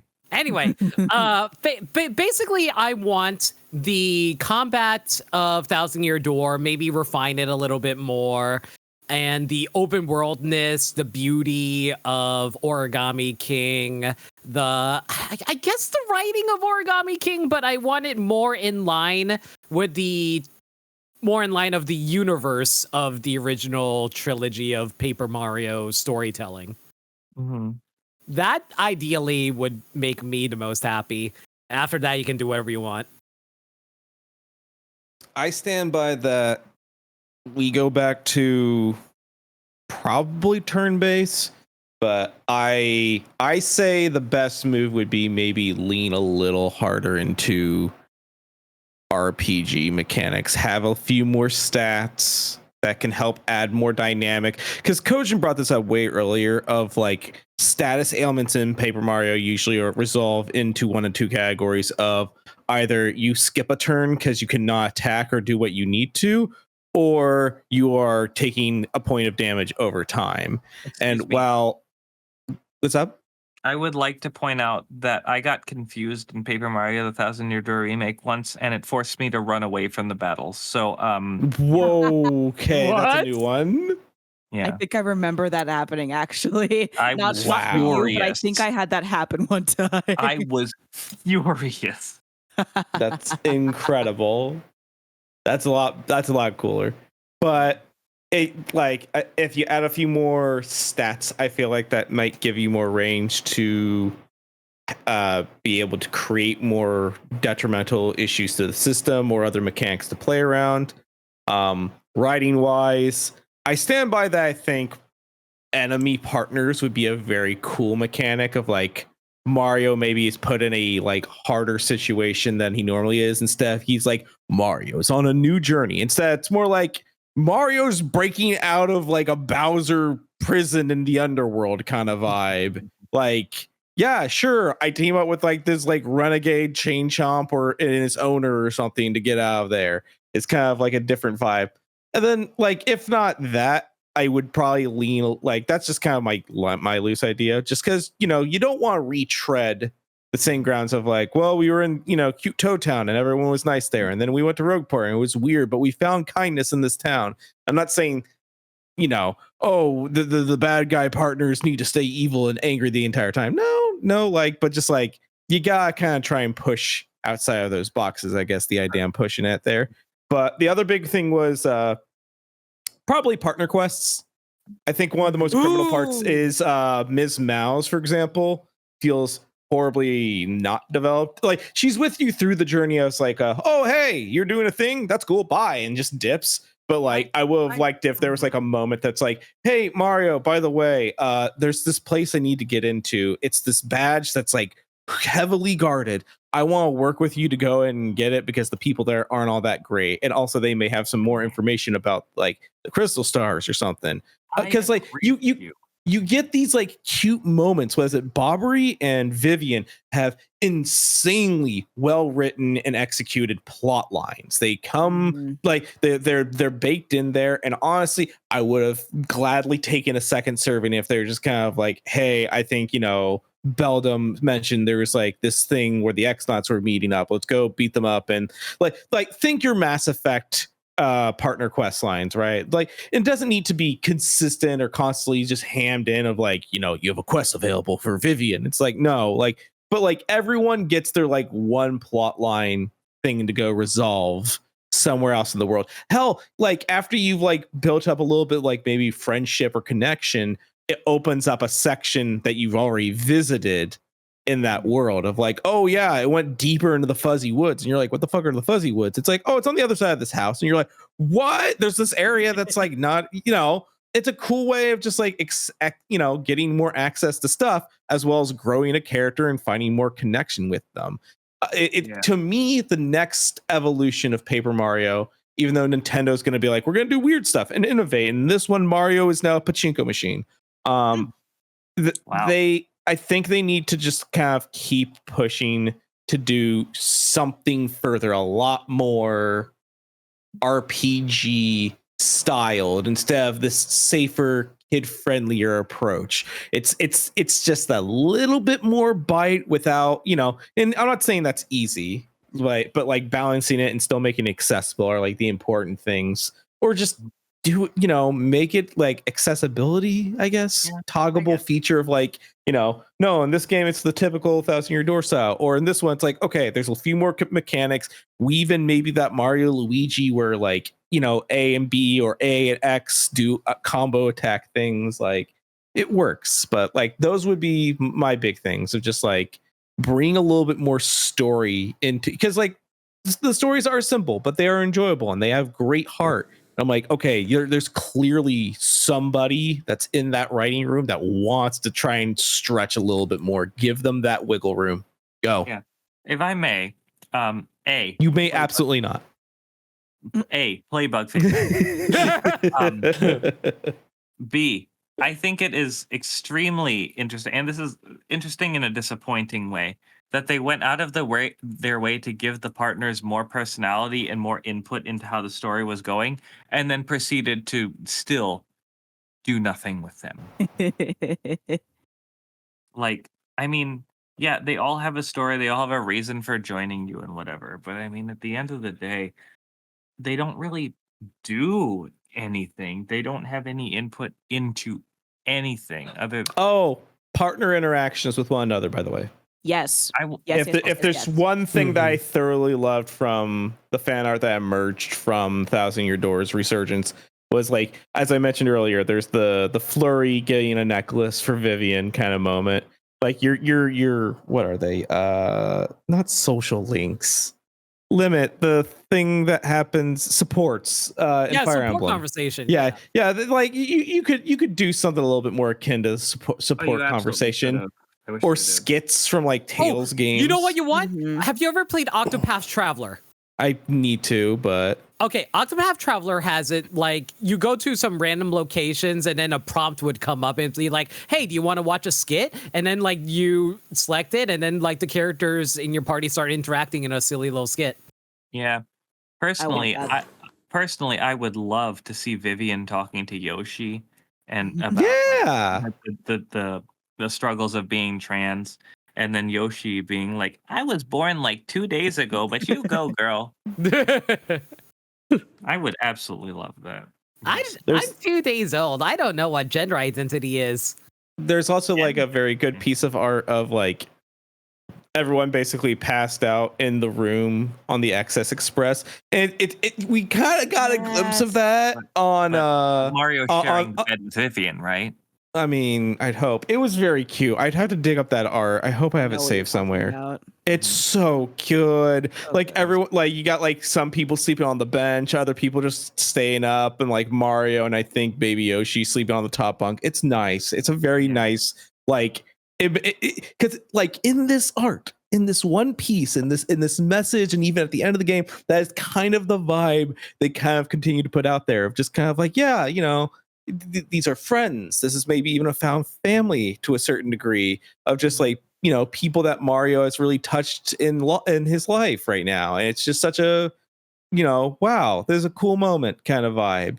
And so just really emphasizing on that instead of just like, you only get to see those like partner interaction moments with like, say, the end of chapter 4 or cutely added in the remake, them on the cheap blimp entering chapter 3. That was such a nice touch, having everyone visible in there. Yeah.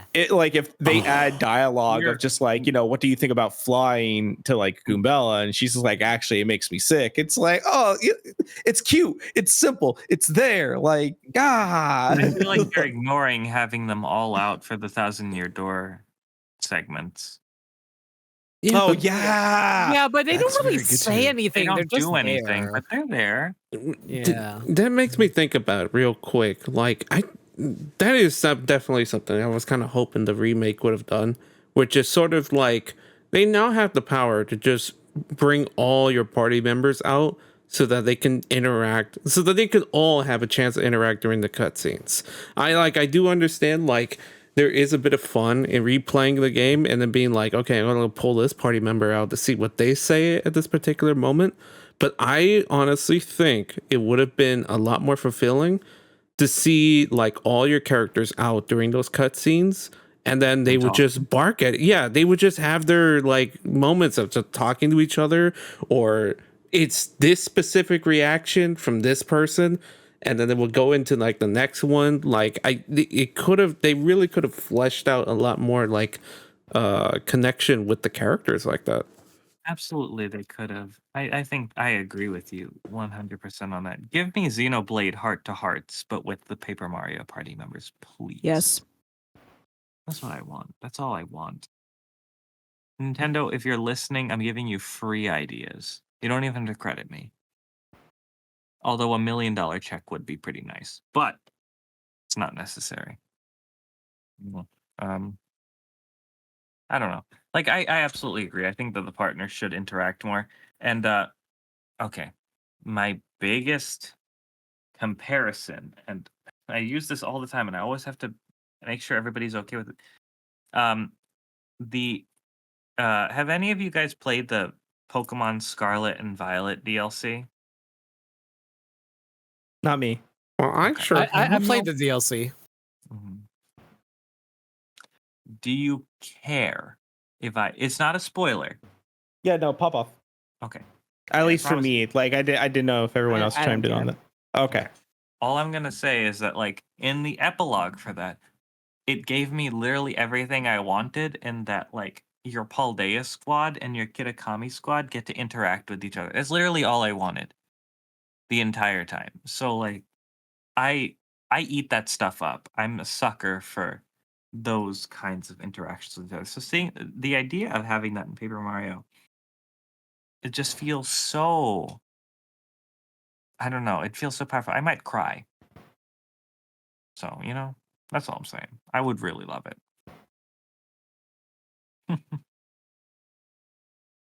Uh, yeah. It sounds like we're yeah, okay. Definitely looks like we're at the end of it now. I guess. Well, I guess that was final. I think in the end we all found a way to put down our final thoughts on it, because I think, what was it, Zeno's question? It's like, what do you pick up, the remake or the game? Kind of was a good closure there. I guess if you have some final overall thoughts, feel free to put that down.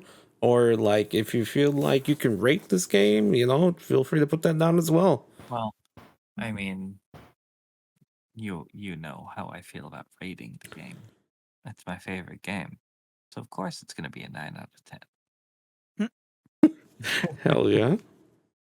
But I mean, of course I acknowledge all the faults that come with the game, but I love it. I feel like the remake is incredibly faithful to the original. It has so much character and love put into it, and at the end of the day, I'm never going to be unhappy that we got what we got. I'm just, even though I could think of a couple things that I would do better, not better, but differently. A couple things I would differently, a couple things I would add to the game. And like, it makes me so happy that we not only got this game, but it just had so much put into it. It felt like they really cared. I mean, like, I hate to disparage another game, but I mean, like, you look at the Luigi's Mansion 2 port, I'm like, man, they could have just given us that. It's the same game, little upscaled, but I mean, they really went all out with this one. It makes me happy. It's so weird how there's such good hit or miss remakes from Nintendo, because like the Prime 1 remaster, right? That game is immaculate, looks good, mean, plays fine, has gyro, done dusted. All of that is because Prime 1 played well. They didn't really have to do much. In I'm fairness. sorry to interrupt, but I have posted the most important artwork of the day. Oh, that's really good. And you know what? That's all right, very we'll good. bookmark to that. All right, cool. Sorry, I just saw that and I'm like, this is too perfect. This is too That's perfect. pretty good.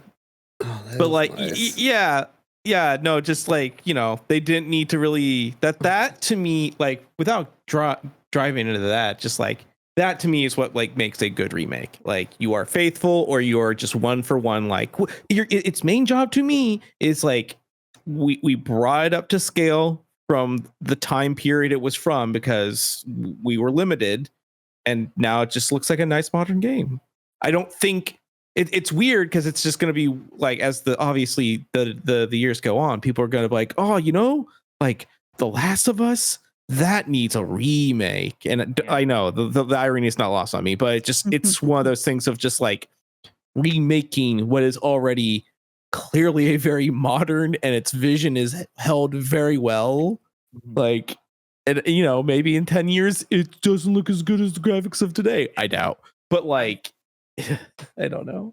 I feel like in discussing this remake, we also need to consider that it has opened up Thousand Year Door to an entirely new generation. And that's just a wonderful feeling. Yeah. I think the kindest thing I saw was a lot of Thousand Year Door fans were like, hey, so do you remember that boss from like chapter 4? We shouldn't say anything about that. And I was like, that's real cool of you. Yeah. And the only thing I'll Like, say about that is that if you somehow manage to kill the chapter 4 boss in 2 turns, it It gives the boss a life shroom so that the events of the chapter can actually play out. Ha, It's extremely funny. I did not know that. Yeah, it's funny. Were those your your last thoughts, Zeno? Yeah, no, like, I mean, but also like, hey, David, thank you for having us. This has been quite a delight. It was very fun to just chat about this. Yeah, of course. It is nice to know that you guys were, I had a feeling that with this group, it was like, okay, there's going to be a lot of juicy conversation to be had. So I'm glad that worked out well. I think we still had Lemon and Liz to go through in terms of final thoughts and rating and stuff. Would you like to go first, Limit?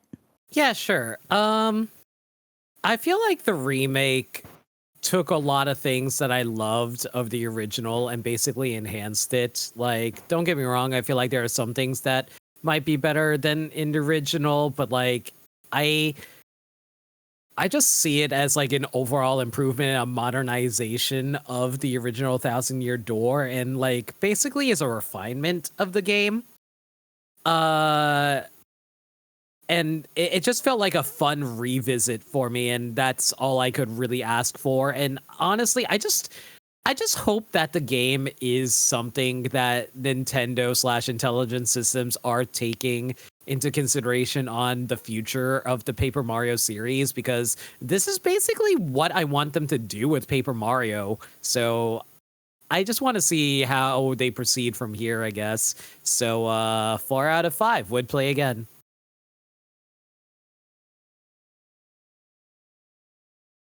Yeah, like all the things you guys were saying you were hoping for from a future game is definitely what I would want as well. And just like bring the aesthetics, bring the stories back. Like the ending of Origami King, I thought the game was going to ramp up to an amazing story, and then it just kind of fell flat for me. So I'm just like, please, please, please bring stories like this back. Bring stories like Super back. Like even the original. Like I feel like the original story was fun, and just more interactions would bring that up. And like I'm hoping seeing the reception to this remake tells them that it's like, hey, okay, the fans do want this. They do actually want this again. What can we do to make this new but fun and also incorporate what has been working so far? Because my God, Origami King was a step in the right direction. It was a step in the right direction, and I just playing this game made me so happy, except when it didn't. Fuck you, Prince Mesh. But it just, the music, the visuals, it is so beautiful, and it is a work of art in its own right. Both the original and especially this version. It brings everything to life in the paper world. And it is paper, but it is not stuck completely to paper. I don't know how to explain that. Like Color Splash got stuck kind of with paper gags and paint gags, but like the way this game works, it is paper, but it is not stuck here with paper. I don't know if that's coming off correctly, but No, I'm with you. I guess I'll throw in like for my remake one, please hire new writers. Like love and peace. Some of the jokes in Origami King and other Paper Marios are pretty fun, but like, man, drop the paper jokes. No one cares. It is literally an aesthetic choice. Drop it. like litter them every now and then. Don't make it the entire gag. Yeah. Like let it be silly. Don't push it. But I don't know. New Paper Mario is a very touchy subject. I can't say anything on Sticker Star. I can only speak on Color Splash and Origami King. Although obviously we've all heard Sticker Star. I have very strong feelings on Sticker Star. That could be another topic of discussion another day. Yay. But I love the characters and the energies of Color Splash and Origami King. I want unique character art to come back for sure. And I'm hoping they see the fan art of all these characters and see the fan art of the partners, and it's just like, oh yeah, people like these.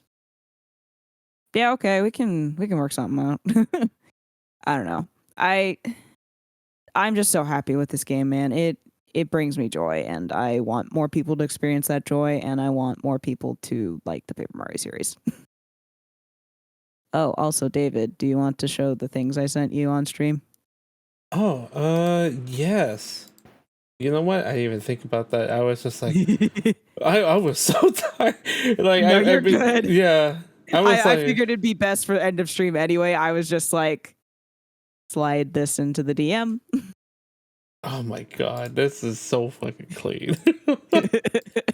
As I'm getting this, let me share my final thoughts on this. I know a lot of people kind of had like I think when the general trailer came out, there was a lot of hype, but then there was also a lot of like indifference because like they were trying to, because I think everyone was just kind of afraid. It's like, are they going to do this remake justice? But like, and like, everyone was just sort of like, they had like everything was showing was promising, but I know there's been a lot of that sort of false red herrings sort of situations before that just really like, oh no, this ended up being a disappointment. I'm real glad to know that this wasn't a disappointment, and this made like what, 2 in a row at that point of remakes that they have done that have just lived up to their reputation and lived up to it as a remake. I again, it sort of reminds me of just how much appeal Thousand Year Door has, and seeing it in this new light with the music and the quality and the small quality of life changes and the lighting. I didn't really touch up on the lighting, but that has to be my absolute favorite part of this. Like, if you're gonna do anything with a remake, like, make that lighting shine, right? I digress. I think this is a truly solid remake, and if you've ever been needing to get yourself into like Paper Mario, like, I'd say Thousand Year Door is a pretty good entrance right now. Yes. Yep. Anyways, let me go ahead and just show off what was this special treat. Special art has been made thanks to Liz of everyone's OCs. Wait, and you did Aww. Yeah! I like how Twi's made out of cardboard. Wait, you did all that while I'm just one of the fighting guys' little decoys there. You did all of that while you were talking? Well, you guys are talking, yes. Wait, where is his legs? Wait, You like, amputated his legs. What do you mean you did all that while you were talking? Like, literally, if I am talking to somebody while cooking, I will forget to do the necessary things. So, like, what are you doing? How did you do it? I had Stop the brain this space. artist. Confiscate her hands. This is illegal, actually. I hope that you know that my lawyers will be in touch. I'm issuing a copyright claim. at Ace Fangirl. I honestly, yeah, my only gripe with this is give him his legs, please. I wanted it to fit on the square. I'm sorry. That is fair. That is fair. I knew the legs would be a gripe, but I'm like, I don't have brain space for leg. You know what? Understandable. Oh, I was barely able to make the arms work. I just love Twice on cardboard. It's so wonderful. That's I didn't know what to do with look, Twi. actually. Fun fact, I literally look like a piece of cardboard is behind me at every given moment. We were talking about, I think you were talking about the master at one point, and it dawned on me as just like cardboard enemy. Oh yeah, the fight guy, whatever his name is, the battle master. However they Dude, call him. this just the last stilly thing, like with the fighting dude. When you're in Twilight Town and you talk to him when you're shadowed, he's like, "What? You don't hear your name? No Name Frank? Okay, I'm just gonna call you No Name Frank." Yeah.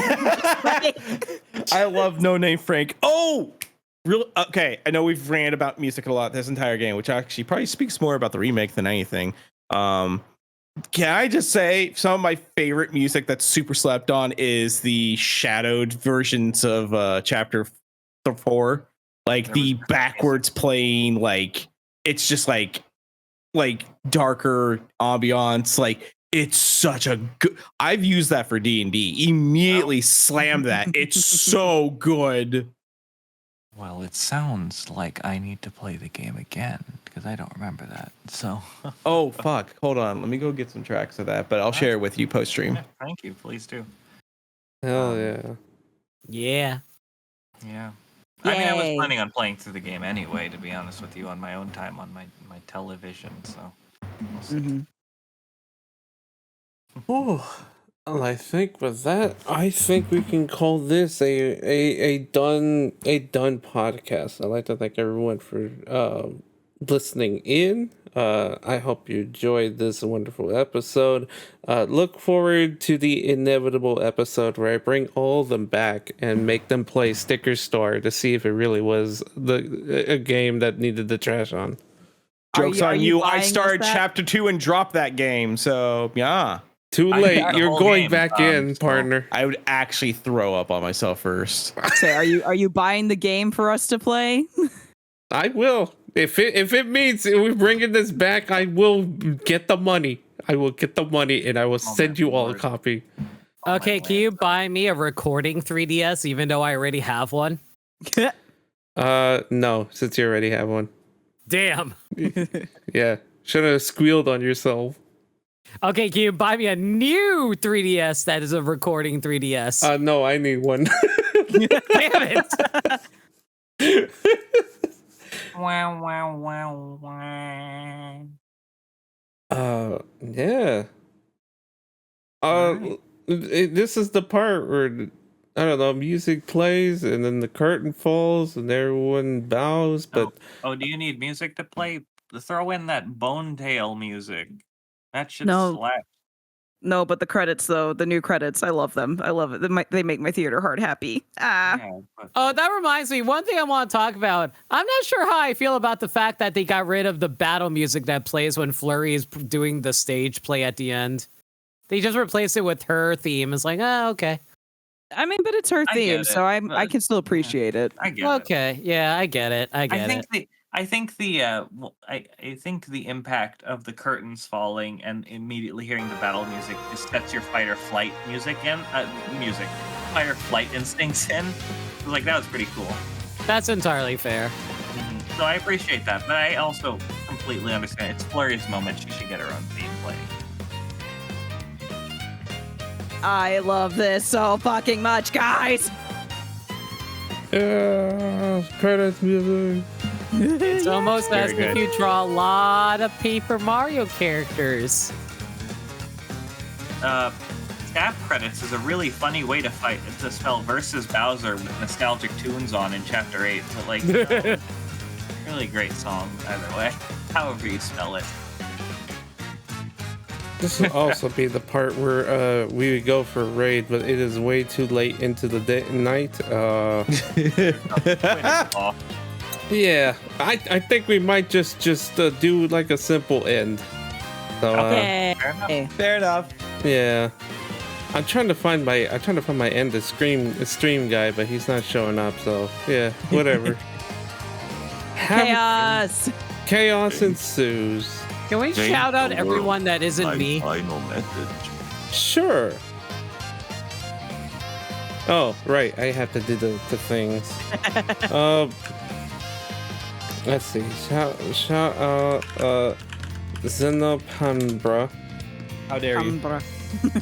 Last time I checked, they were doing Yakuza, right?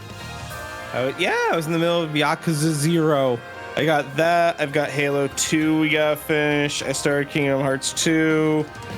I'm everywhere with video games right now. I want to finish Yakuza so I can actually get to Persona 3 before that game somehow gets spoiled for me.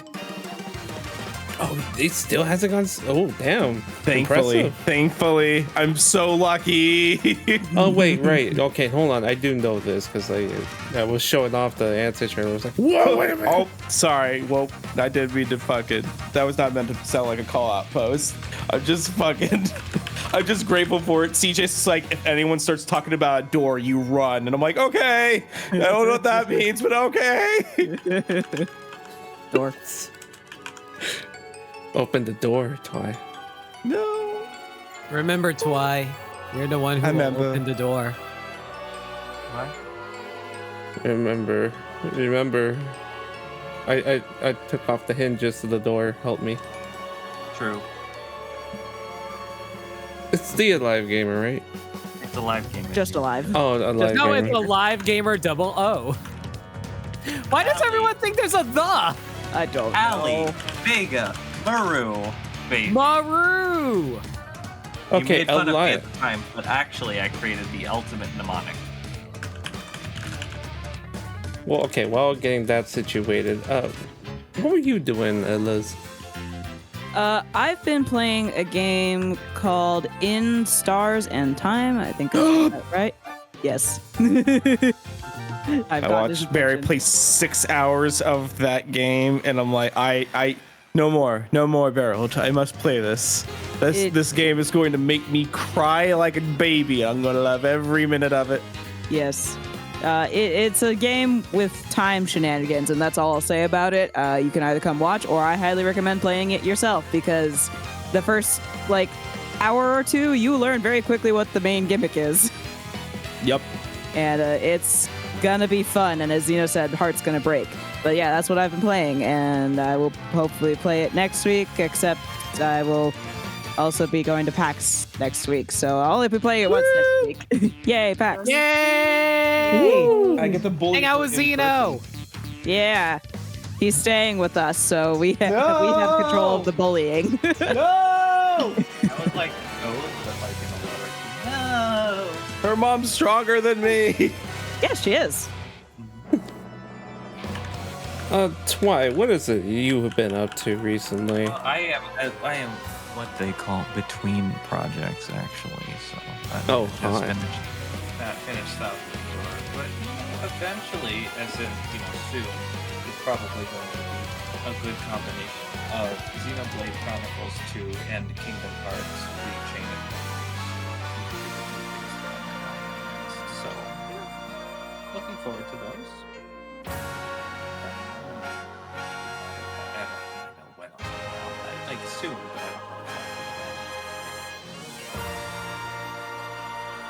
don't know I guess the bombastic of the credits to drown it out. Twy will be doing Kingdom Hearts Chain of Memories, Xenoblade Chronicles 2. Oh, did that not come through? You You're are a little kind of quiet. quieter. I was quiet. Oh, I can. You're Just probably just not this on your part. mic. Just this Yeah. part. I Like can literally, be this is the only part. I can be intimate. I mean, Xenoblade Chronicles 2 and Kingdom Hearts Chain of Memories. There you go. Now that sounds intimate and hot. Don't talk about my Blades Chronicles like this. I can't believe you. I mean yours. Well, his name is Z. They're certainly not called No Limits Blade Chronicles, are they? Hang on, let me go defix my copy. Speaking of which, Lemon, what have you been doing? Fire Emblem Three Houses. I've been playing through the Silver Snow route, but I'm also going to be doing a Proton Smash Pit crew battle against this idiot's boyfriend tomorrow. Or Hey. today, I guess. I thought you were going to call him an idiot. You're both idiots. Okay. That's why you love Hey. each other. That's not nice. You know what? You're right. Okay, I'm the idiot. You guys are normal. There you go. There you go. Anyway, but yeah, I'm going to be doing that tomorrow. And, yeah, that's about it. That's all I got. Hell yeah. And if anyone's wondering what I've been doing, so have I. That's so real. No. No true bestie. To be fair, like it honestly just been like I have this small break with not traveling, but then we're gonna be doing a bit of not bad traveling, but I know it's probably gonna eat up a lot of my time because I think it is driving up about an hour's worth of driving up and down tomorrow. I mean next week. So we'll see if I can get some time in. There's been a long-awaited project and one that has achieved its goal for a long while, so I gotta get around to that. If you remember what it is, good for you. If you don't, Lamau. You'll find out soon enough. No. But yeah, that's about it. You guys, everyone, you enjoy your Friday night and your weekend. Have a great night, and we will see you. Hopefully, we will see you in the next RGB club. Good night. Thank you for having us, David. Yeah. Yeah. Thank you again, David. Take care, chat. Yeah. Thank you guys for being so willing. What, you think I'm going to say no at the opportunity to talk about Thousand Year Door? You could. You I easily literally could. could. It'd be pretty funny. What if I said no right now? I just left.